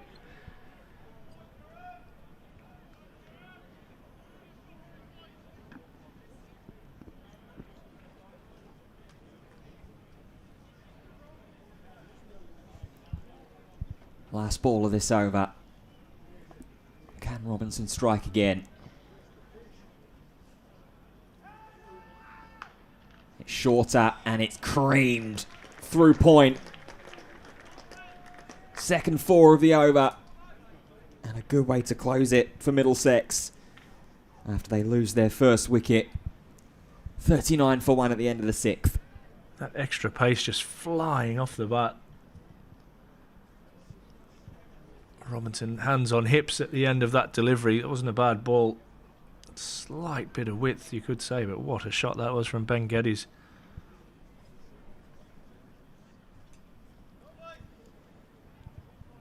Well, I mentioned just a second ago the match going on in Scarborough that's coming to a conclusion of the utmost importance because Yorkshire, as things stand at the moment, sits second in the table in Group B. Middlesex in first, Durham in third. Yorkshire need 15 runs off 14 balls to take victory against Derbyshire.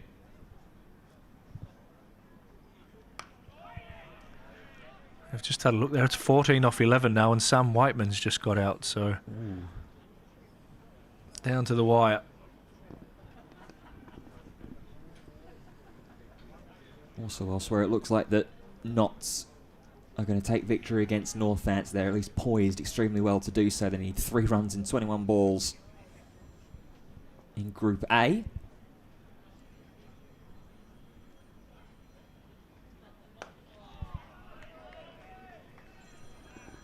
Carey's just pushing that out into the offside, but much more probing areas from Minto to start the over.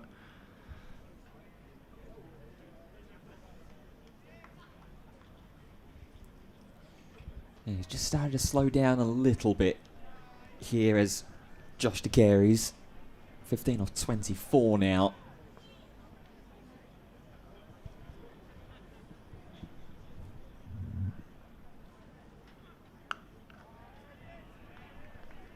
Brings Ackerman in play again. Lots of traffic going behind the wicket.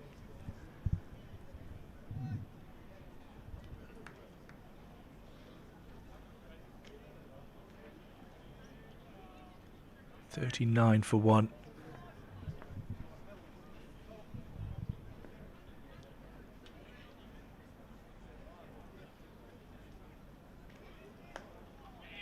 Ackerman in play again. Can he hit? Geddes gets home.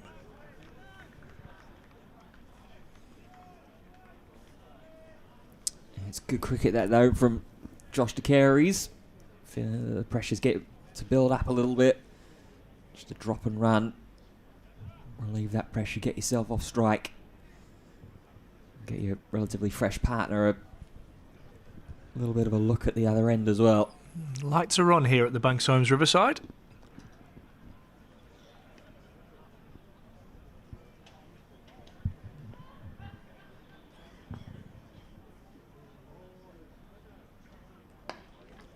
Full and driven back to Minto. Benghetti's 2 boundaries already to his name.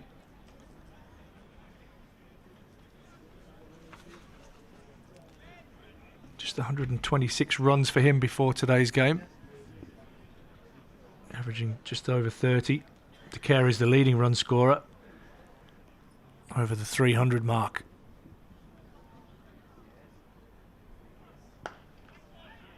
Getty's drives but doesn't time. Nice over from a Durham point of view, just the one from it. 40 for 1. Middlesex after 7. Yeah, needed over to just try and stabilise things as the power play draws to a close. Up to 40 for 1 already. Reminder that Durham got through their power play at 38 for none. So Middlesex already 2 runs better before the conclusion of the batting power play. But they have lost their first wicket in the form of Nathan Fernandez. Robinson to continue. Full width and past Ghaffari all the way to the boundary rope for 4.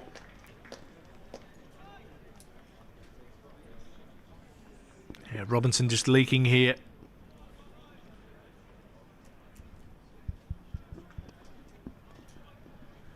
It was my nervousness in between the innings there. I thought they might have started off with a Stokes just to have one experienced head.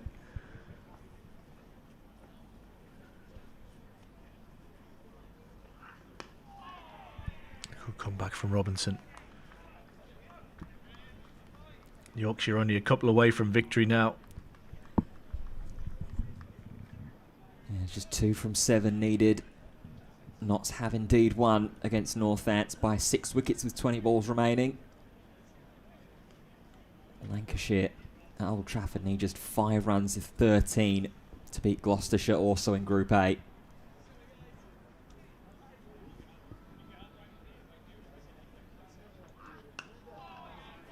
Better again from Robinson.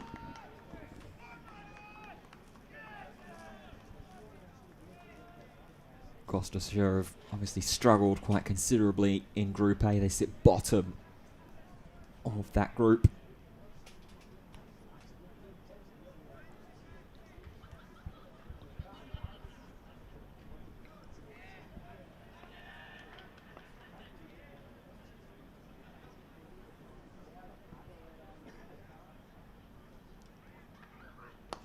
Yorker clipped off the pads. Hasn't quite got it enough. De Cary's, but we'll take a couple.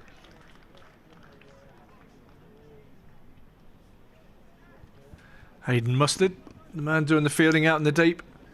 On as a sub fielder for Emilio Gay. If you're just joining us, Emilio Gay retired hurt batting with a right shoulder injury. It's going for scans tomorrow.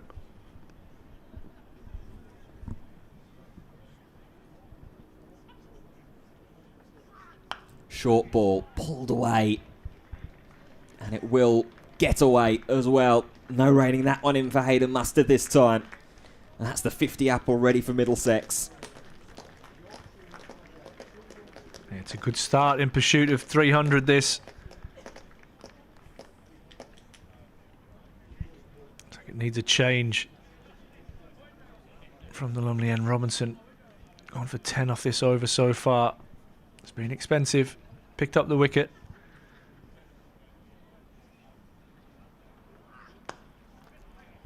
Driven and rearing his head back in frustration is De Cary's.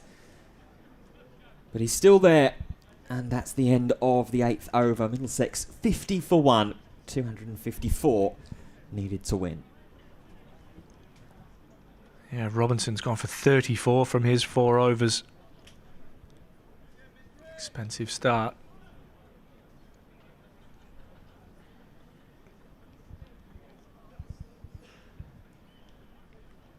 Minto being more controlled, just gone for 16 from his 4. He's going to continue from the Finkel end.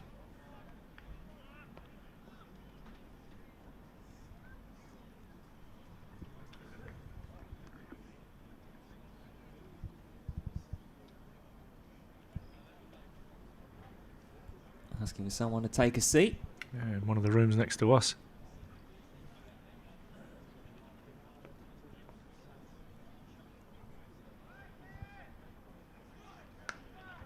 Punch beautifully, and Ackerman dives and does well at backward point.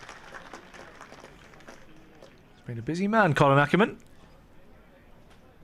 Yeah, very much the hot corner over there inside the ring. It's been more out of prevention as opposed to chance creation. Minto going to come have a chat with Ben Stokes. Will Rhodes in the conference as well.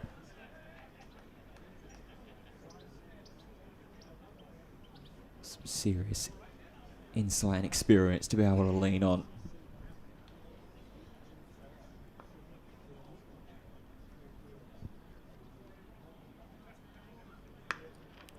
Driven beautifully off the back foot. Ben Geddes. What a shot. No footwork, but beautiful timing. Yeah, just lets the hands fly. Takes a very slight step across his stumps. And then just rises up. That beautiful number 9 swish. With the arms and then the bat as the tail of the 9. Just crunching it through the covers.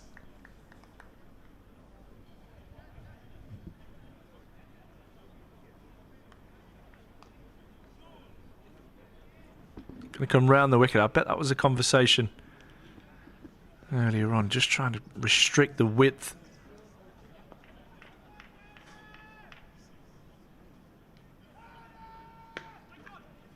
Aldridge does well. Gets his body in behind that one. Trying to get Alex Lee's trying to get Shaf Ghaffari's attention for him to move a little squarer out in the deep.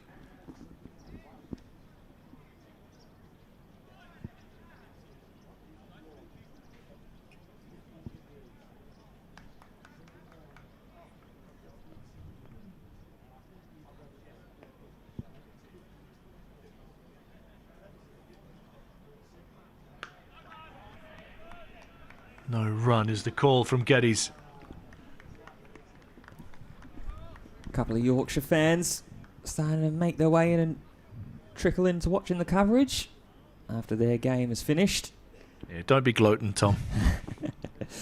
Top of the league, Yorkshire.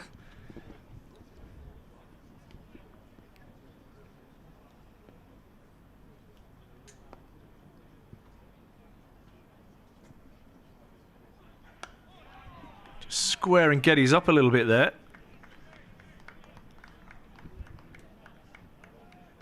It's a good channel, good area from Minto. Portney closes out the over now. 54 for 1 Middlesex. Yeah, still 1 over left in the power play, so the question does become, will Luke Robinson get that last over, or will Casey Aldridge change? And a nice finish to the over. So a boundary and 5 dots. 54 for 1 after 9. To Carey's 26. Geddes on 12. And a really nice start in pursuit of 304 for victory. I think the skipper himself's going to come on here. He will indeed. Casey Aldridge bringing himself into the attack.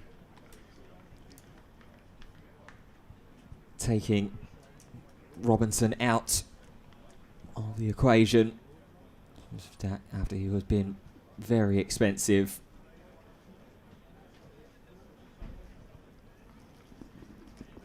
Yeah, welcome to everybody that's just joined us. Looks like a few have jumped on board following that Yorkshire game. Another tight game. It's been a good competition so far, the Metro Bank.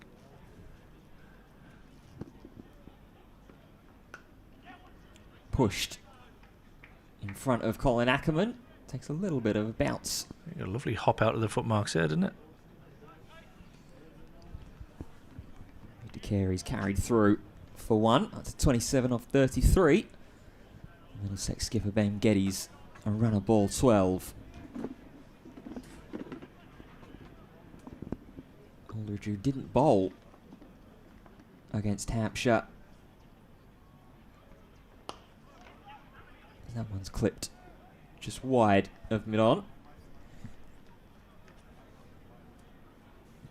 Will Rhodes not with the most graceful piece of fielding we've seen today.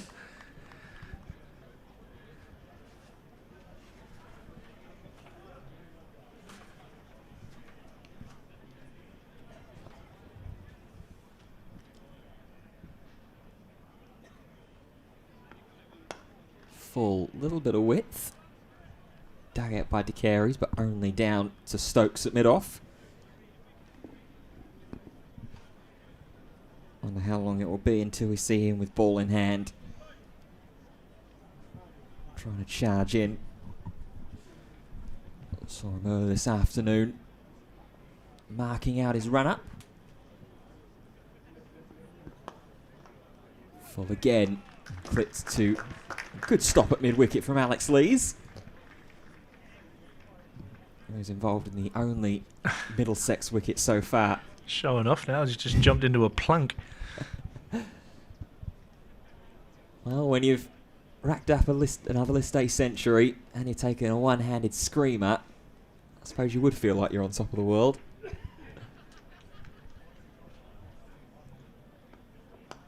Full again, this time whipped out of the reach of Alex Lees. Reaches the single to De Carey's.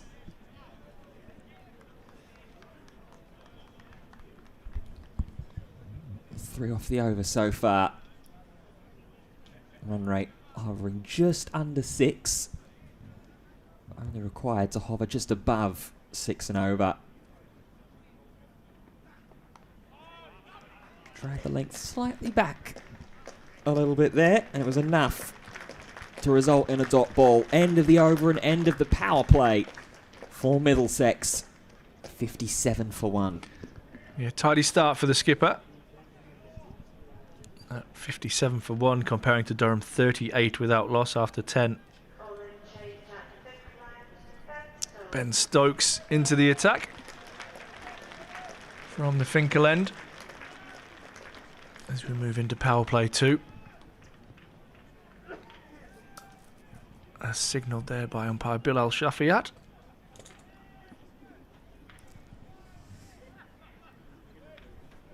Yeah, mused just a second ago about at what point we'd be thinking about seeing Ben Stokes. And it's going to be right now.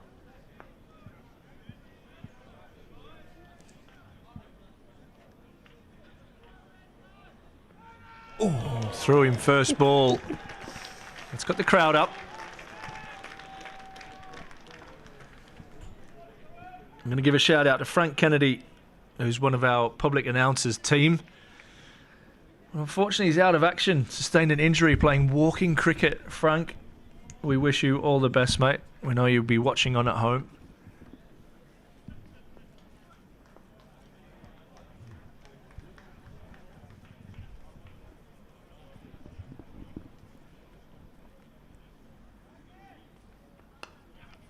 A little bit straight from Stokes. This one's clipped into the leg side.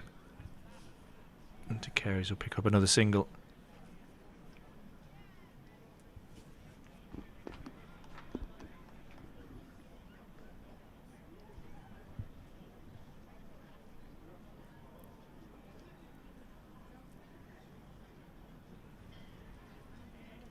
Already an early conversation with Will Rhodes.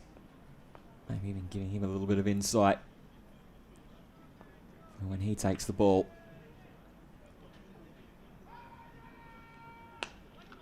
Driven on the up, straight to the captain, Casey Aldridge, who definitely needs some new boots. What is going on? He's still got the big tape on. Mate, it looks like he's borrowed them off. I'm not going to say what I was about to say. I got myself in trouble.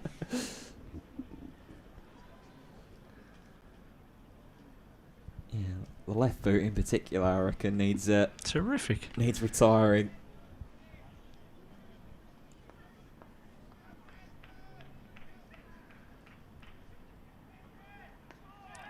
Thuds into the thigh pad of Ben Geddes and will go away for a leg by. We'll have to get the camera guys to zoom in on Casey Aldridge's left foot.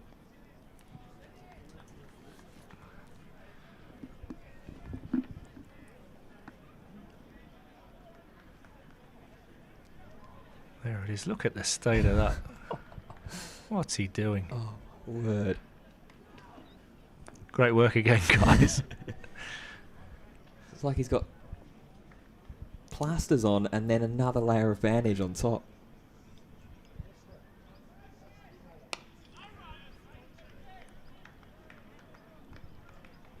It looks like there's more tape than leather on those Yeah. boots, that's for sure. Surely a skipper, you've got to be able to pull a little bit of rank here at some point and say, look, lads, I need another pair. I don't know what the fine system is, but surely every time he crosses the rope with them on, that's got to be a fine.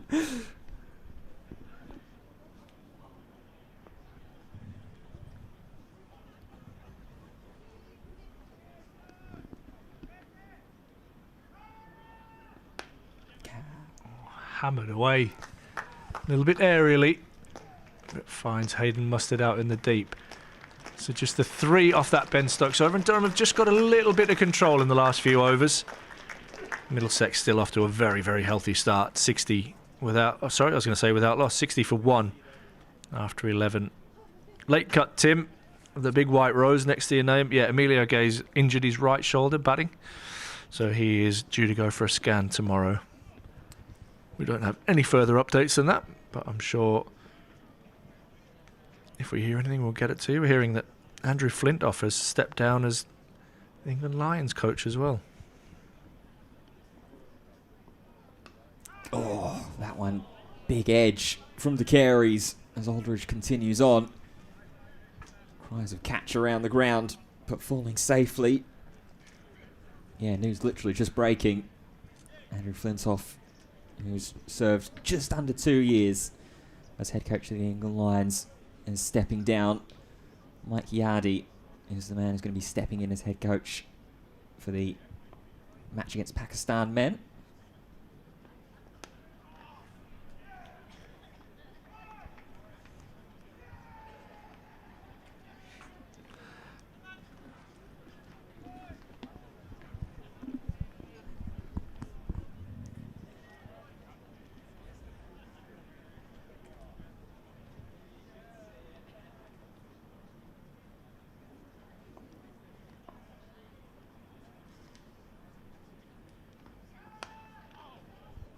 But he's trying to drive. Paddled away to safety by George Dressel. It almost fell into the piece of fielding.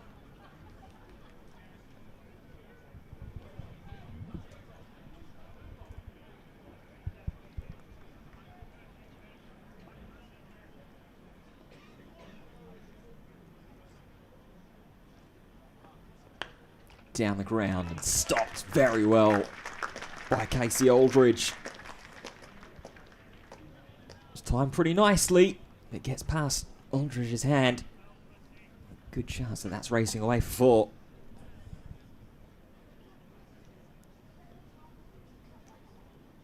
And this change of bowlers is just slowed down the Middlesex pair so far.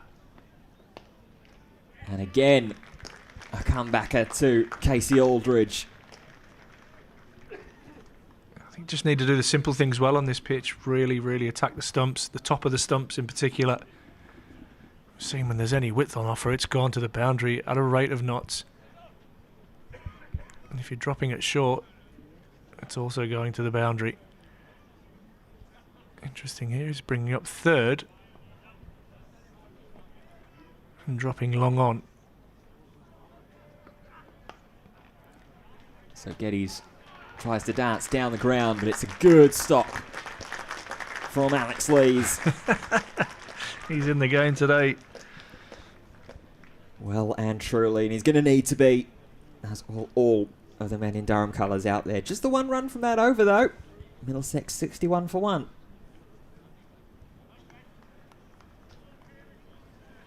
It's been a good squeeze. That last over from Minto. The 2 from Aldridge and 1 from Stokes.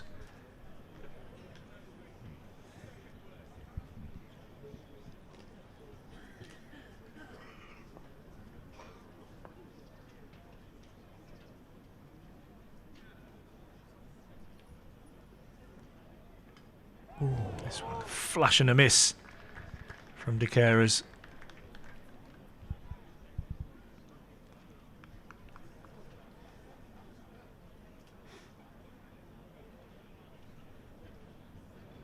Yeah, just starting to maybe cause De Keras a little bit of frustration. Saw that towards the late end of the Durham batting innings that maybe a little bit of frustration was starting to creep in for them.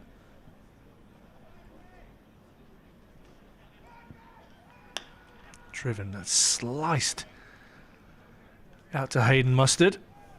De Keras will pick up a single. Again, made a beautiful sound off the bat. Stokes disappointed with just offering that little bit of width.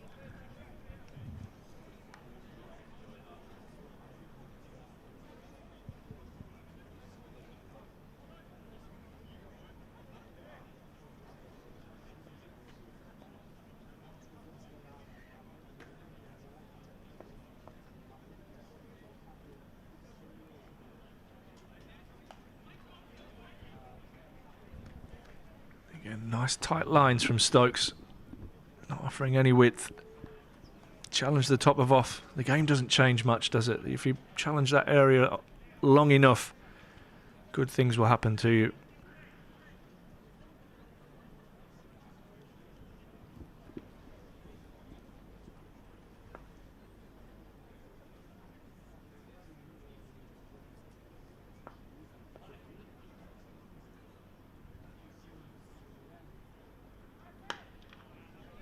Again, good areas from Stokes.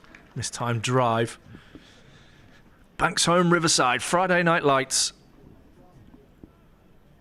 Great television series if you haven't seen it.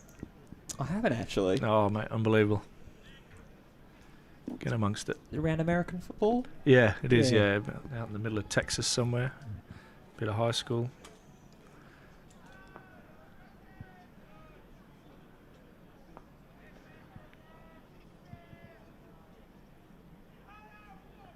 Short, helped on its way and all the way. That is a big hit, the biggest of the day from Geddes. That's a monster. I'll tell you what, that's some way to alleviate some pressure against a player of the calibre of Ben Stokes as well. Surely the umpire wants to have a look at that ball. That's landed right on the bitumen. It's a serious shot, that.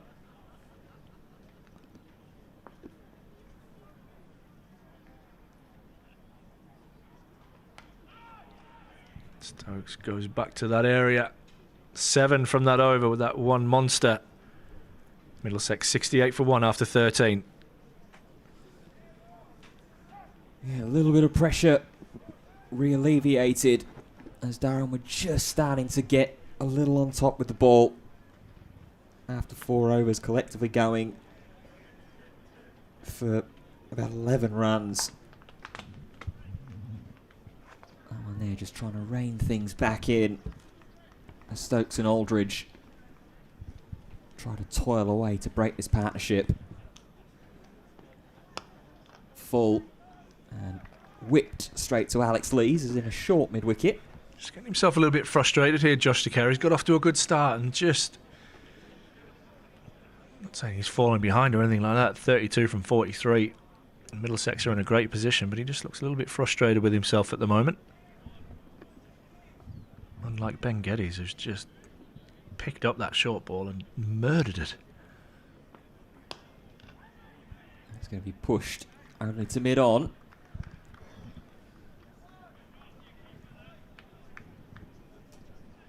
There's partnership up to 37 between these two. Pretty equal contributors as well. De Keras 17, Geddes obviously all his 19.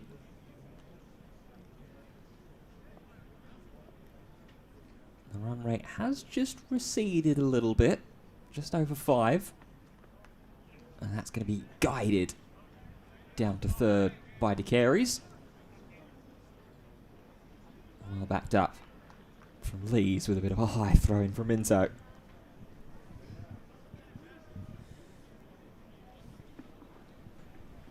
That might just give De Keras a little bit of a time to collect his thoughts. Centre himself if he is feeling a little bit of frustration out there.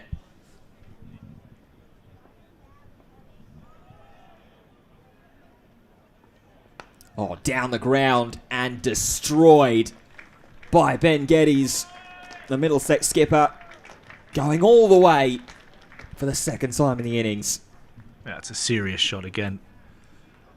Knows that Aldridge is looking to bowl straight. Using his feet, getting to the pitch and helping it over long on all the way for 6. Dismissive stuff.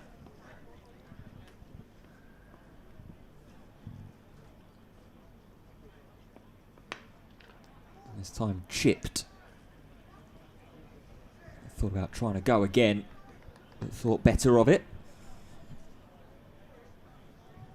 Another 7 already off this over. With one more ball to face.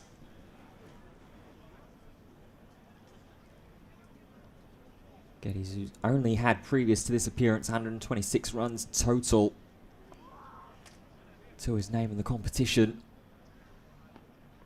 Short ball, bottom edged. Down to long leg. And it'll just be the single. It means the Middlesex skipper will retain the strike for the next Ben Stokes over. It's 8 runs to add to the total. Middlesex need just 228 to win. It's getting a little bit sloppy here, Durham. There's a couple of throws coming in well over Ollie Robinson's head.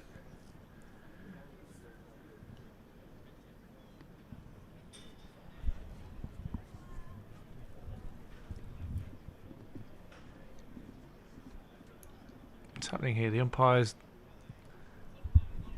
going off, wanting to change the ball here. I'm not surprised after that ball got hit into basically the car park.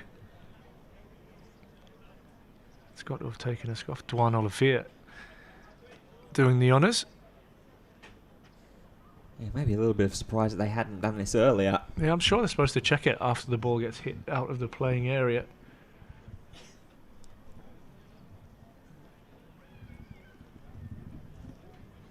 It was a relatively quick decision. Found a new ball that's of a similar age, just 14 overs old.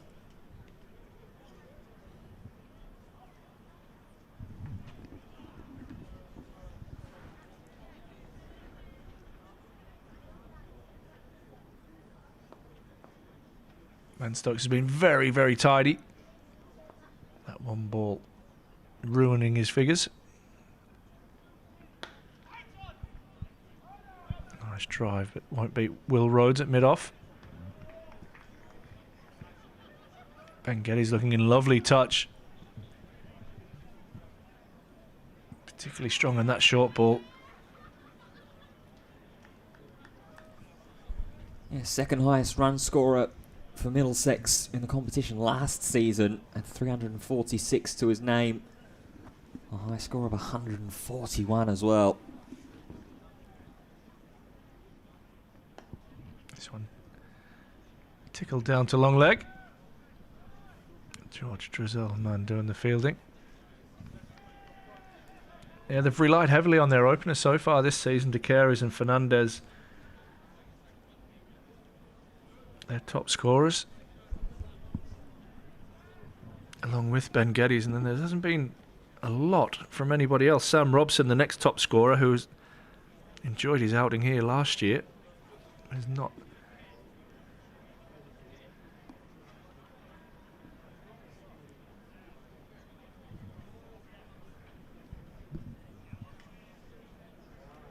Just got an issue with the box next to us.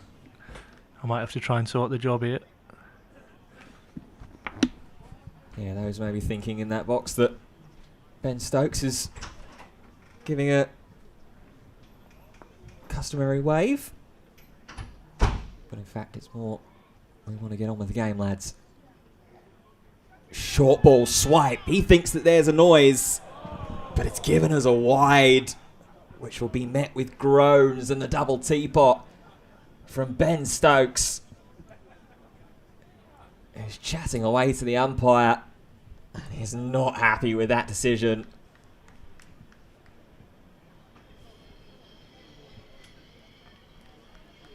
It's the third wide for for Durham with the ball.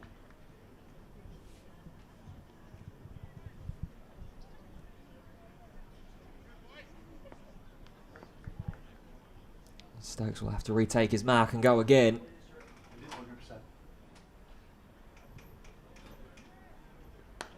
Bit of width this time. Maybe overcorrecting with Stokes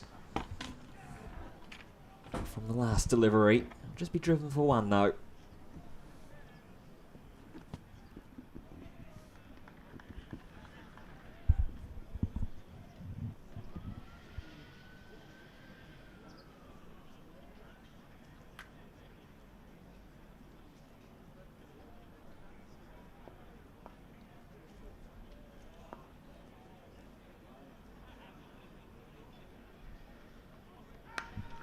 Not for the first time. Ben Geddes goes downtown, and that's just as big as the first one. He's picking up that length and absolutely nailing it out towards the old scoreboard. That's the 50 partnership up between these two. Ben Geddes dominating this out here. Yeah, he's slightly taking the mickey here. Ben Geddes. After a really, really strong start, as have Middlesex been with the bat in general. There will be a little cursory glance at the ball. That's not even that short from start. He's just picking it up, getting underneath it, and launching it with the wind.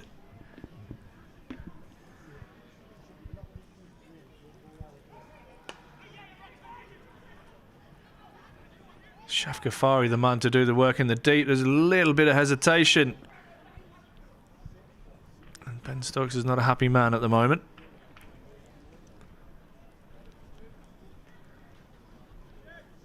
Carey's getting back.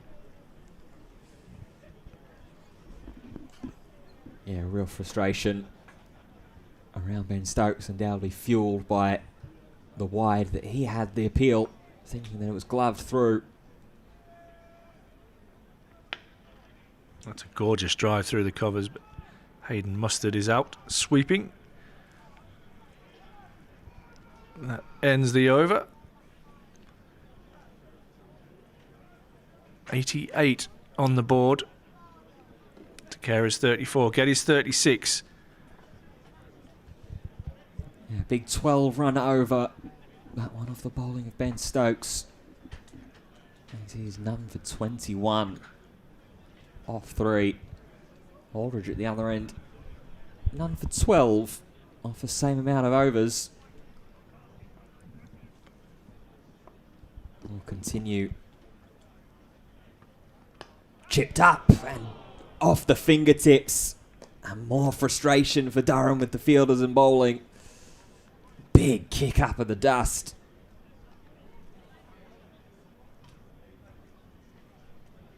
He's getting a telling off for that as well from umpire Mo Wasim, and Casey Aldridge does not give him anything.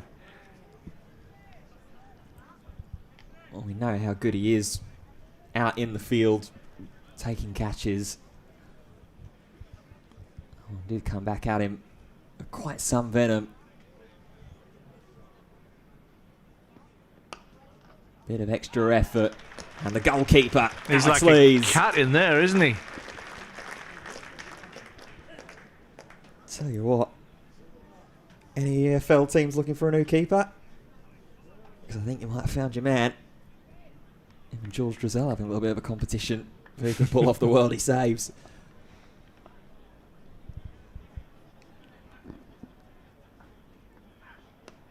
Oh, width and pace off from Aldridge. Not a bad idea. Yeah, I think we'll see a lot more of that as this innings goes on. Is it time to see a Will Rhodes or maybe one of the spinners have a go here? Get Ghaffari into the attack.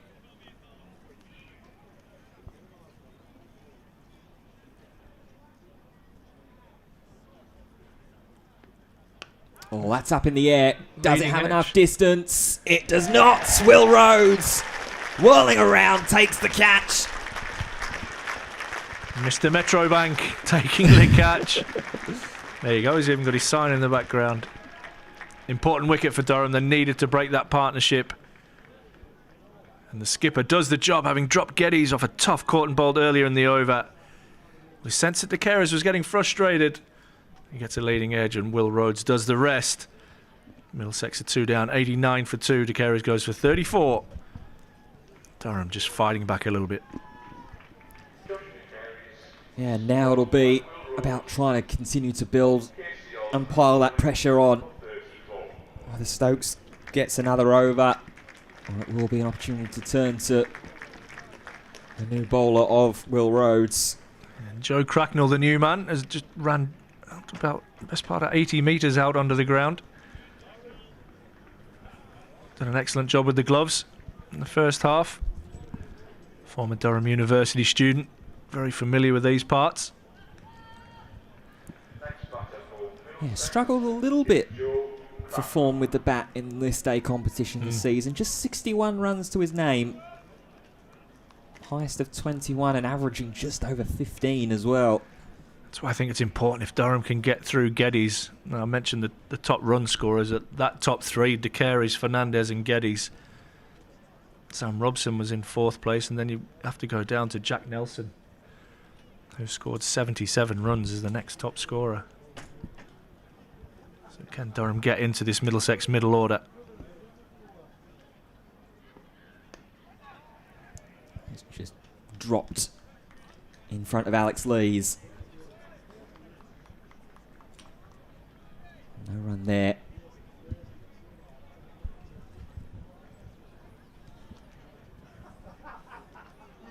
Robert, warm welcome to you. Tuning in and joining in, a real interesting point in this matchup. Where have you been all day?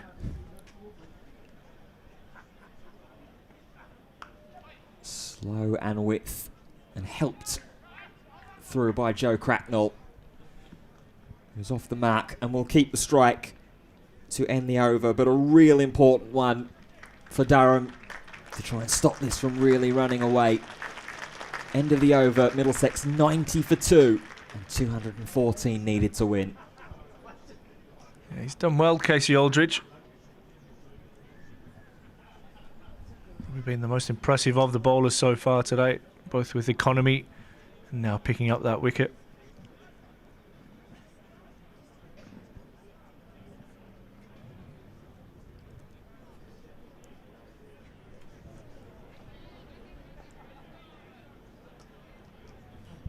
Stokes to continue from the Finkel end. This one's down the leg side and there's an appeal. And another wide given by umpire Bilal Shafayat. Much of the oohs and ahs of the crowd. And maybe a quiet word from Ben Stokes. And a Hawir umpire. Doesn't get more northeast than that. Yeah, that's the second time that that's happened from Stokes. Felt that he got a hint of glove on the way through to Robinson. That one a little bit more of a pronounced appeal.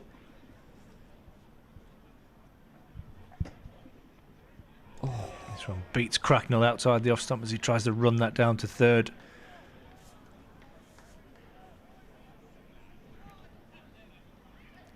And again, a trailing conversation from Stokes to Shafiat. Yeah, you don't let them drop.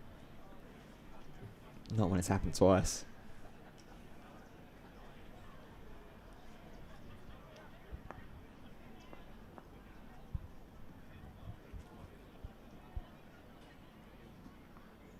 Short. Cracknell ducks underneath it. It was part of an excellent group at Durham University with the likes of Chris Benjamin, who's now down at Kent, the Price brothers, Ollie at Gloucester and Tom at Sussex. So yeah, there was 4 or 5 of them that have gone on to make nice little careers for themselves. All still young fellas making their way in the game, but really nice group, very talented group of kids.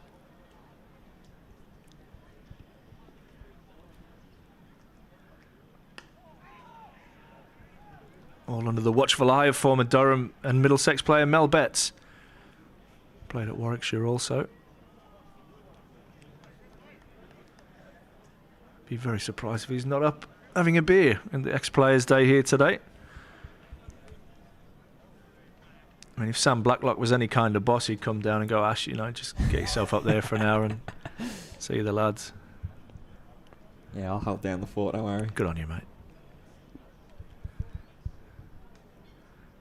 Another short one. I was just looking for a wide signal from umpire Mohammed Wazim at square leg, and that might have got Ben Stokes ticking. That looked quite high to me. Not a tall man, Joe Cracknell. No, he had the single teapot on pretty much as soon as it flew past the head, with any ducking in.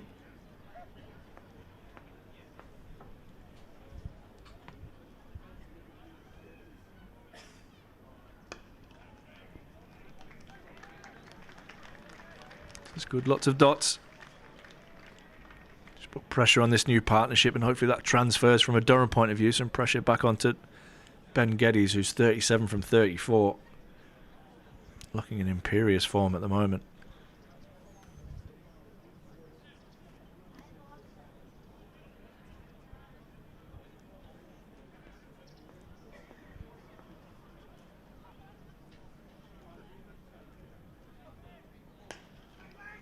Driven.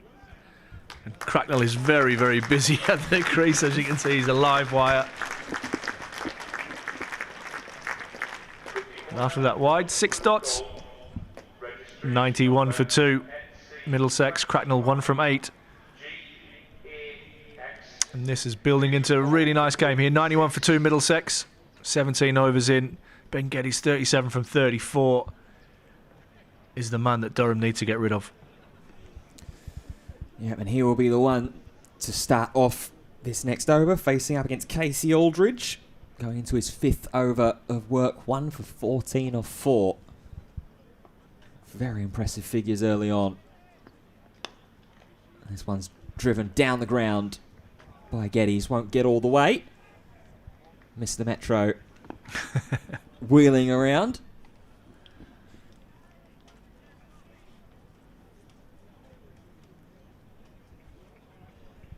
That will bring Cracknell up.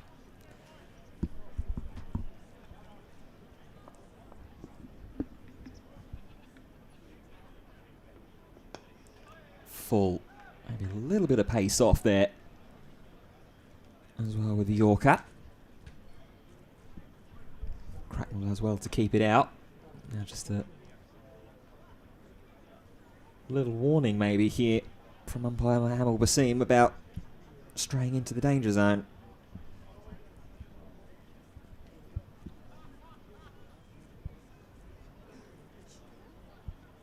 A little pause from Cracknell as he surveys the field.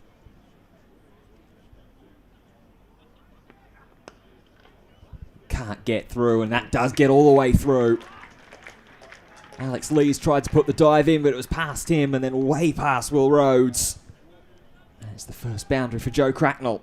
Yeah, it's a classy shot that from Joe Cracknell. There's a little bit of pressure building on him there. 1 from 9. He's busy and wants to get going. That was composed and classy as he whipped that one through a very, very small gap between mid-wicket and mid-on.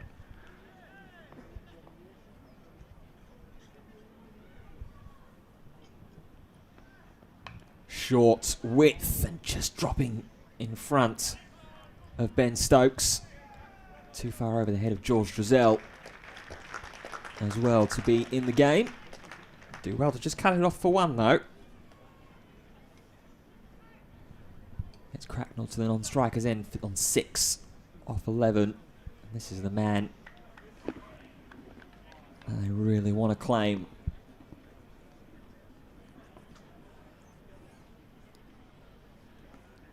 Short helped around the corner and on its way. Robinson doing the fielding.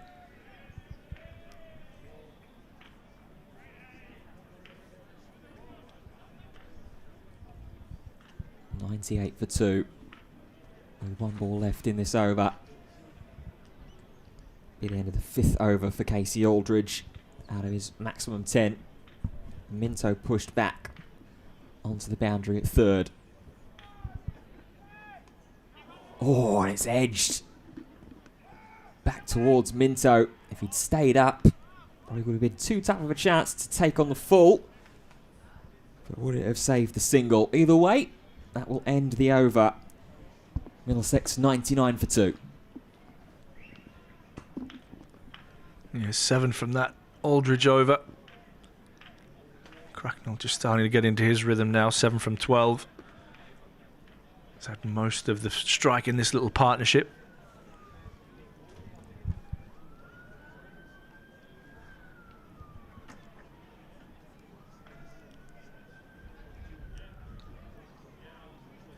Really curious as to how they use Ben Stokes.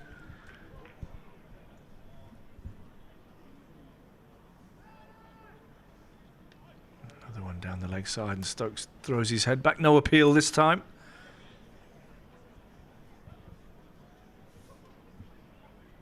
It'll be a somewhat unceremonious way to bring up the Middlesex 100.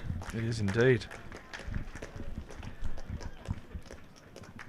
Done it in I under think 20 overs. Yeah, maybe 3 people clapped.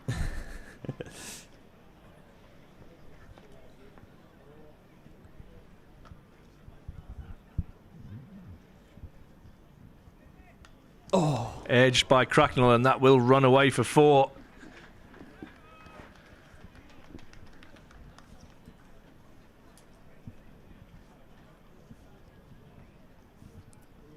always the danger when you've not got anyone in play in the slips cordon. The one time that you do find the outside edge, it just runs away. And in this case, races away for 4. Wouldn't have quite been in play for first, so it would have had to have been in sort of 3rd or 4th to make that a possible catching chance.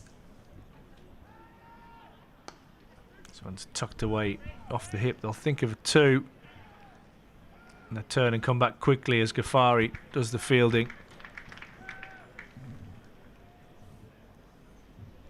Yeah, good positive call that from Cracknell, who immediately signalled and called 2. Ghaffari, the only man back on the deep square on that leg side boundary.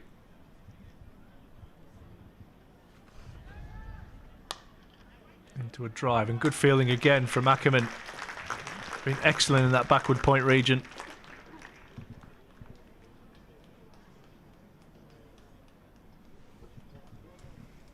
Yeah, just a shame he doesn't have a catch to show for it, or even at least a half chance.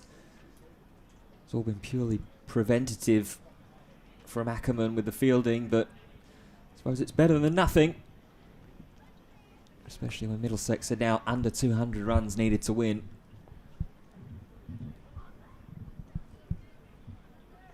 Another wide down the leg side from a very frustrated Ben Stokes.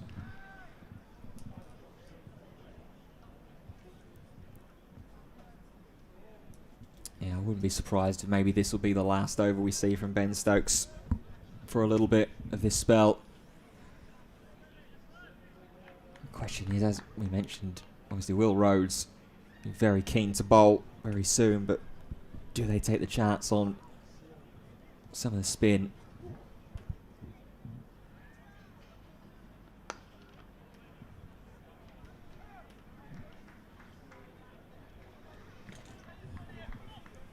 Ghaffari, Drizzell and Ackerman, if they want to utilise him as well as spin options for Durham. Ghaffari obviously the frontline spinner, as it were.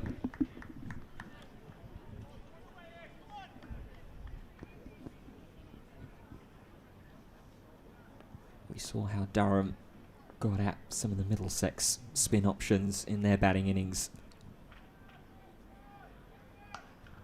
Pulled into the deep and pulled away. Shaf Ghaffari does brilliantly. Manages to avoid it somehow as he rolls over the rope.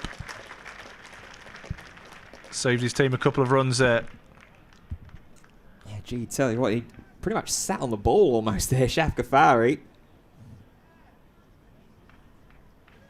But needs must, whatever it takes to stop a couple of extra runs leaking through.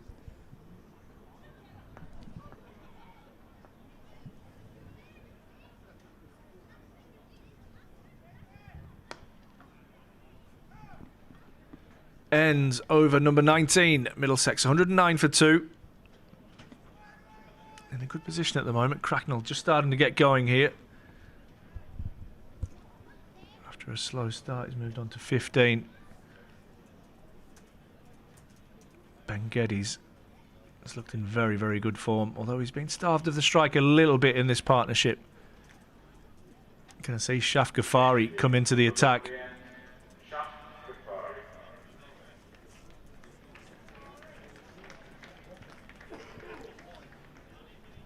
Casey Aldridge trying to put that monstrosity of a left boot back on. Finally starting to give up the ghost. Looks about a size 13. But more attention onto the man that's taking the ball in hand. Shaf Ghaffari bowled 10 overs against Hampshire, picked up 3 wickets for 41. Got Toby Albert, who was caught by George Drizzell, and then 2 LBWs, that of Tom Priest and James Fuller.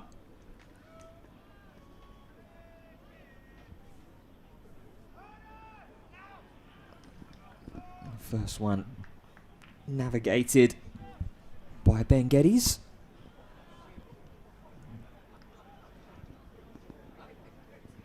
Mentioned about how Durham were able to get at the spin from Middlesex. Just trying to go down the ground and driven through the covers. Just be the one from Geddes. Yeah. Zafar Gohar, 4 overs, none for 23. Holman, 4 overs, 1 for 35. And then Josh DeCary is just 2 overs, none for 20. 77 off them 10 overs.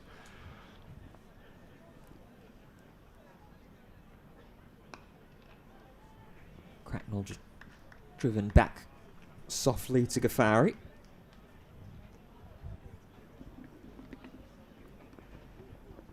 We saw particularly from Zafar Gohar and give up on really flighting the ball up and trying to generate turn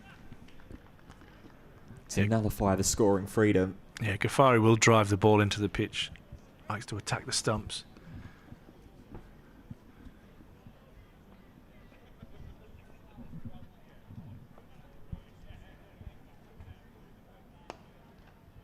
Turned just past Lees at that short mid wicket. Will Rhodes could be another awkward customer. Has done well in this competition.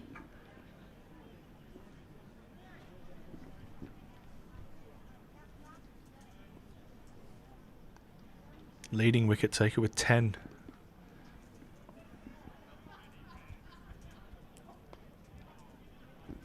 It's going to be clipped through square leg for just the 1 run. End of the first over of Shaf Ghaffari. And it's not too much of a damaging one, just 3 runs. Middlesex 112 for 2.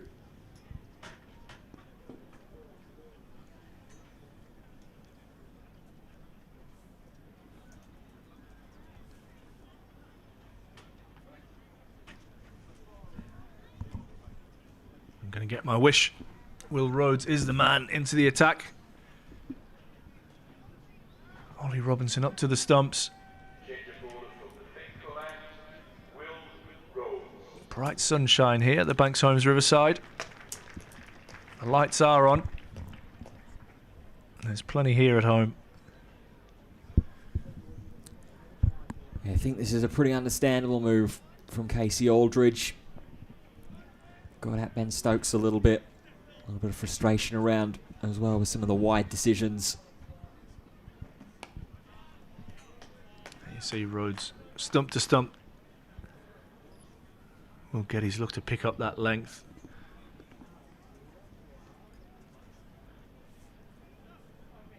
He's hit 2 massive 6s over the leg side. Well, 3 in total, but 2 of them are huge.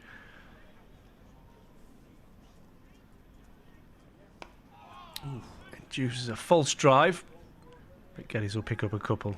This one trickles out to Cow corner where George Drizzle does the fielding.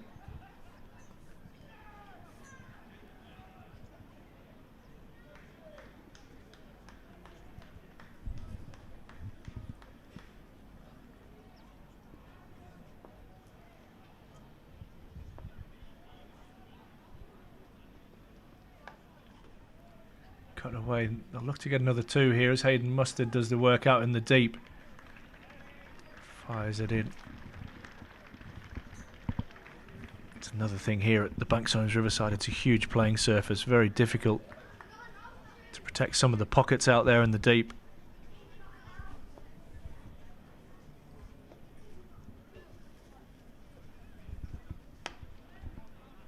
Rhodes does well.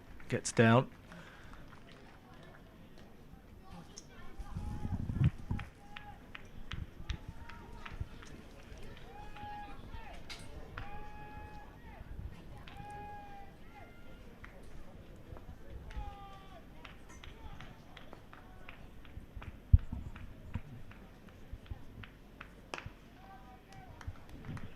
Good from Rose, just settling into his line and length.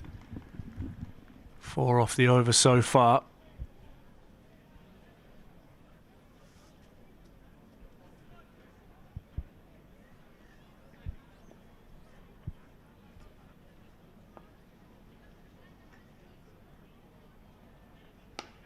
This one punched down to long on. To where Ben Stokes has just been in deep conversation with one of the Durham physios. Ends the over 5 from it after 21 overs. 117 for 2. Yeah, Middlesex needing just 187 to take victory here and keep a hold of their lead in Group B. It's the sunshine bathing those that are to our right in the LNER stand.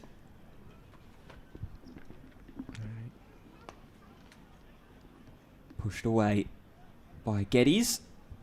And Shafqafari comes into his second over of work. Yeah, Yorkshire with their win earlier today sit top of the table on 20 points.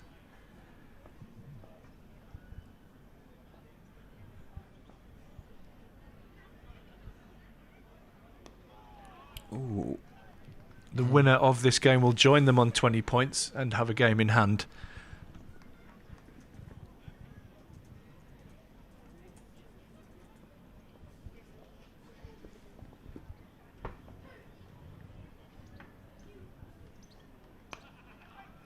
Pushing forwards and a good stop by the skipper Aldridge.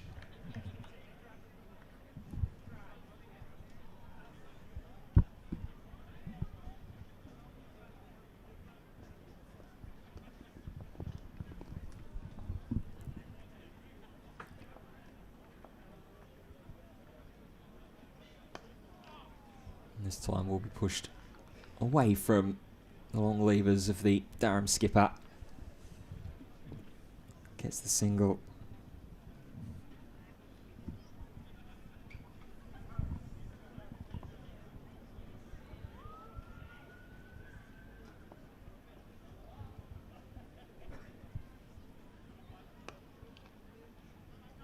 Skipper back into the action again. Yeah, it's a high traffic zone.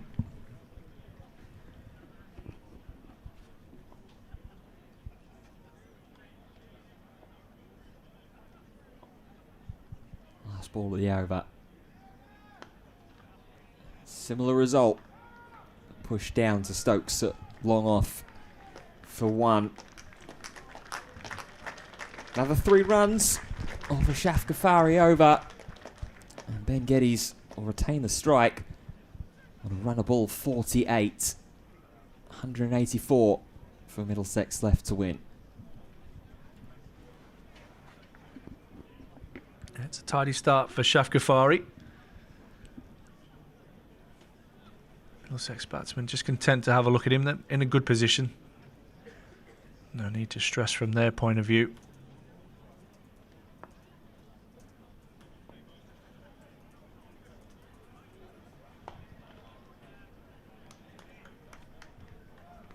Rhodes continuing.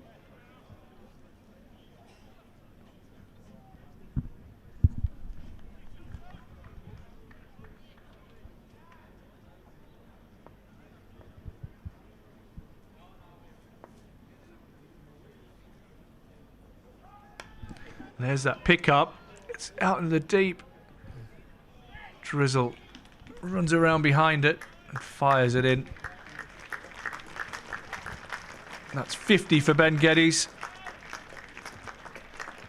A run a ball. 3 4s, 3 6s, 2 of them absolute monsters. Excellent innings from the skipper, but they need more from him. Another inside edge. It's going to bring at least 2. This might even go for 4, as Drizzle has more work to do, this time around to his right-hand side. Does well. And dissuaded as well for potentially trying to pick up the third.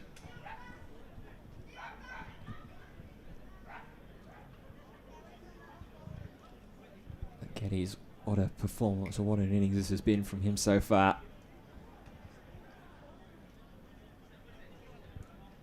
There'll be a bit of an alteration in the field.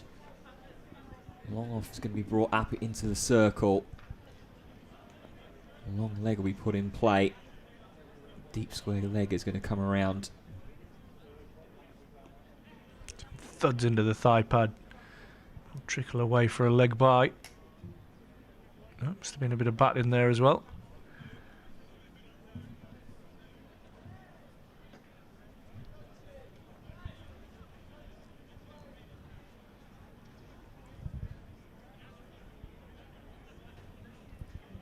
Hasn't quite got himself into perfect rhythm so far, Rhodes.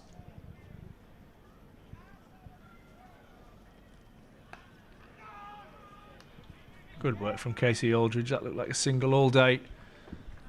To the gap, but a big scream of no from Cracknell.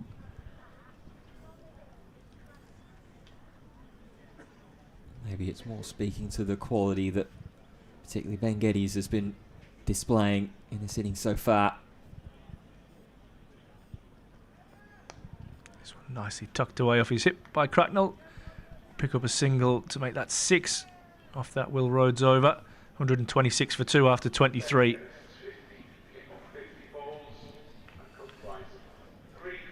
Yeah, the run's just starting to flow a little bit. Run rate at 5.5 and over. 6.6 that's required to be on track to get to the 304 required to win.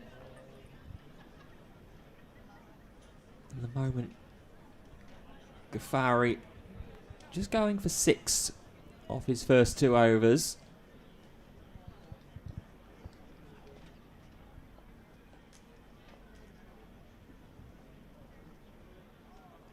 Oh, tries to sweep.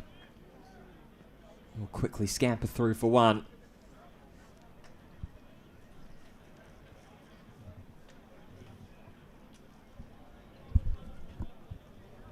Puts Cracknell up to 19.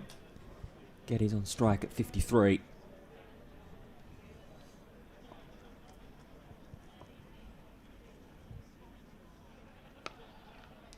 Driven along the ground, and another good stop. This time Aldridge at close range.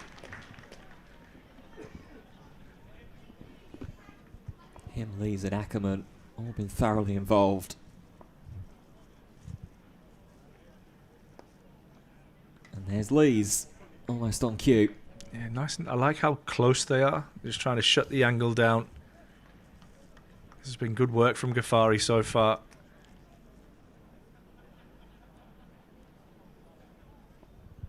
Just needs to find his reward for this early toil. Down the ground and punched to Stokes, wider long off.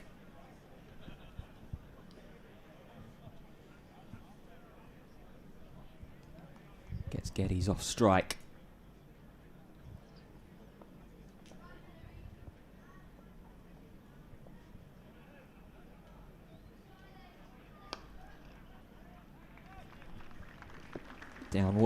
is Ghaffari.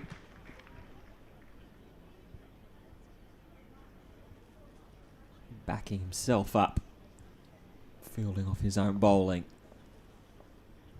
Last ball of this third over from the spinner. And it's clipped away through mid-wicket. Think about going back for 2, and they will. Sharp running and from Cracknell.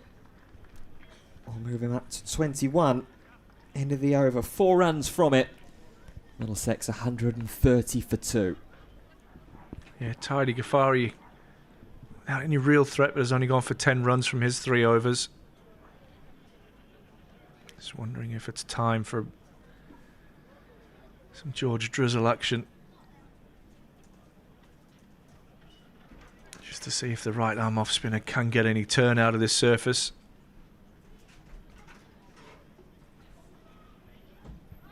Durham want to continue to squeeze here. Try and get that run rate required up above 7.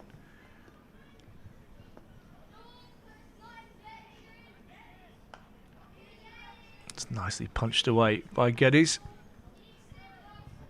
He's looked in lovely touch at just about a run a ball 55.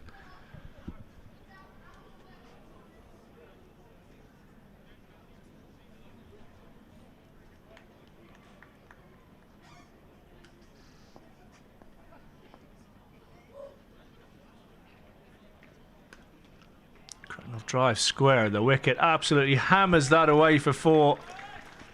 Beautiful timing. Got some width. Absolutely jumped all over it. First boundary we've seen in a little while from either of the Durham batters. And just trying to alleviate some of that pressure that Durham are trying to impose.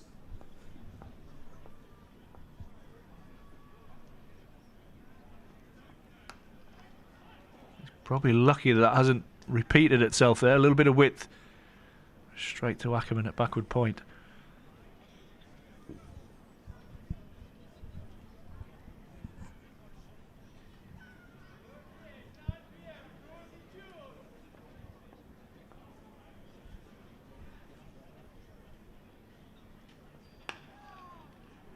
Nearly driven back to Will Rhodes.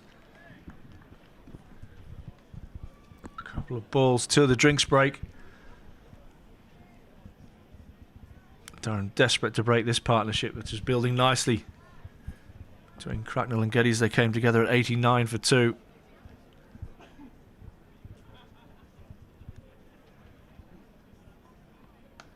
This has helped around the corner as he hit it. Oh! He's hit it to Ghaffari, who has palmed it over, I think, for 6. Indeed it is, and is that the moment?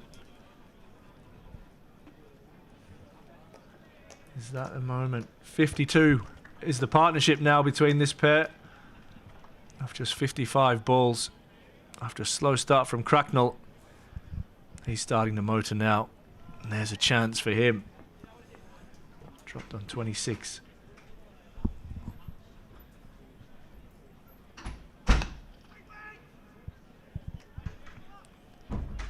Well, that would have been a lovely time to take a wicket for drinks. That's not to be for Durham, and Middlesex will take the drinks break at 141 for 2. And just to give you an idea, at drinks, Durham were 117 for 1. So Middlesex right on top here. Yeah, can't help but that was a big, big chance. Obviously, staring into the sun, having to move around slightly, but one you'd have to say that Ghaffari should be taking to remove Joe Cracknell and break this partnership before drinks. Now, really have to reconvene and figure out a plan of attack, first and foremost, to get rid of at least one of these two, if not both of them, within the first 5 or so overs after the drinks break, and then start to chew into the middle order. Luke Holman, Jack Nelson, Zafar Gohar, Toby Rowland-Jones still to come. Have a quick look around the grounds as well. Many of the early start games all concluded up. Results in Group B so far. Essex winning by 3 runs against Glamorgan. Could not chase down the 313 run target set. They could only manage 309 for 7 in their 50 overs. Lancashire at Old Trafford in Group A. They have bested Gloucestershire by 4 wickets with 11 balls remaining. Notts winning in Group A against Northants by 6 wickets with 20 balls remaining. One of the other big battles in Group B, Yorkshire winning by 5 wickets against Derbyshire in a thriller in Scarborough with 4 balls remaining. And then the late starts that are still in action. Leicestershire need 150 more runs in 32.3 overs to chase down Warwickshire's 221 run target. They're 71 for 5 though, so running out of wickets. Surrey have a fair bit to do in Taunton against Somerset. Somerset posting a target of 369. Surrey at 85 for 4. And Sussex down in Hove set another big total for Worcestershire this time to chase. 334 the target. Worcestershire currently 74 for 1 in Hove. But here, still a pretty finely poised contest. One that Middlesex, the league leaders in Group B, just starting to creep in front of, you'd have to say. Ghaffari will continue from the Lumley end into his 4th over. It's driven into the wicket. Out to Drizel for 1. Durham need to change something here. A little bit sloppy in the field.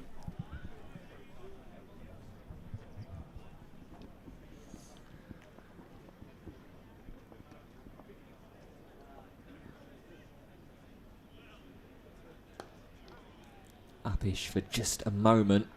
Too far out of the reach of Casey Aldridge. Just be the one.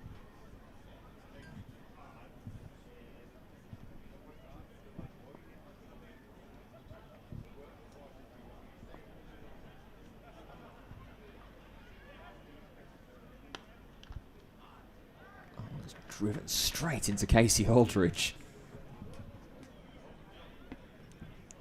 That left hand of his.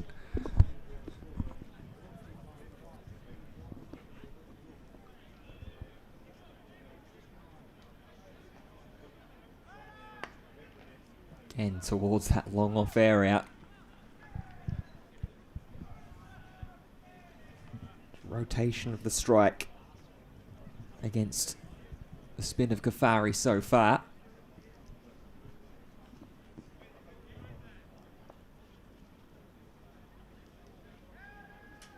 That one dragged down a little more by Ghaffari. It's driven square of the wicket on the offside.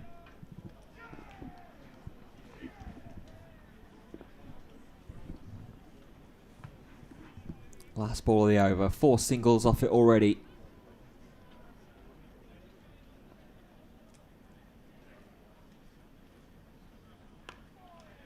This one driven down and a couple of bounces back to Ghaffari. So 4 singles is all it will be in the first over after drinks. Middlesex 145 for 2. It's been tidy, Shaf Ghaffari. Just the 14 from his 4 overs. What did Durham do here? And continue with Will Rhodes.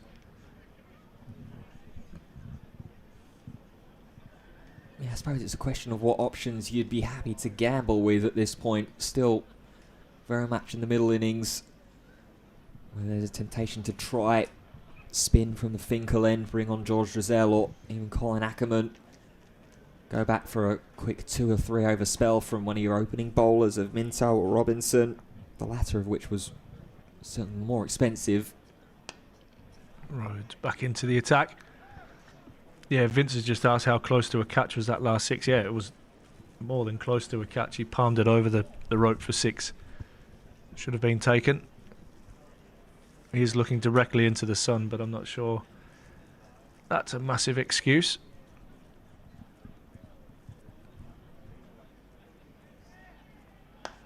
Nicely driven down to long on by Joe Cracknell. Moves on to 34. Yeah, I think it's one that Ghaffari will certainly be disappointed in.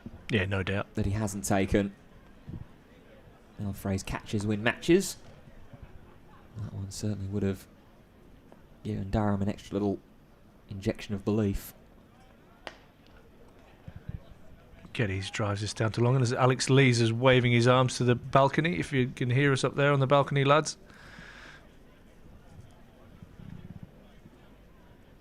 Yeah, calling for something or trying to indicate something to the lads upstairs.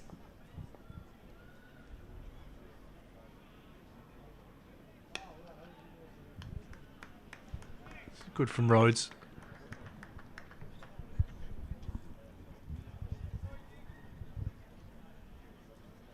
$147 for 2, Middlesex.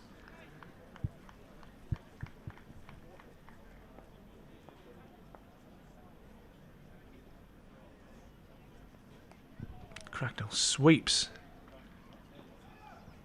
down to Ghaffari, who does the fielding. Gathers it cleanly and fires it in. Hands on head from Rhodes as well. Seeing Cracknell play the sweep.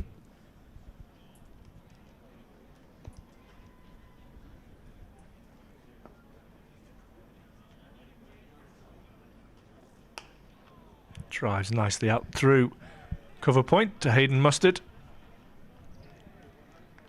Ends the over. 4 singles from it, so a quiet start as Middlesex rebuild after drinks. They're 149 for 2 after 27.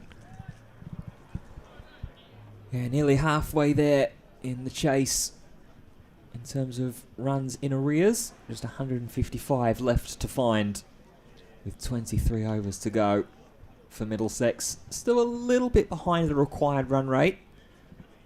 Ticked up to everyone's favourite number, 6.7. Oh dear.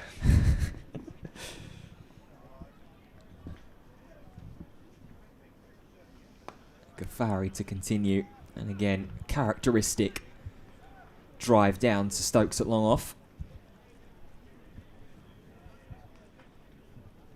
That'll bring up the 150 for Middlesex. Taking just under 2 hours.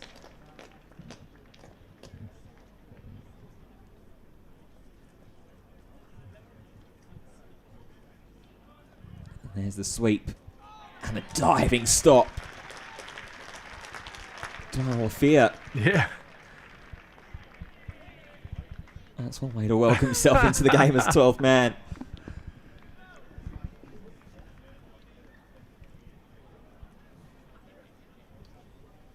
Well done, big fella. I'm sure he wasn't expecting to be out on the field, and then with that injury to Emilio Gay, left Hayden Mustard as the sub fielder. But he's on all the time. Oh, big appeal. Thinking maybe that's come off the foot, but it's toe of the bat instead from Geddes. Not sure anybody was sure what happened there. But it's a run. Yep, and when in doubt, I'd have been screaming for that. turn around and appeal. Give it the big one. Oh, sweeps. Hasn't quite got all of it. It was a hefty chase on, though, for the man out on the deep square leg boundary. He's not reined it in cleanly. But clean enough, Hayden Mustard, to keep Cracknell and Geddes returning for a third. Yeah, top edge. Looks like Cracknell's the one who's going to try and really be the aggressor here.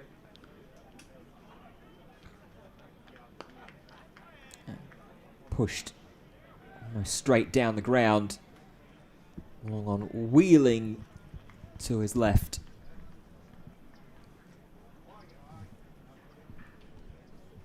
Doesn't have to rein it in.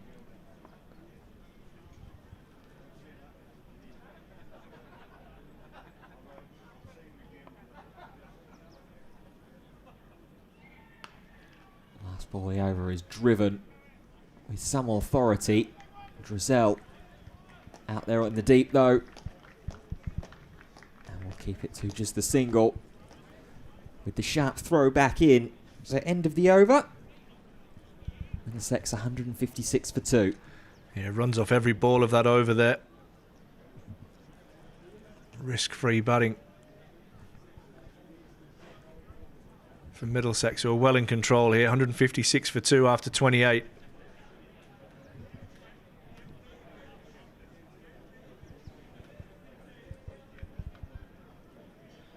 Desperately need a wicket here.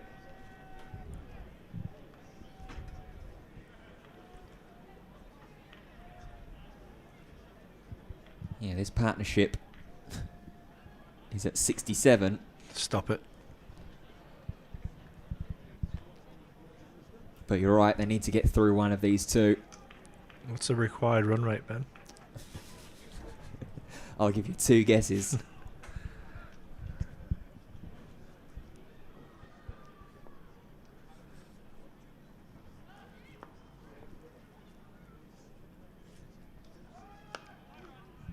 Geddes tries to drive on the up.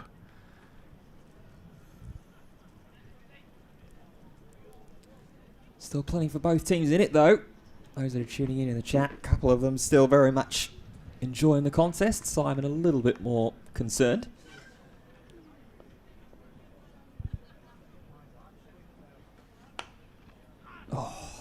Finds the gap. Add extra cover and will run away for 4. Too much width from Will Rhodes. Casey Aldridge has been electric in that cover region, but unable to stop that one. Yeah, way too much width. Too easy there for Geddes to just extend the hands. For as big of a frame that Casey Aldridge is. No effort of diving.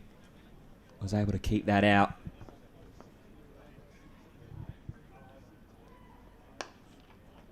Oh, driven down the ground. Rhodes, not sure if he's intentionally tried to palm that back onto the stumps. But Cracknell would have been gone. Backing up.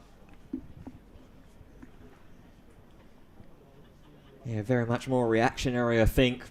Just the instincts to stick out the right mitt and see whatever happens after that.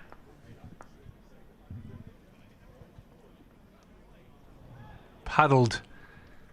He's got plenty of it, Cracknell. And it will run away for 4. Inventive batting from the wicketkeeper.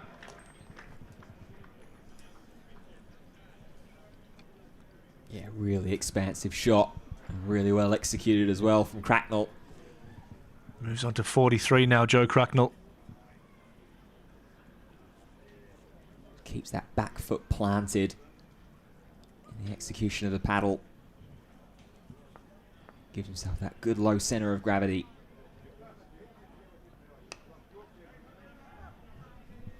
It doesn't take much for Joe Cracknell to have a low centre of gravity.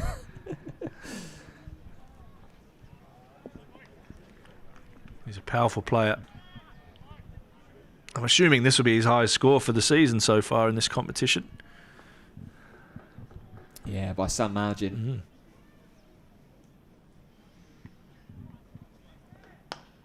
Hammered down the ground.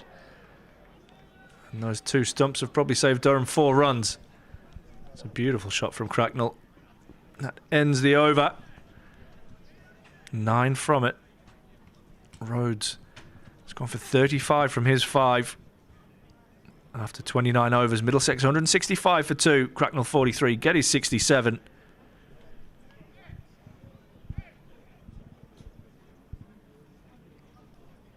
Looks like it might be due for a change of bowling. Is it going to be a change of pace though? It's not. It's going to be George Drizel who's going to come into the attack.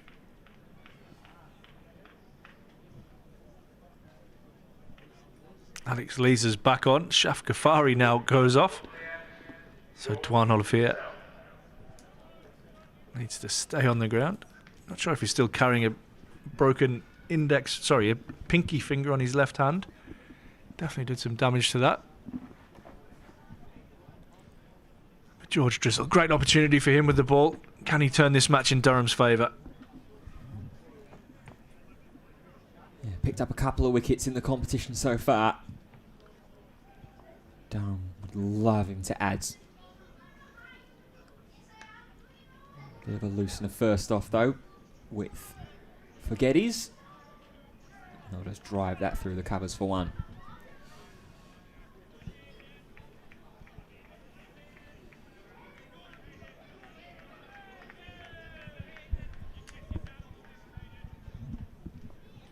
Got some cries for Hayden Mustard out there. There's the sweep. We'll put Hayden Mustard into the game. Big cheer. Some screams of spin, I know that. As you're out in the deep, that's one of your worst nightmares. Just don't want that last ball to, that last bounce to rip away from you.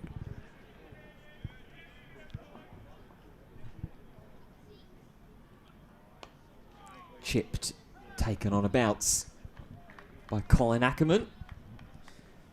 He's found himself more directly involved in his fielding position at cover instead of backward point where he was earlier on.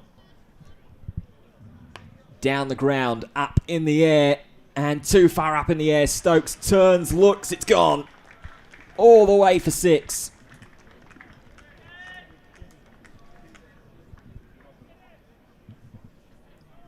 And this was the fear, wasn't it, Ash, that Durham took advantage of some of the spin from Middlesex.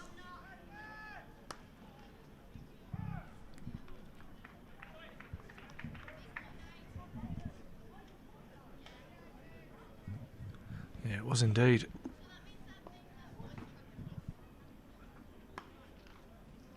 Tries to give himself some room, but once again, can only find Colin Ackerman. So end of the over. It's an expensive open for George Drizzle. 8 runs from it. Middlesex 173 for 2. It's just difficult where to look out here for Durham. Where do they turn? Who's going to change the match for them? Is it a catch? Is it a run out? At the moment, this Middlesex pair are batting beautifully. Cracknell 44, Geddes 74, and 173 for 2. Had Victor Main, the head groundsman, in earlier, and he's part of his formula is normally double the score after 30 overs. Shaf Ghaffari is back into the attack. Another good indicator is Duckworth Lewis. What can you see up there? Is that 161 or 151 Duckworth Lewis? 151. Yeah. So Middlesex miles ahead. But the old saying, put 2 on it.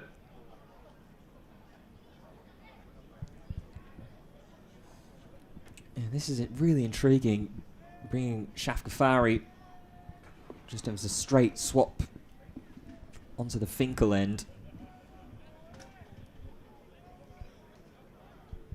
So they're going to have spin from both ends for at least the time being.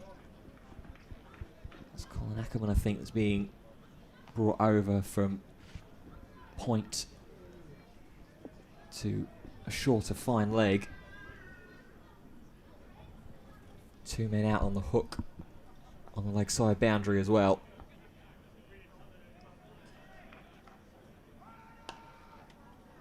Whipped away Alex Lees. We class that as a flop. It would be if it was rugby league. That would be classed as a flop. Yeah, time-wasting smother in football / soccer.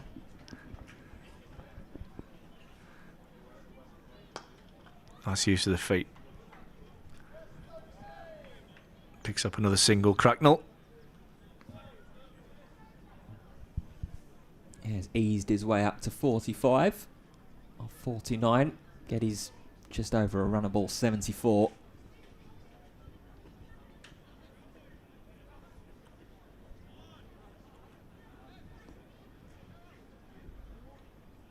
Now another alteration for Geddes. Point will come back in.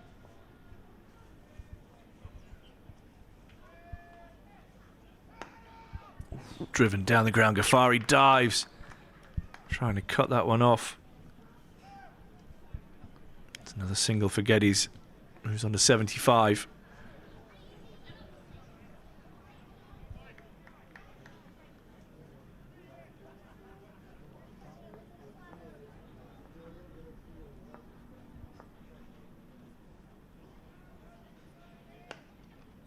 Cracknell using his feet again.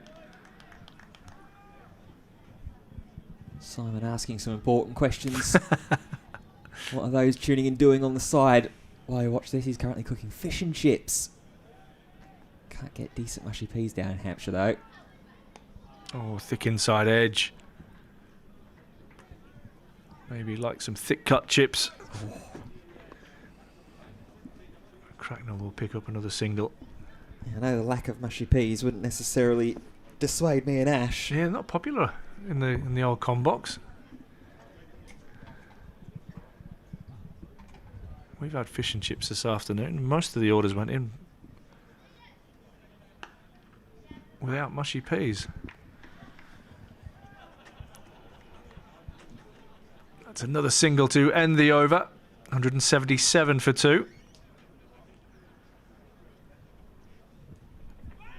Cracknell 46, Geddes 76. 127 needed. That's 6.7 per over. Sorry. It's hovering around there, isn't it? Yeah, just annoyingly so. For Durham at the moment, they're just doing enough to try and slow and stifle things down. Yeah, the lights are on here and we're having to put sunglasses on in there. Well, I am anyway. You're smart enough to sit back.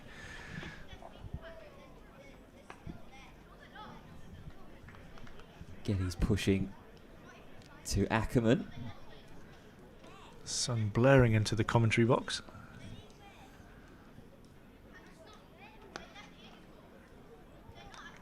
Well, followed from Giselle. Charles with a call of curry sauce. Oh, that's quite popular. Just drown mine in vinegar. Bit of salt. On the go. Dancing down the ground and it just popped up. There from Geddes. Yeah, good length that from Drizzle. I like the line as well. Down the ground, big bottom edge. As Geddes lashed at that one. Somehow worm its way all the way out to the deep square leg boundary for one.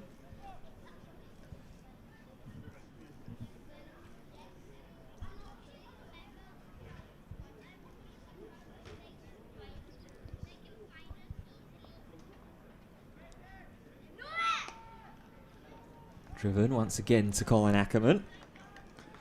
Get out of the over. Just try and build a little bit of pressure here, Durham.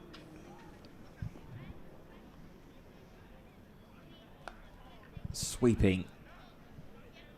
And it'll only be to one, right at Hayden Mustard. That'll do.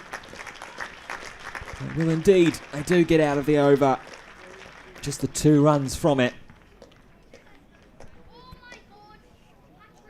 Middlesex 179 for 2. It's not a bad start that from Drizzle. They obviously went for that big 6 over long on in the previous over. And apart from that, it's been pretty tidy work. 179 for 2, Ben. It's just about trying to figure out how to manufacture a chance. Well, they've had one, haven't they? One glaring chance that Kafari put down at deep backward square. At insult to injury, palmed it over the rope for 6.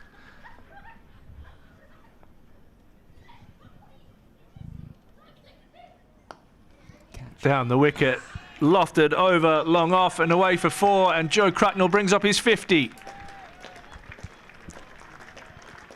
It was the 51, 5 4s, and that 6 we were just talking about was, I think it was on 26 at the time, and he was dropped. That's a beautiful, beautiful little innings from him. Best of the season so far.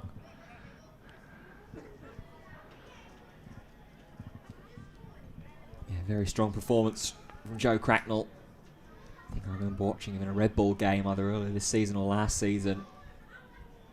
And he looked a pretty handy player.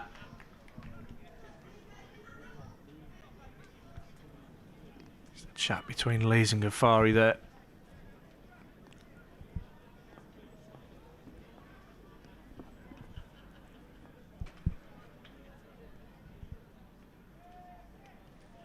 Attempted sweep down the leg side is a wide.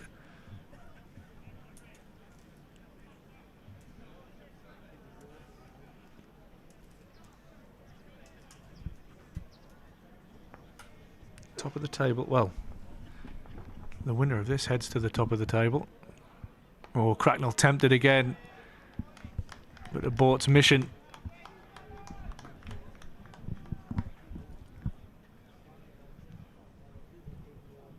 Don't mind that. Maybe a little bit of doubt in the mind of Cracknell.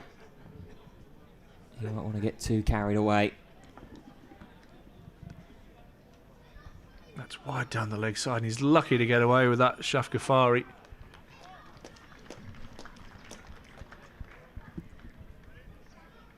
I've got the man in it. Fine leg. Probably for that exact idea. Try and tempt Cracknell into playing that reverse sweep. Get him with a thick top edge that'll just loop up.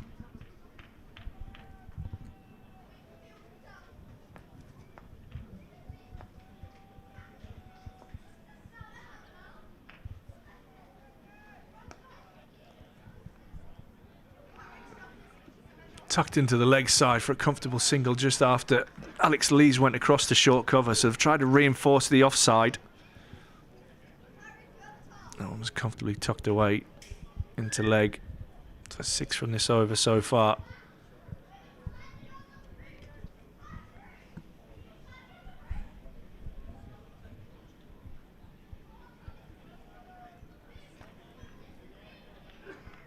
Some more field changes as well. Yeah, back to pretty standard field now.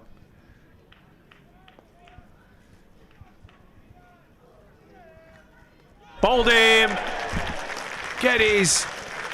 Not sure what he's trying to do there. He's trying to hit straight, a bit like some of the straight pull shots that we've seen today. And is that a little glimmer of light for Durham as Geddes opened the door for a comeback? He goes for 77. Middlesex 185 for 3. Yeah, huge wicket. Shaf Ghaffari redeems after the catch that he probably should have taken off Joe Cracknell for 26. Goes right through the gate. As you say, Ben Geddes, not sure what he's trying to do there. It was just sort of half-hearted shot as well. Not really any commitment. And rears his head back into the sky as it cleans up middle stump. It's his first error of judgment really today as Luke Holman is the new batter. That ends a 96-run partnership. And all of a sudden a new batter walks in and he looks up and the run rate's required as... Well, it's not jumped, but it's moved to 7 and over. If Durham can sneak a couple of quiet ones here, maybe he can push it up to 7.5 and 8. But we wanted to get into this Middlesex middle order, Durham.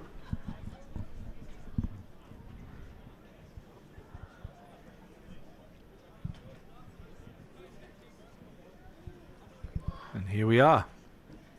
Batters 4 and 5 at the crease. And Holman will have to face up against spin. Not straight away. Cracknell will be on strike. With that being the last ball of the over. Wonder if Cracknell will just try and hog the strike a little bit here. And well done, Shaf Ghaffari. I think he's bowled well today. He's probably been up there, him and Casey Aldridge, with the pick of the bowlers. Time will tell how big that wicket is in the context of the game.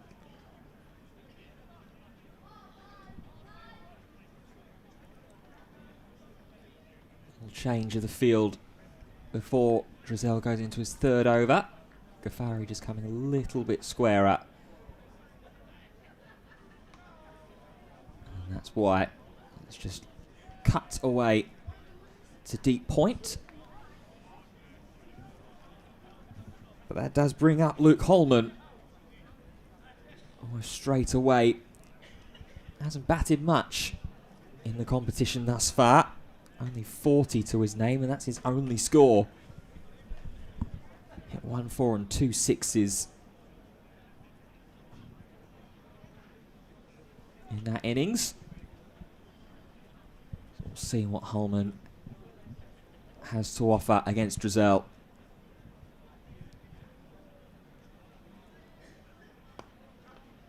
It's driven under the dive of Drizel, and Holman off the mark straight away.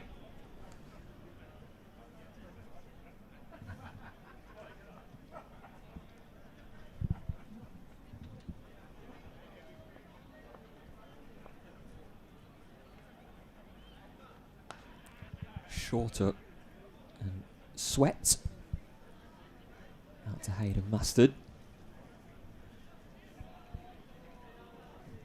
That deep backward square leg he's resided at for most of the evening. Will now be called in.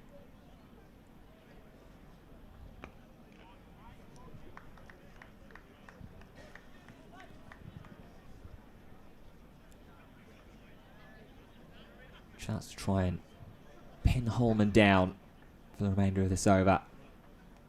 Oh, it's an outside edge. It's going to race away. Won't find the boundary rope. Luke Robinson corrals it. But found an outside edge. And as mentioned before, the danger of having no slips in play.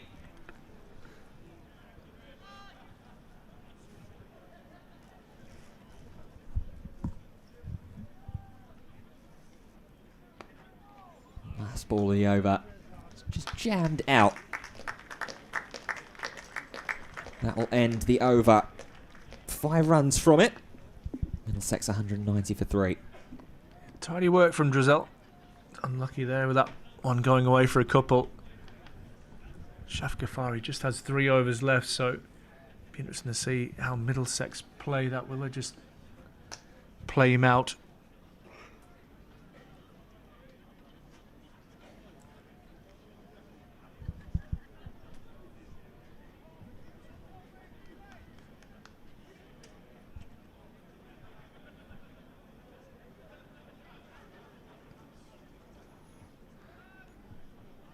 Can they just transfer some pressure onto Joe Cracknell to force him into an error?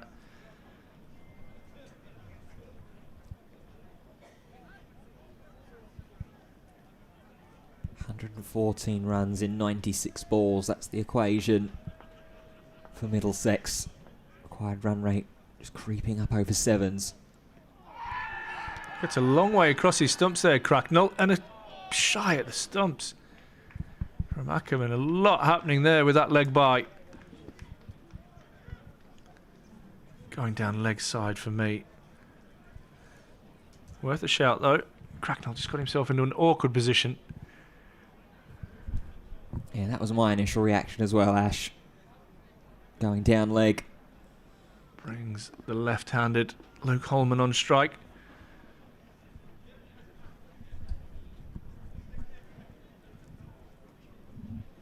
Picked up a wicket, picked up Ben Stokes earlier today.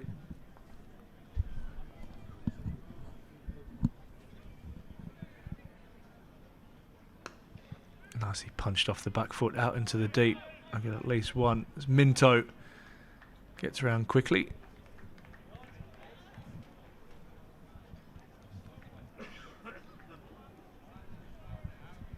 Yeah, I think that Hull will just be happy taking the singles here and there. There will be a point where we'll have to start to go, but at least these early stages. This one driven nicely down to long on.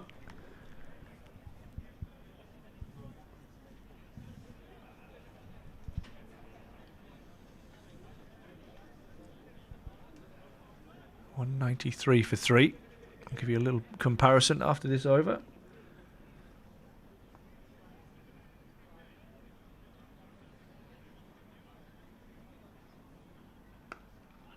Holman again punching that one into the gap in the covers.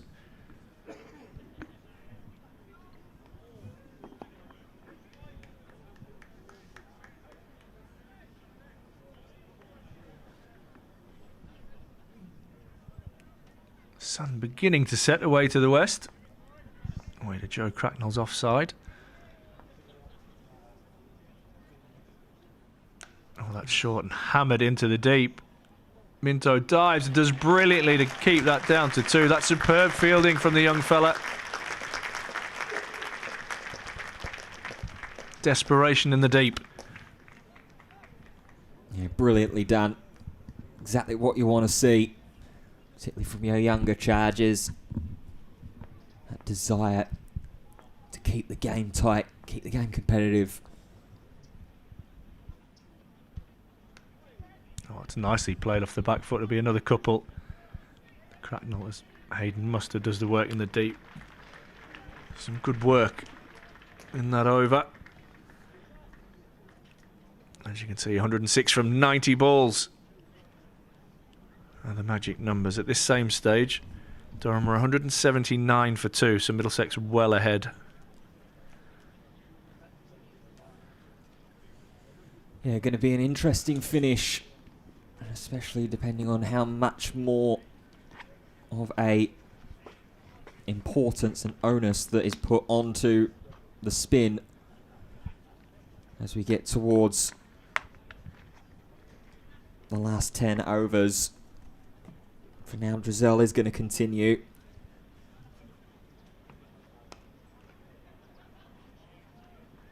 Pushed away through point by Holman, who's done his job nicely early. Yeah, just open the face there using the bottom hand.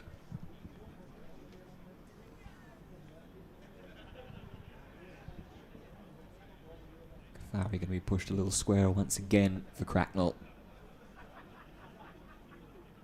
who sweeps right through square leg. And Hayden Mustard this time keeping it in front of him and keeps it to 2. That's the 200 up for Middlesex as well. In the meantime,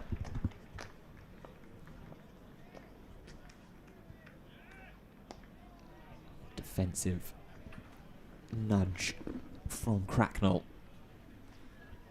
103 of 87.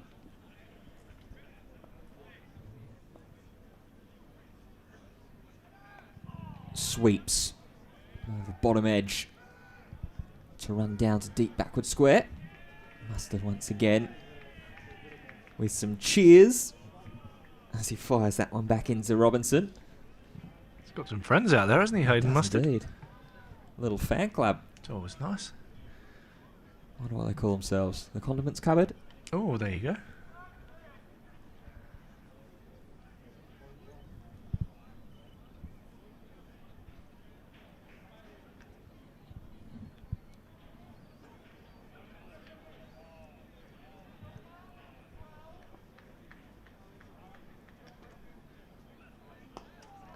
Chipped up and just past Alex Lees.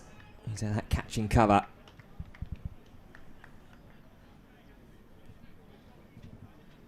Can't quite keep him stuck at the striker's end at the moment, Luke Holman. Yeah, he's doing well, isn't he? Just rotating the strike. Left hand, right hand. Really annoying for a fielding side.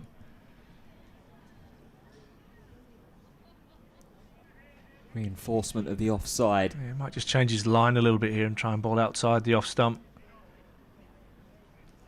Oh, Cracknell still look to hit it into the leg side. I think the answer will be yes. And it was a yes indeed. Another reverse sweep down to deep backward square. That will end the over. 204 for 3. An exact 100 of 84 needed for Middlesex to win. Yeah, it looks comfortable at the moment for the visitors. What can Durham do? Do they change it up? And in fact they are. They're going to take Shaf Ghaffari off and bring Luke Robinson back on. A little bit of airspeed in the twilight.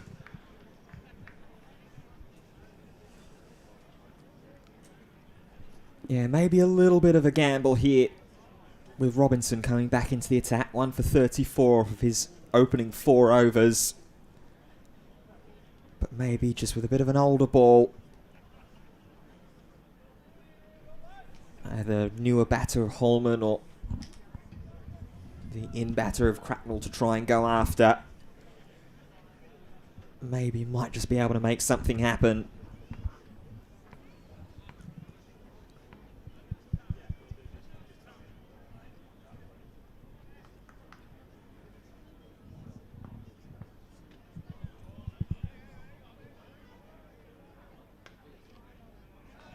Driven straight to Ackerman at backward point.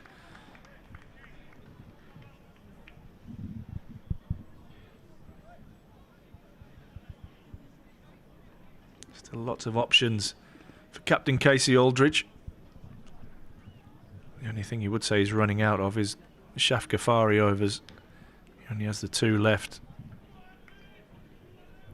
Everybody else pretty much at his disposal.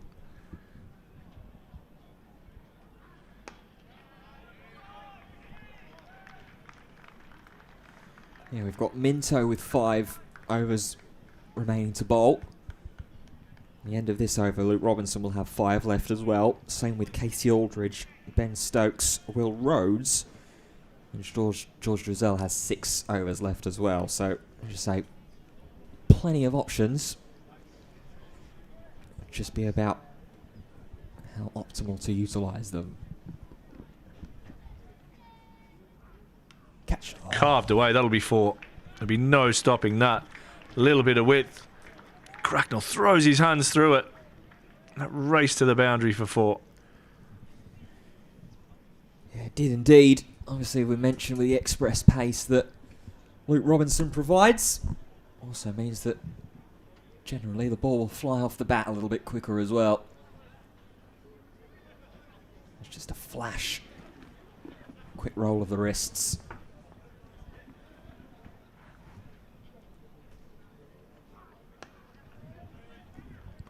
And just overcorrecting.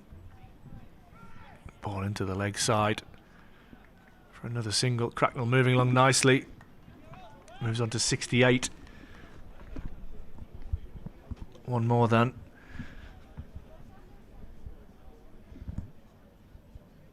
Lights just starting to take effect here. There's a bit of cloud cover over to the west.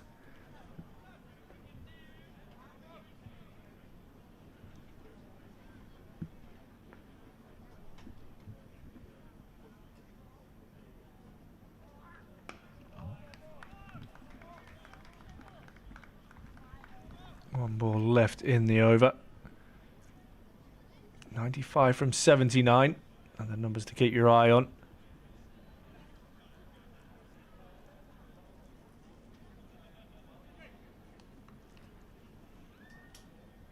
What can Durham do to get back into this game? Just got the wicket of Geddes. Best way is to get 2 new batters at the crease. Again, tell you what, Alex Lees has been superb in the field today. Ends the over. Just 5 from it. That one boundary, that flashing drive. Through backward point for 4. Leaves Cracknell on 68, Holman on 7, 209 for 3. Middlesex need 95 from 78. Just ticked past 8 o'clock in the evening here at the Banks Homes Riverside. A picture of beauty in the early August evening. Those that are in attendance here in person still very much gripped and intrigued on what this could finish. George Drizzell is going to continue from the Lumley end, going to his 5th over. Little push down to the wide long on for 1. We'll get Cracknell off strike.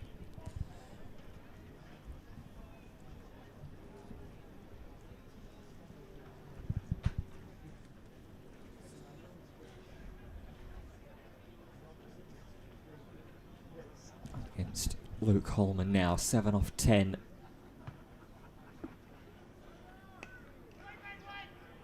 That's guided to Hayden Mustard. Finds himself inside the circle at backward point. He's got some good backing out there from the crowd. Ooh, slightly inside out from Holman. There'll be a thought of 2, and they'll come back for the second as well. Good running between the two. First sign maybe of a little bit of extra intent. 92 of 75 needed. Oh, backed away. There did Holman. And some more rabbles of applause from the condiment cupboard and Hayden Mustard fan club.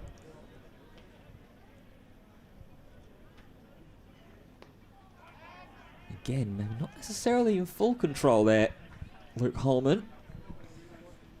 Does enough though to get it away and get himself off strike. Moves on to 10. The field will slightly disperse to Cracknell. Still have Lees in that catching cover.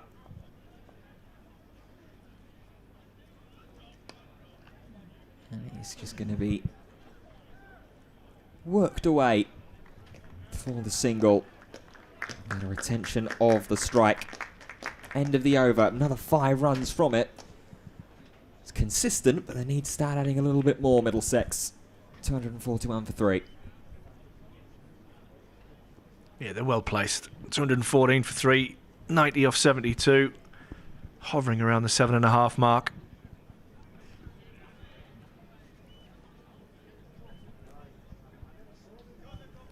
Durham need his 2 new batters at the crease.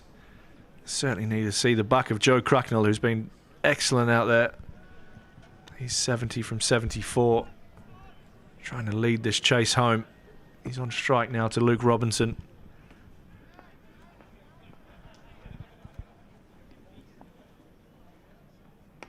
Oh, Robinson just runs his fingers over that one.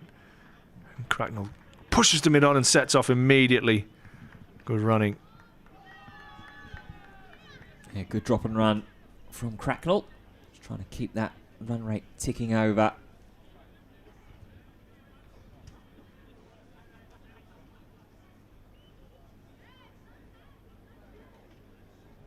Come round the wicket to Holman. Try and hit the stumps every ball, Luke Robinson. It's good bowling. Well played by Holman as he guides that one down to third. That's where you want Robinson to be. Challenging that off stump.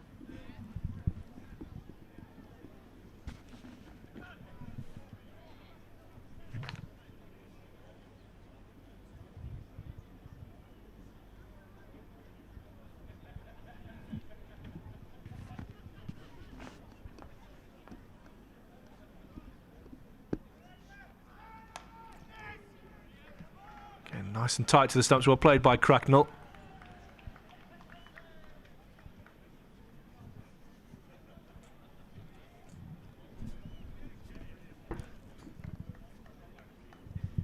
Huge thanks to all of you guys watching along the stream. It's been an excellent day's cricket so far. This game poised to go all the way.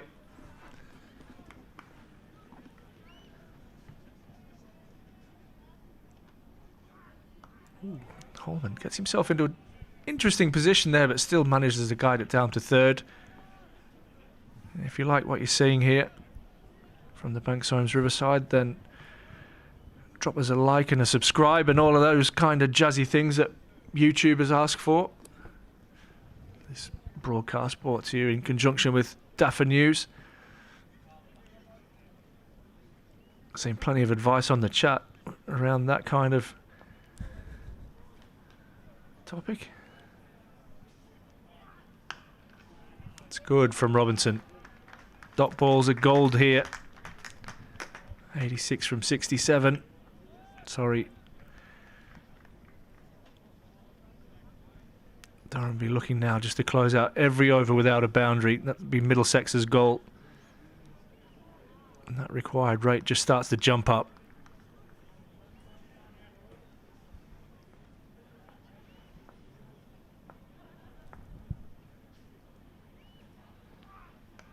Cracknell manages to get this down to third. Sets off with intent, but it'll just be the single. It's a nice over that from Robinson. There's been plenty of overs recently. They've gone for just 5. You can add that one to the list. 219 for 3 after 39. 85 from 66. Yeah, in fact, the last 3 overs have all gone for 5. At the moment, that required run rate pushing up now to over 7.5. That was potentially one of the keys, as if Durham maybe can't pick up the remaining 7 wickets in the last 11 overs remaining. Just starve the Middlesex batters of expansive scoring opportunities. Keep that run rate down. Maybe, just maybe squeak away with a win. And Cracknell says absolute nonsense to that. I'm going to chip you over the top of mid-off. 2 bounces for 4. That is a beautiful shot by Cracknell. Inside out, over mid-off. This is the last over before power play 3, where Durham can have an extra fielder outside the circle. That fielder would probably be the man at mid-off, and Cracknell takes full advantage. Full start. Poised by Cracknell as Leeds were just returning back. And now sweeping right at Hayden Mustard. Little bit of a tumble. Oh, it's awful that. Honestly, when that ball starts spinning, is it the second, is it the third bounce? Especially when it's hit at that pace. He's timed those sweeps pretty well all innings, hasn't he, Joe Cracknell? Even if they have just been for the 1.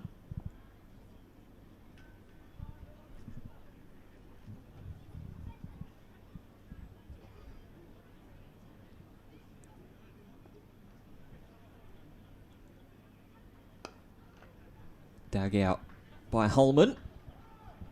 Just for the 1, pushed out to Stokes. We'll see him with the ball back in hand the remaining of this evening. I've got a feeling we won't. I don't know if he's got a little bit of a groin issue, Ben Stokes, but we'll wait and see.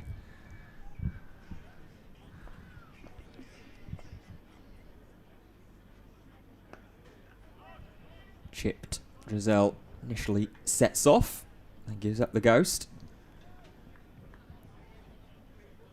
And especially if there is a slight issue there with the game in such close proximity on Sunday down at Darlington. Yeah, they're going to come thick and fast, aren't they, these games next week as well?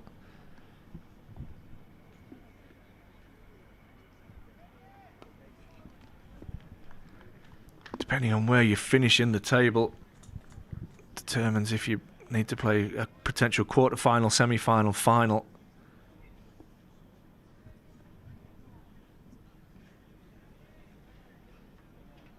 Oh, swipe and quick off with the bails. Bit of turn there. It's a good finish to the over, that from Drizzle. Just 7 from it after going for 4 first ball. It's a good fight back. Well, speaking of the conclusion of the campaign for Durham, it's comprised of the outground trip to Darlington on Sunday to play host to Essex, who are currently 3rd from bottom in Group B. And then it's away to Worcestershire to close up.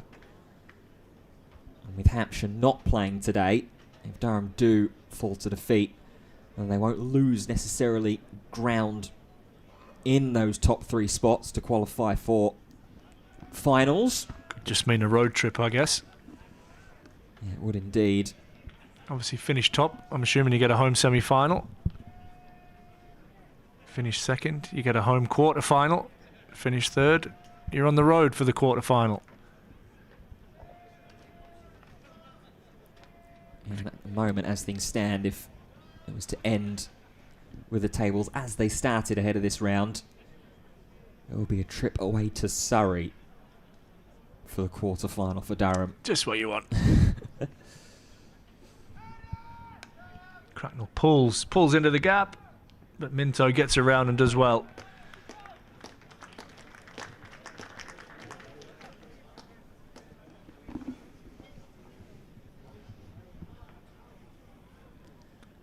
.41 this partnership between these two. Holman being happy to build his innings. He's on 13. Joe Cracknell's just about to run a ball 80.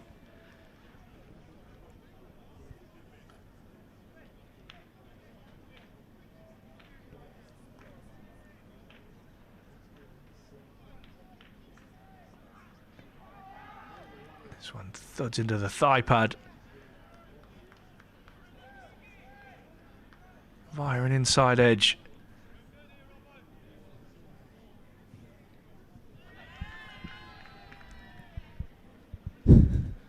Still a healthy crowd in. Yeah. Still being entertained by Hayden Mustard, I think, out there on the deep square leg boundary. Might have given his new little fan club a wave.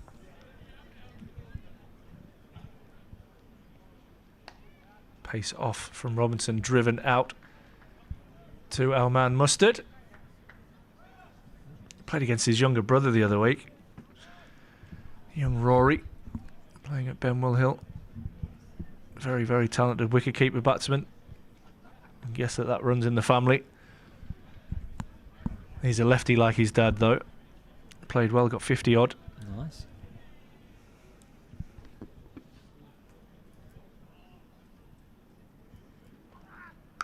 Oh, and that's slapped out over point. Minto does well to get around. I've just been given a heads up by Joe Rushworth, who says Surrey would have to play away due to the 100. So actually finishing third might not be bad, and we might get a home quarter final if that's the case. Who knows? I was confused enough to start when Sam was running me through the permutations of... Yeah, just make it top 2 semi-final. Keep it simple, stupid. Driven away. Aldridge does well. It's a dot ball. Can Robinson get out of this over and nudge that run rate over 8 and over?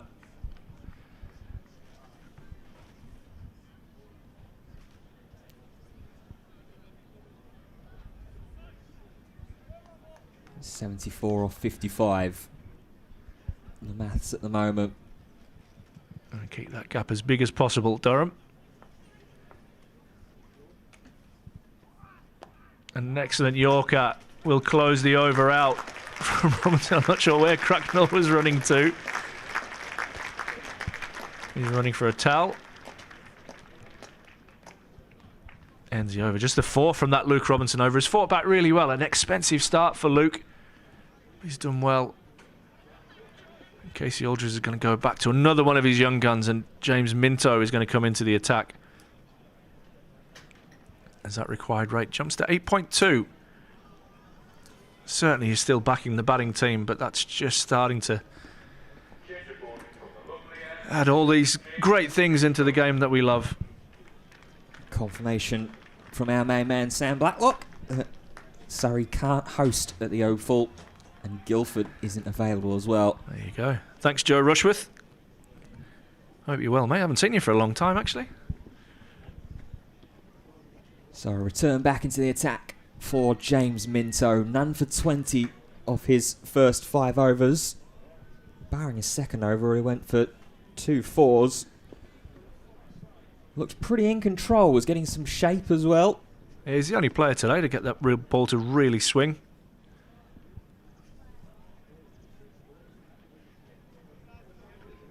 Getting a little word from his skipper, as there was a small pause in proceedings. Cracknell just putting himself back together.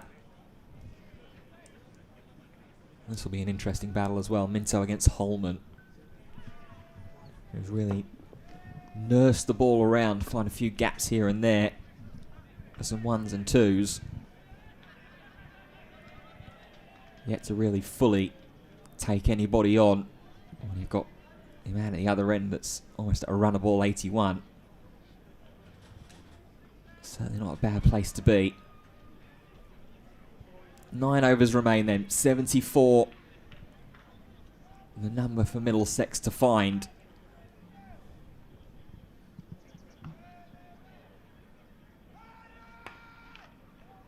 It's driven at only 2. The Let's Stay skipper. Another dot. This keeps building. That rate required now goes up to 8.4. What's Duckworth Lewis up there, mate? They're about level? 221. 221. There you go. Them numbers are too small for my 51-year-old eyes. I'm struggling with my 27-year-old eyes and I've got glasses on. Oh, clubbed right back down the ground for Holman. And his first boundary goes all the way, 6. Well, that was more... I don't know, it was Wrigley Field? Is that one of the home of the White Sox? Chicago Cubs, close. Cubs, sorry. Cubs, that was baseball. That's a 50 partnership up. That was absolutely baseballed down the ground.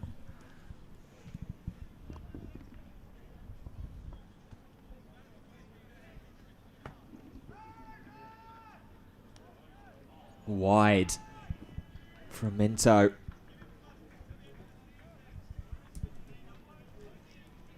This is not the start the youngster would have been looking for. And his team really needed him to keep that run rate down.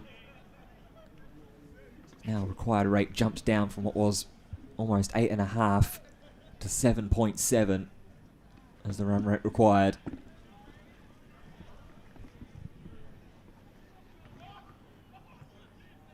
Oh, reaching, it's another wide.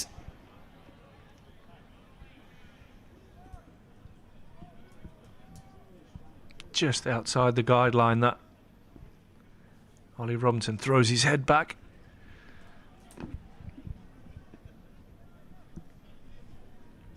Eight off the over already. And the 2 wides mean we've only had 2 legal deliveries.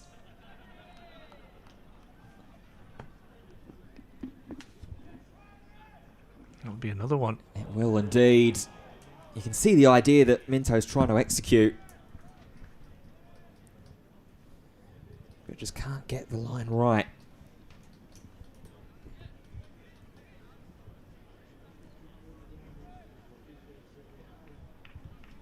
Nine off this over already. Stokes will now come along, try and calm down the young Durham bowler.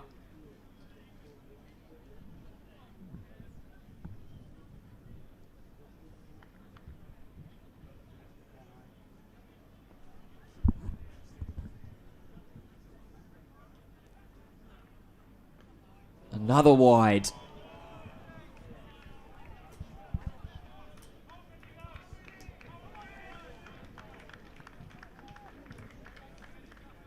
Encouragement from those that are still in attendance.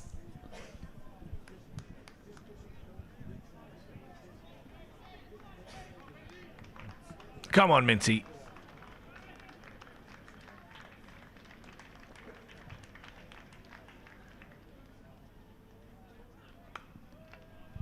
Toe of the bat. Just be the one. A ripple of applause.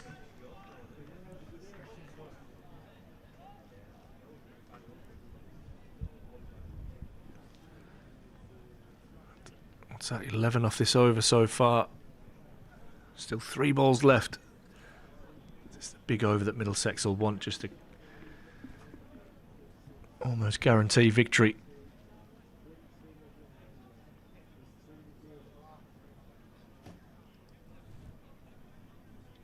Have a little change in the field. Ghaffari is going to be called in. Got Ackerman back at backward point again.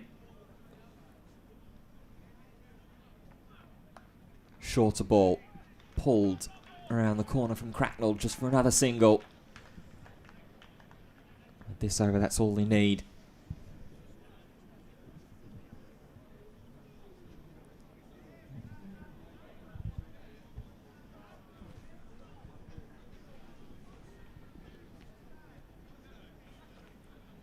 Run rate required down to 7.4 now. So the equation runs 62 off 50.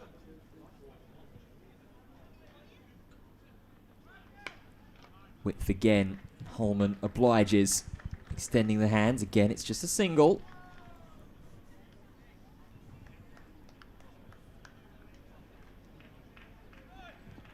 At 13 off this over. As Nish finds amusing that the fact that we've so many extras have been bowled that they've run out of space on the score bug.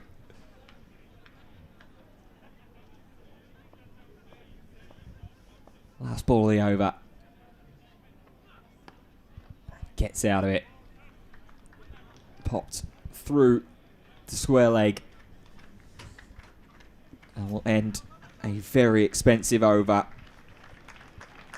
14 from it. 244 for 3.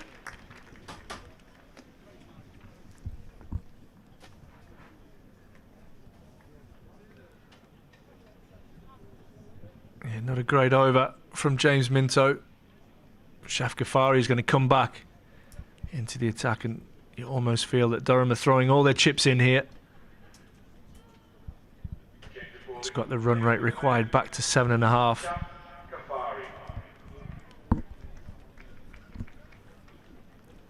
60 to win from 48 deliveries.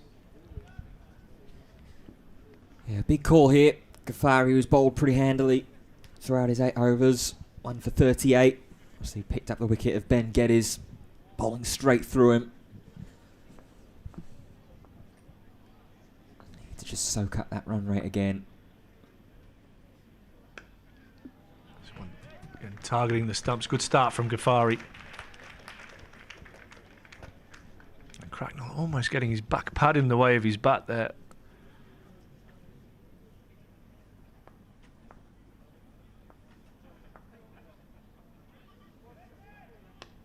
And this is chipped in the air, but it's going to find open space. Stokes doing the fielding. I lost sight of that for a moment. Yeah, just dropped it in safely.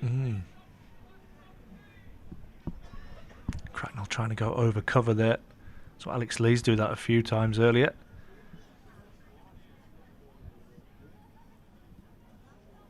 Left-handed Holman on strike.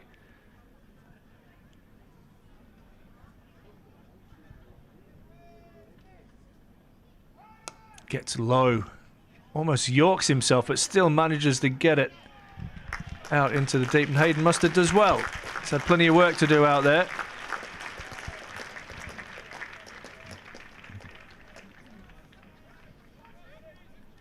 Yeah, not easy that from Minto, wheeling his way around at speed, keeping his hands in front as well as he slid down. There's the reverse, and it beats everything and will run away for 4 byes. Beats the lot. Hands on head, hands in head.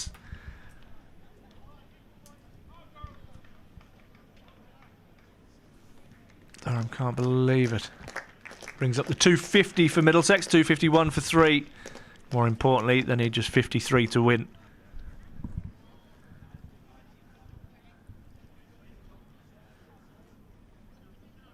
It's somehow just gotten past leg stump. Might have even clipped the sole of the back foot. Holman, early call of note. Joe Cracknell wheels around. Gets back in. 1 ball left.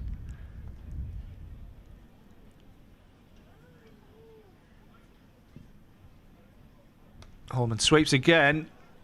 This is in the gap.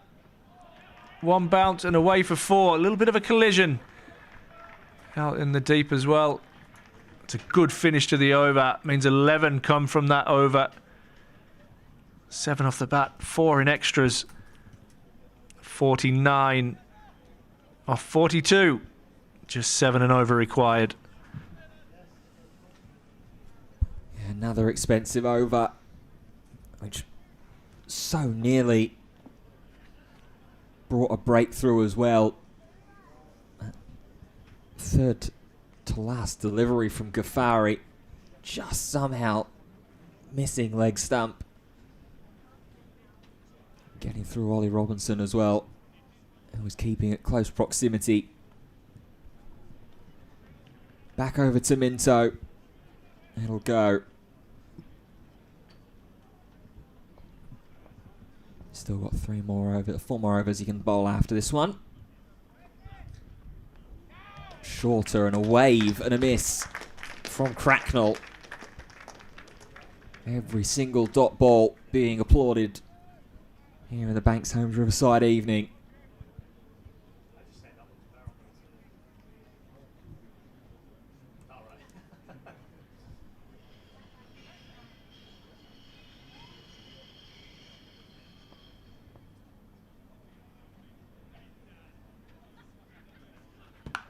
Pulled away. Nice sound off the bat, but straight down the throat.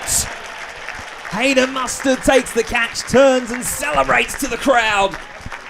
The dangerous Joe Cracknell's gone. And what a reward it is as well for James Minto. After such a difficult over. 4th wicket falls for Middlesex. They still need 49 to win. But with 40 balls left, could Durham just have enough to soak things up? He knew as soon as he hit that Cracknell he was in trouble. As soon as he hit it, it was straight at Mustard. Composed himself, did well. That ends an excellent innings from Joe Cracknell. 84 from 90 to him. But again, you just feel it's the hope that kills you as a Durham fan. Does that just give Durham a chance? As youngster Jack Nelson comes in. What a great experience for him, this little run chase under pressure. 18 years of age. Comes out to join Luke Holman. Ends the partnership of 70 between Cracknell and Holman. And well, Middlesex were able to strike in pretty quick succession late on. Navia Sharma put himself on a hat-trick ball during the back end of the Middlesex bowling innings. Can the Durham youngster emulate? Jack Nelson with 77 runs to his name so far in the competition. 76 of them all coming in one contest. A big moment for him. Cries of "Come on, Jack" from those that have made the journey up. He's off the mark. Yeah, youngster to youngster. Call of no, no, no, and again, applause for every extra little run saved. Just feel the temperature rise a little bit. 48 from 39. Joe Cracknell, who was cruising there. It's a nice moment for Minto after it. You can only describe as a horror over, 4 wides in a row, being hit for 6. He's bounced back well.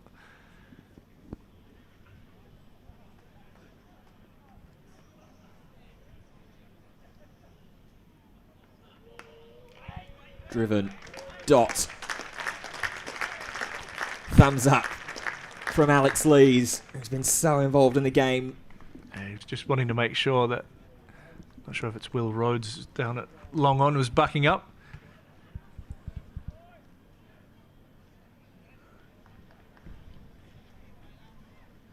Andrew claiming the assist for the wicket. And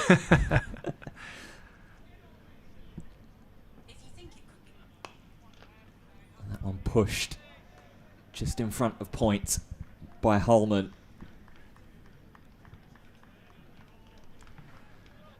Well, Durham got victory from an impossible position up at South Northumberland. Can they repeat that?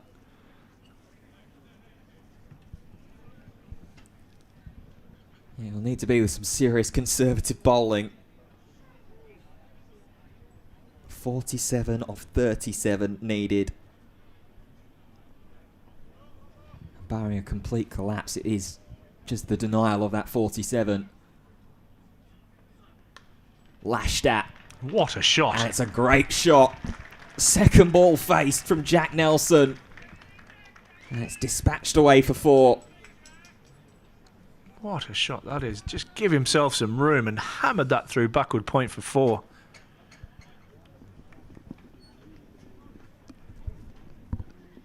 Calls an end to the over. 261 for 4.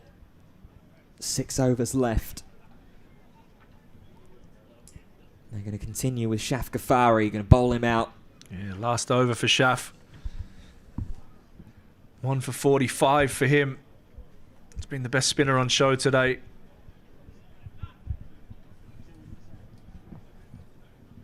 .43 from 36.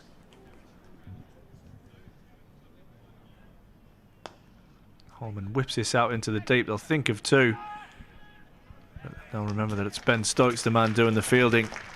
I think Holman might have got halfway back there. That throw right over the bails.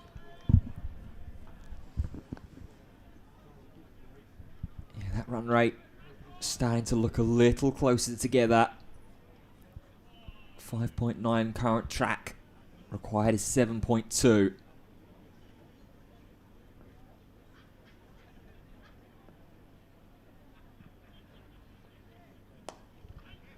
Using his feet, Nelson, just probably yorking himself. I like the intent of the young man. Get out and get into the game.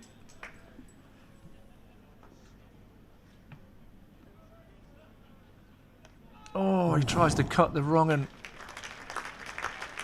I was expecting that to thud into his knee. He got it out of the way just in time. That's another dot. No need to panic here for Middlesex. Still well in control. Nicely slapped down the ground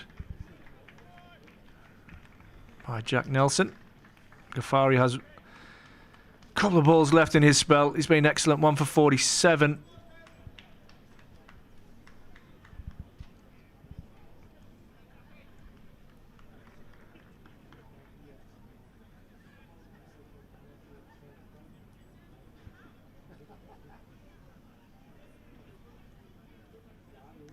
Holman down the wicket. I thought he was going to run straight past that one, but he managed to get a thick outside edge, but that ends. Sorry, he's got one delivery left. Getting ahead of myself.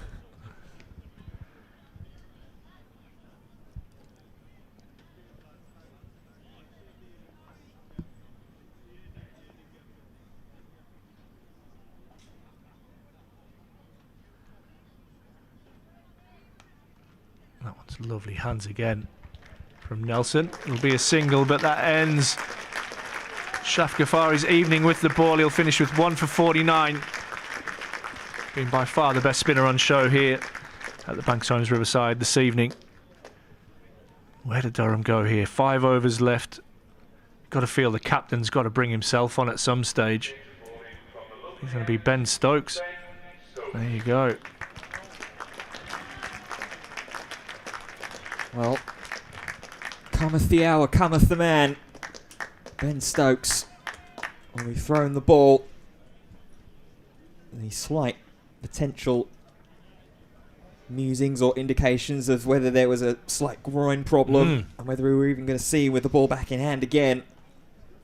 It will be under lights with 5 overs remaining.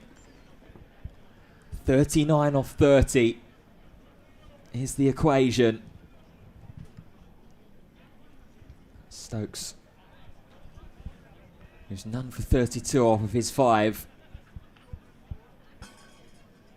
Just going to manoeuvre the field. Luke Robinson being brought inside the ring. That fine leg.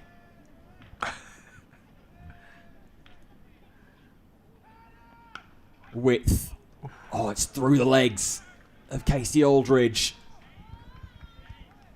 I tell you what, Jack Nelson is no fear of reputation.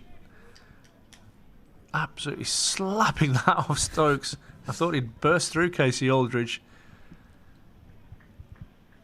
That's a single. Field will scamper against Holman. 2 out on the deep on the offside boundary. Long off, long on. Robinson, who was pushed out to the boundary rope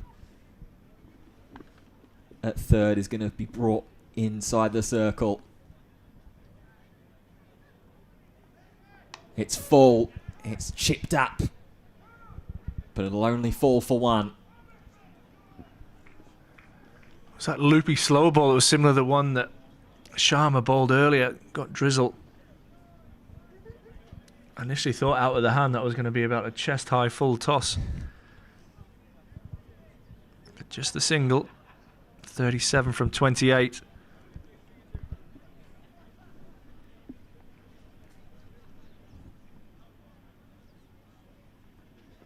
Down the ground and a swing and a miss.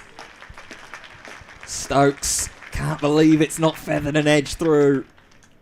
Very close to that off stump as well.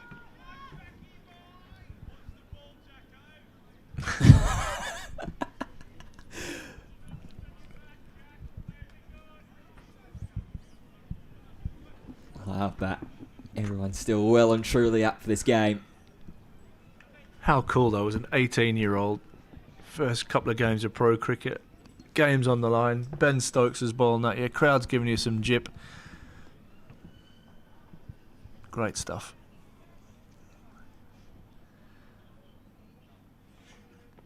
Oh, steps away and strong dive. What a dive that is from Shafkafari to keep that from running away.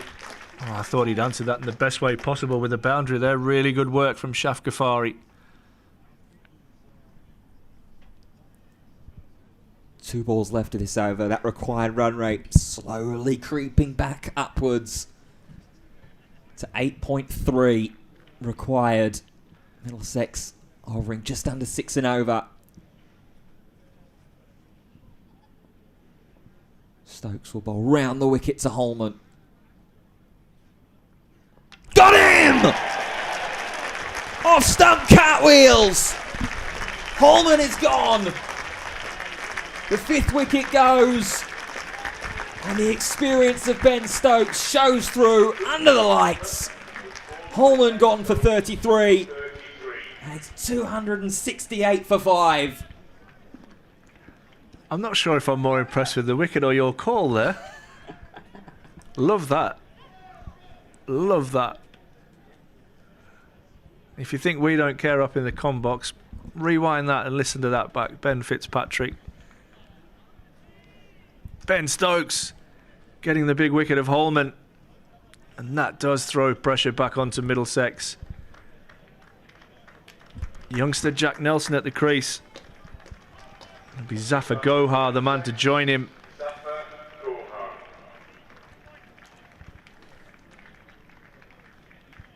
Oh, what a big moment that could be. There's still 1 more ball left in the over. And Zafar Gohar with, wait for it, 67. Stop it. Total runs to his name in the List A campaign so far. Highest of 25. And Middlesex, when it started off looking like it was going to be all so right and all so easy, this game has turned under lights. Well, I'm pleased I took my Ramapril this morning for my blood pressure. Last ball of this over. It's navigated. It'll be a quick single. Try at the stumps. And it won't collide. So Zafar Gohar gets off the mark and will keep the strike. But most importantly, the in-batter Luke Holman gone. Middlesex 35 off 24. That's the equation. Luke Robinson is the man charged with bowling over number 47. Well bowled, Ben Stokes. Robinson.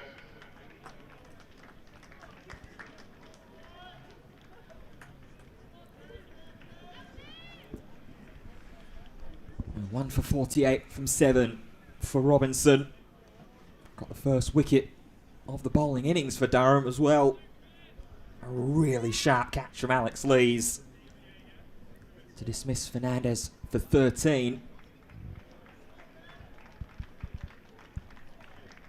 This will be 2 overs from him and then 2 overs from Stokes. Or maybe 1 and 1 from Stokes and Aldridge to close things out. It's full and somehow swept by Zafar Gohar. Out to deep square leg. Oohs and ahs from Durham. But just a single. 34 from 23. Yeah, Gohar took an early big step across his stumps, really covered them up and played the sweep. Which fielder do they bring up into the circle here? That's the discussion.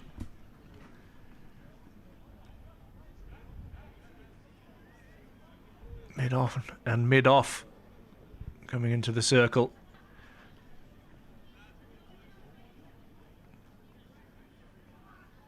Oh, The youngsters look to give himself room so far, but this time he got to cross his stumps and Robinson finds the hole. Nelson can only hit it to Stokes at mid-off. So a good start to the over from Luke Robinson. 34 from 22. yeah, this is stark contrast to when we saw Luke Robinson at the start of this innings. He's rebounded really well. Oh, this field makes me nervous. Third has come up into the circle. Long on has dropped back. Saying he likes to access behind square on the offside. And he's got him! Robinson, slower ball. Leg stump goes out of the ground. And good composure from Robinson. Takes the pace off it. And Durham pick up wicket number 6. 270 for 6. The important numbers are 34 from 21. But importantly as well, new batters are at the crease. Well done, Luke Robinson. Yeah, unbelievable. Unbelievable. Yet another knife-edge finish to this game for Durham, as it was at South Northumberland Cricket Club. That was with the bat. Here now, showing their mettle, showing their composure, laid on with the ball, under lights. It's been a long afternoon and evening as we're approaching 9 o'clock here at the Banks Homes Riverside. But the young guns showing up, firing when the club need them. First it was Minto earlier. Now it's Luke Robinson. And it will bring Toby Roland Jones out to the crease at number 8.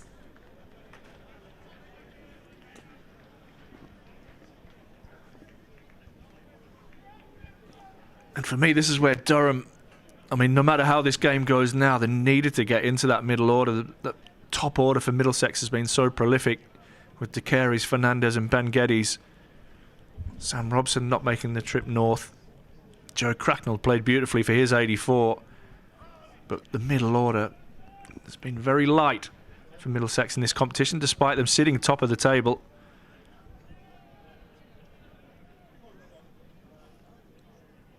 It's a good start to the over from Robinson. A wicket and just 1 run.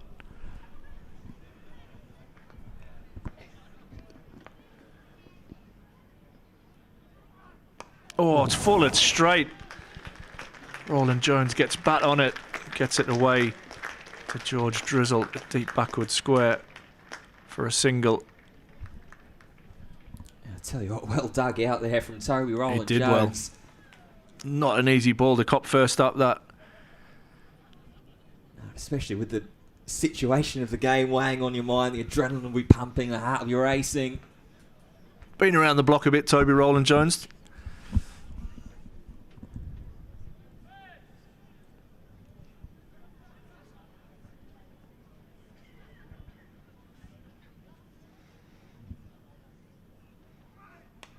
Gohar slices this down to third. Ghaffari down there keeps it to a single. 32 from 19. And very quickly, Middlesex need 10 and over. Yeah, I was peering over at that required run rate number, seeing it continue to climb and climb and climb up to double digits for the first time. What you got on Duckworth over there for me? About neck and neck? 273. There you go. One behind on the Duckworth. Oh, it's full. My eyes immediately turn to the umpire, as does everybody's, I think, in the ground. It goes for a single. That's an excellent over from Luke Robinson. 4 runs and a wicket. He has 2 for 51. Durham take wicket in back-to-back overs. Middlesex require 31 from 18. 2 new batters at the crease. Ben Stokes getting ready to take his position and mark at the Lumley end. Continued ripple of applause around the Banks Homes Riverside here on Ex-Players Day as well. Yeah, I've been dry. I haven't had one beer. What's going on? I think if Could have at least bought me a couple round, couldn't they? I was going to say, I think if Durham are able to just hold on here for these last 18 deliveries, it's a Friday night. By all means, drink responsibly, but I have a feeling the drinks might start flowing. Well said. Over 5,500 of you watching on. That one maybe kept a little lower, but Toby Rowland-Jones chips it away through mid-wicket for 1. Yeah, happy at the moment to give Goa the strike. Big Toby.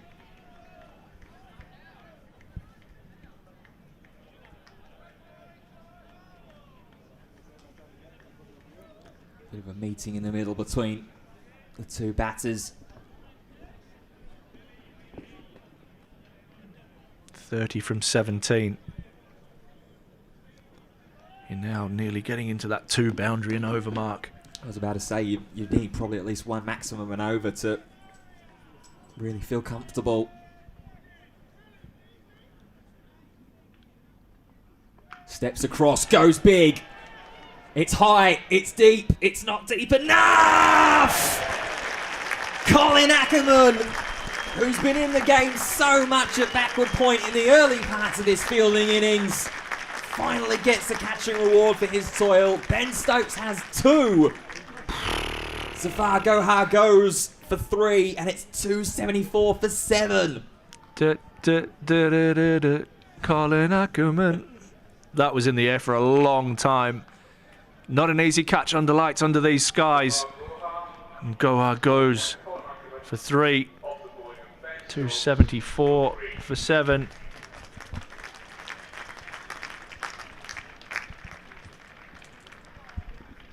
And this has been some turnaround. The fall of Cracknell's wicket, 255 for 4. He knew that the moment he hit the ball that he was in trouble.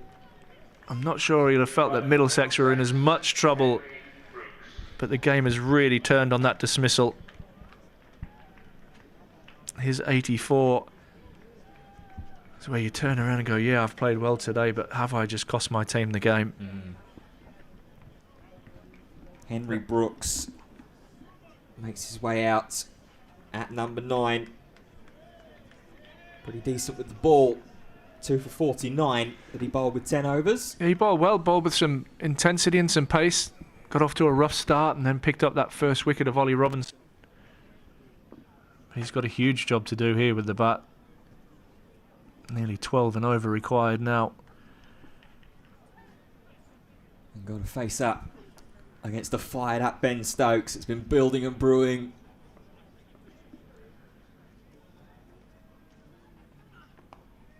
Oh, he just tucks it away. Back behind the square leg umpire.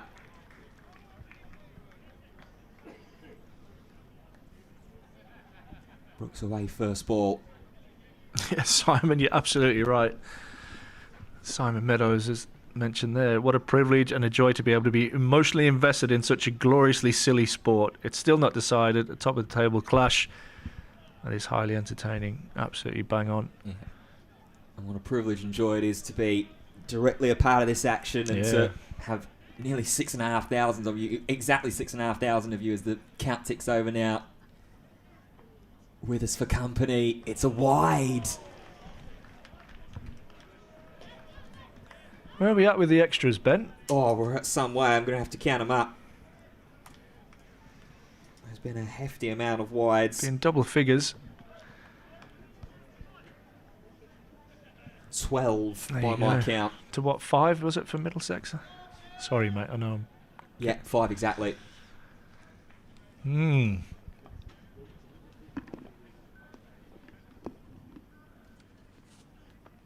Down the ground, big toe edge of the bat.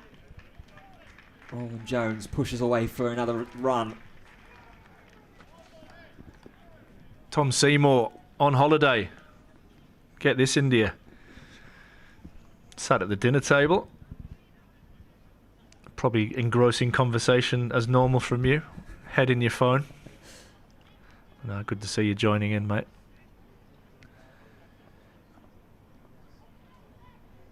.27 off 14. Aerial will drop. Not in the gap between the two at square leg on the boundary rope. So the other thing is these big fellas are not rapid between the wickets either, so you feel it's going to be pretty much a boundary or a 1 here. We're at that 12 and over mark now. 2 a ball required, 26 from 13. This Durham side don't know when they're beat at the moment. They keep hanging in there. Oh, that's clubbed. And it's going to go all the way. That's a hit. And that is the danger that Toby Roland Jones can provide. An exclamation point to finish the over and make it so that maybe it's not as comfortable as Durham would hope. 20 off 12, the maths. Middlesex 284 for 7. That's a great shot, that. Just picked the slower ball up, helped it over mid-wicket. And just when you thought Middlesex had blown it and Durham were on top, it's back at level pegging. 10 and over required. Luke Robinson bowled a superb comeback over. Can he back that up? It's the hope that kills you all the time. This game's swinging backwards and forwards here at the back end.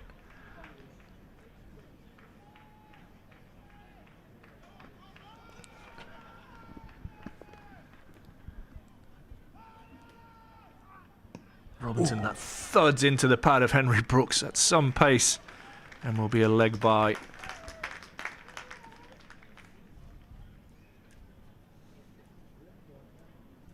Tell you what, if you haven't done already, you want to stick around for the remainder of the coverage in action as the Summer of Cricket 2026 comes to a close.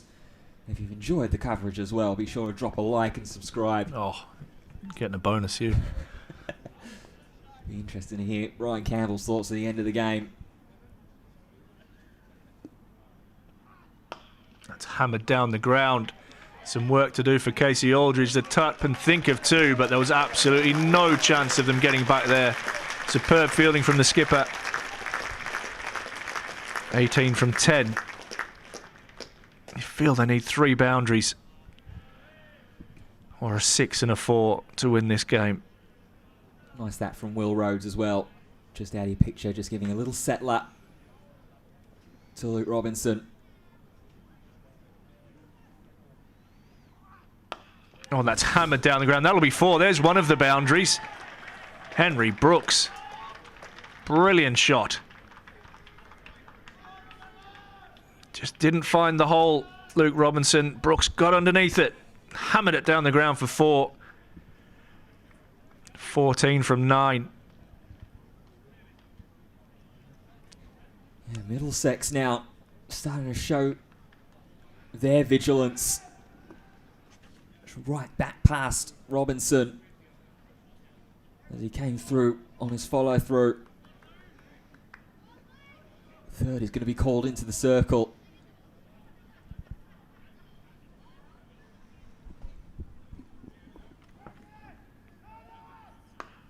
Slower ball. Club down to long on. Where it will just be the single. A bit of a wild throw back in from Casey Aldridge. A bit of a skimmer. Whew, 13 from 8. We thought hearts were in mouth when we were both last on together at South Northumberland. Just about to say we've been royally entertained by this Durham side. For, well, as I say in marriage, for better or for worse. 13 off 8.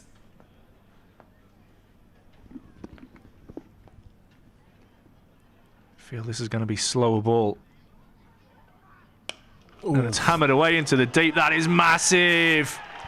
All the way into the seats for a huge 6. It's a runner ball 7 from 7, and Roland Jones hits that a long way. He can indeed bat a bit. So be Roland Jones. Outstanding strike that. Just missed that Yorker. And what a game of cricket this is. Every ball it's swaying one way from one team to the next. And that required run rate has plummeted. Yeah, it's a runner ball.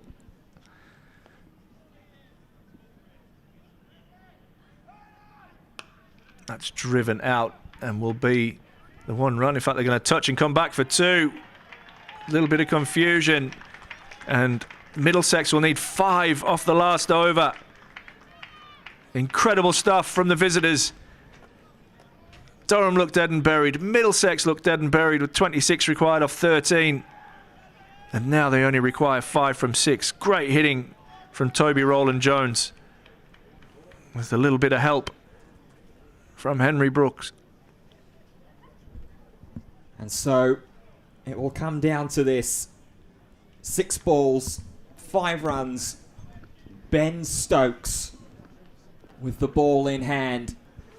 Brooks and Roland Jones with a lengthier conversation in the middle.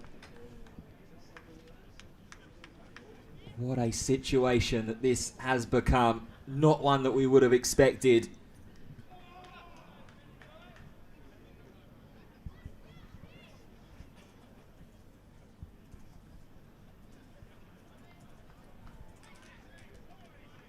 There will be an extra little discussion before the beginning of this final over. Quickly to let you know as well, Somerset have won by 188 runs up in Group A. Surrey bowled all out for 180. Here we go. Oh, it's popped up. It dropped safely. It's a single. Leg by it. If dots were also crucial before, they are more so now. There's the 300 up for Middlesex as well. It's 4 off 5.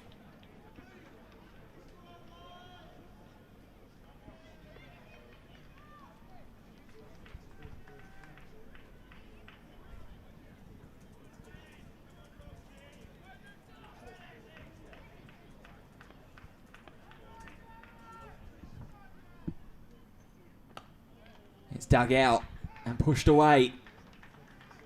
Rotation of the strike is all that's needed for Middlesex.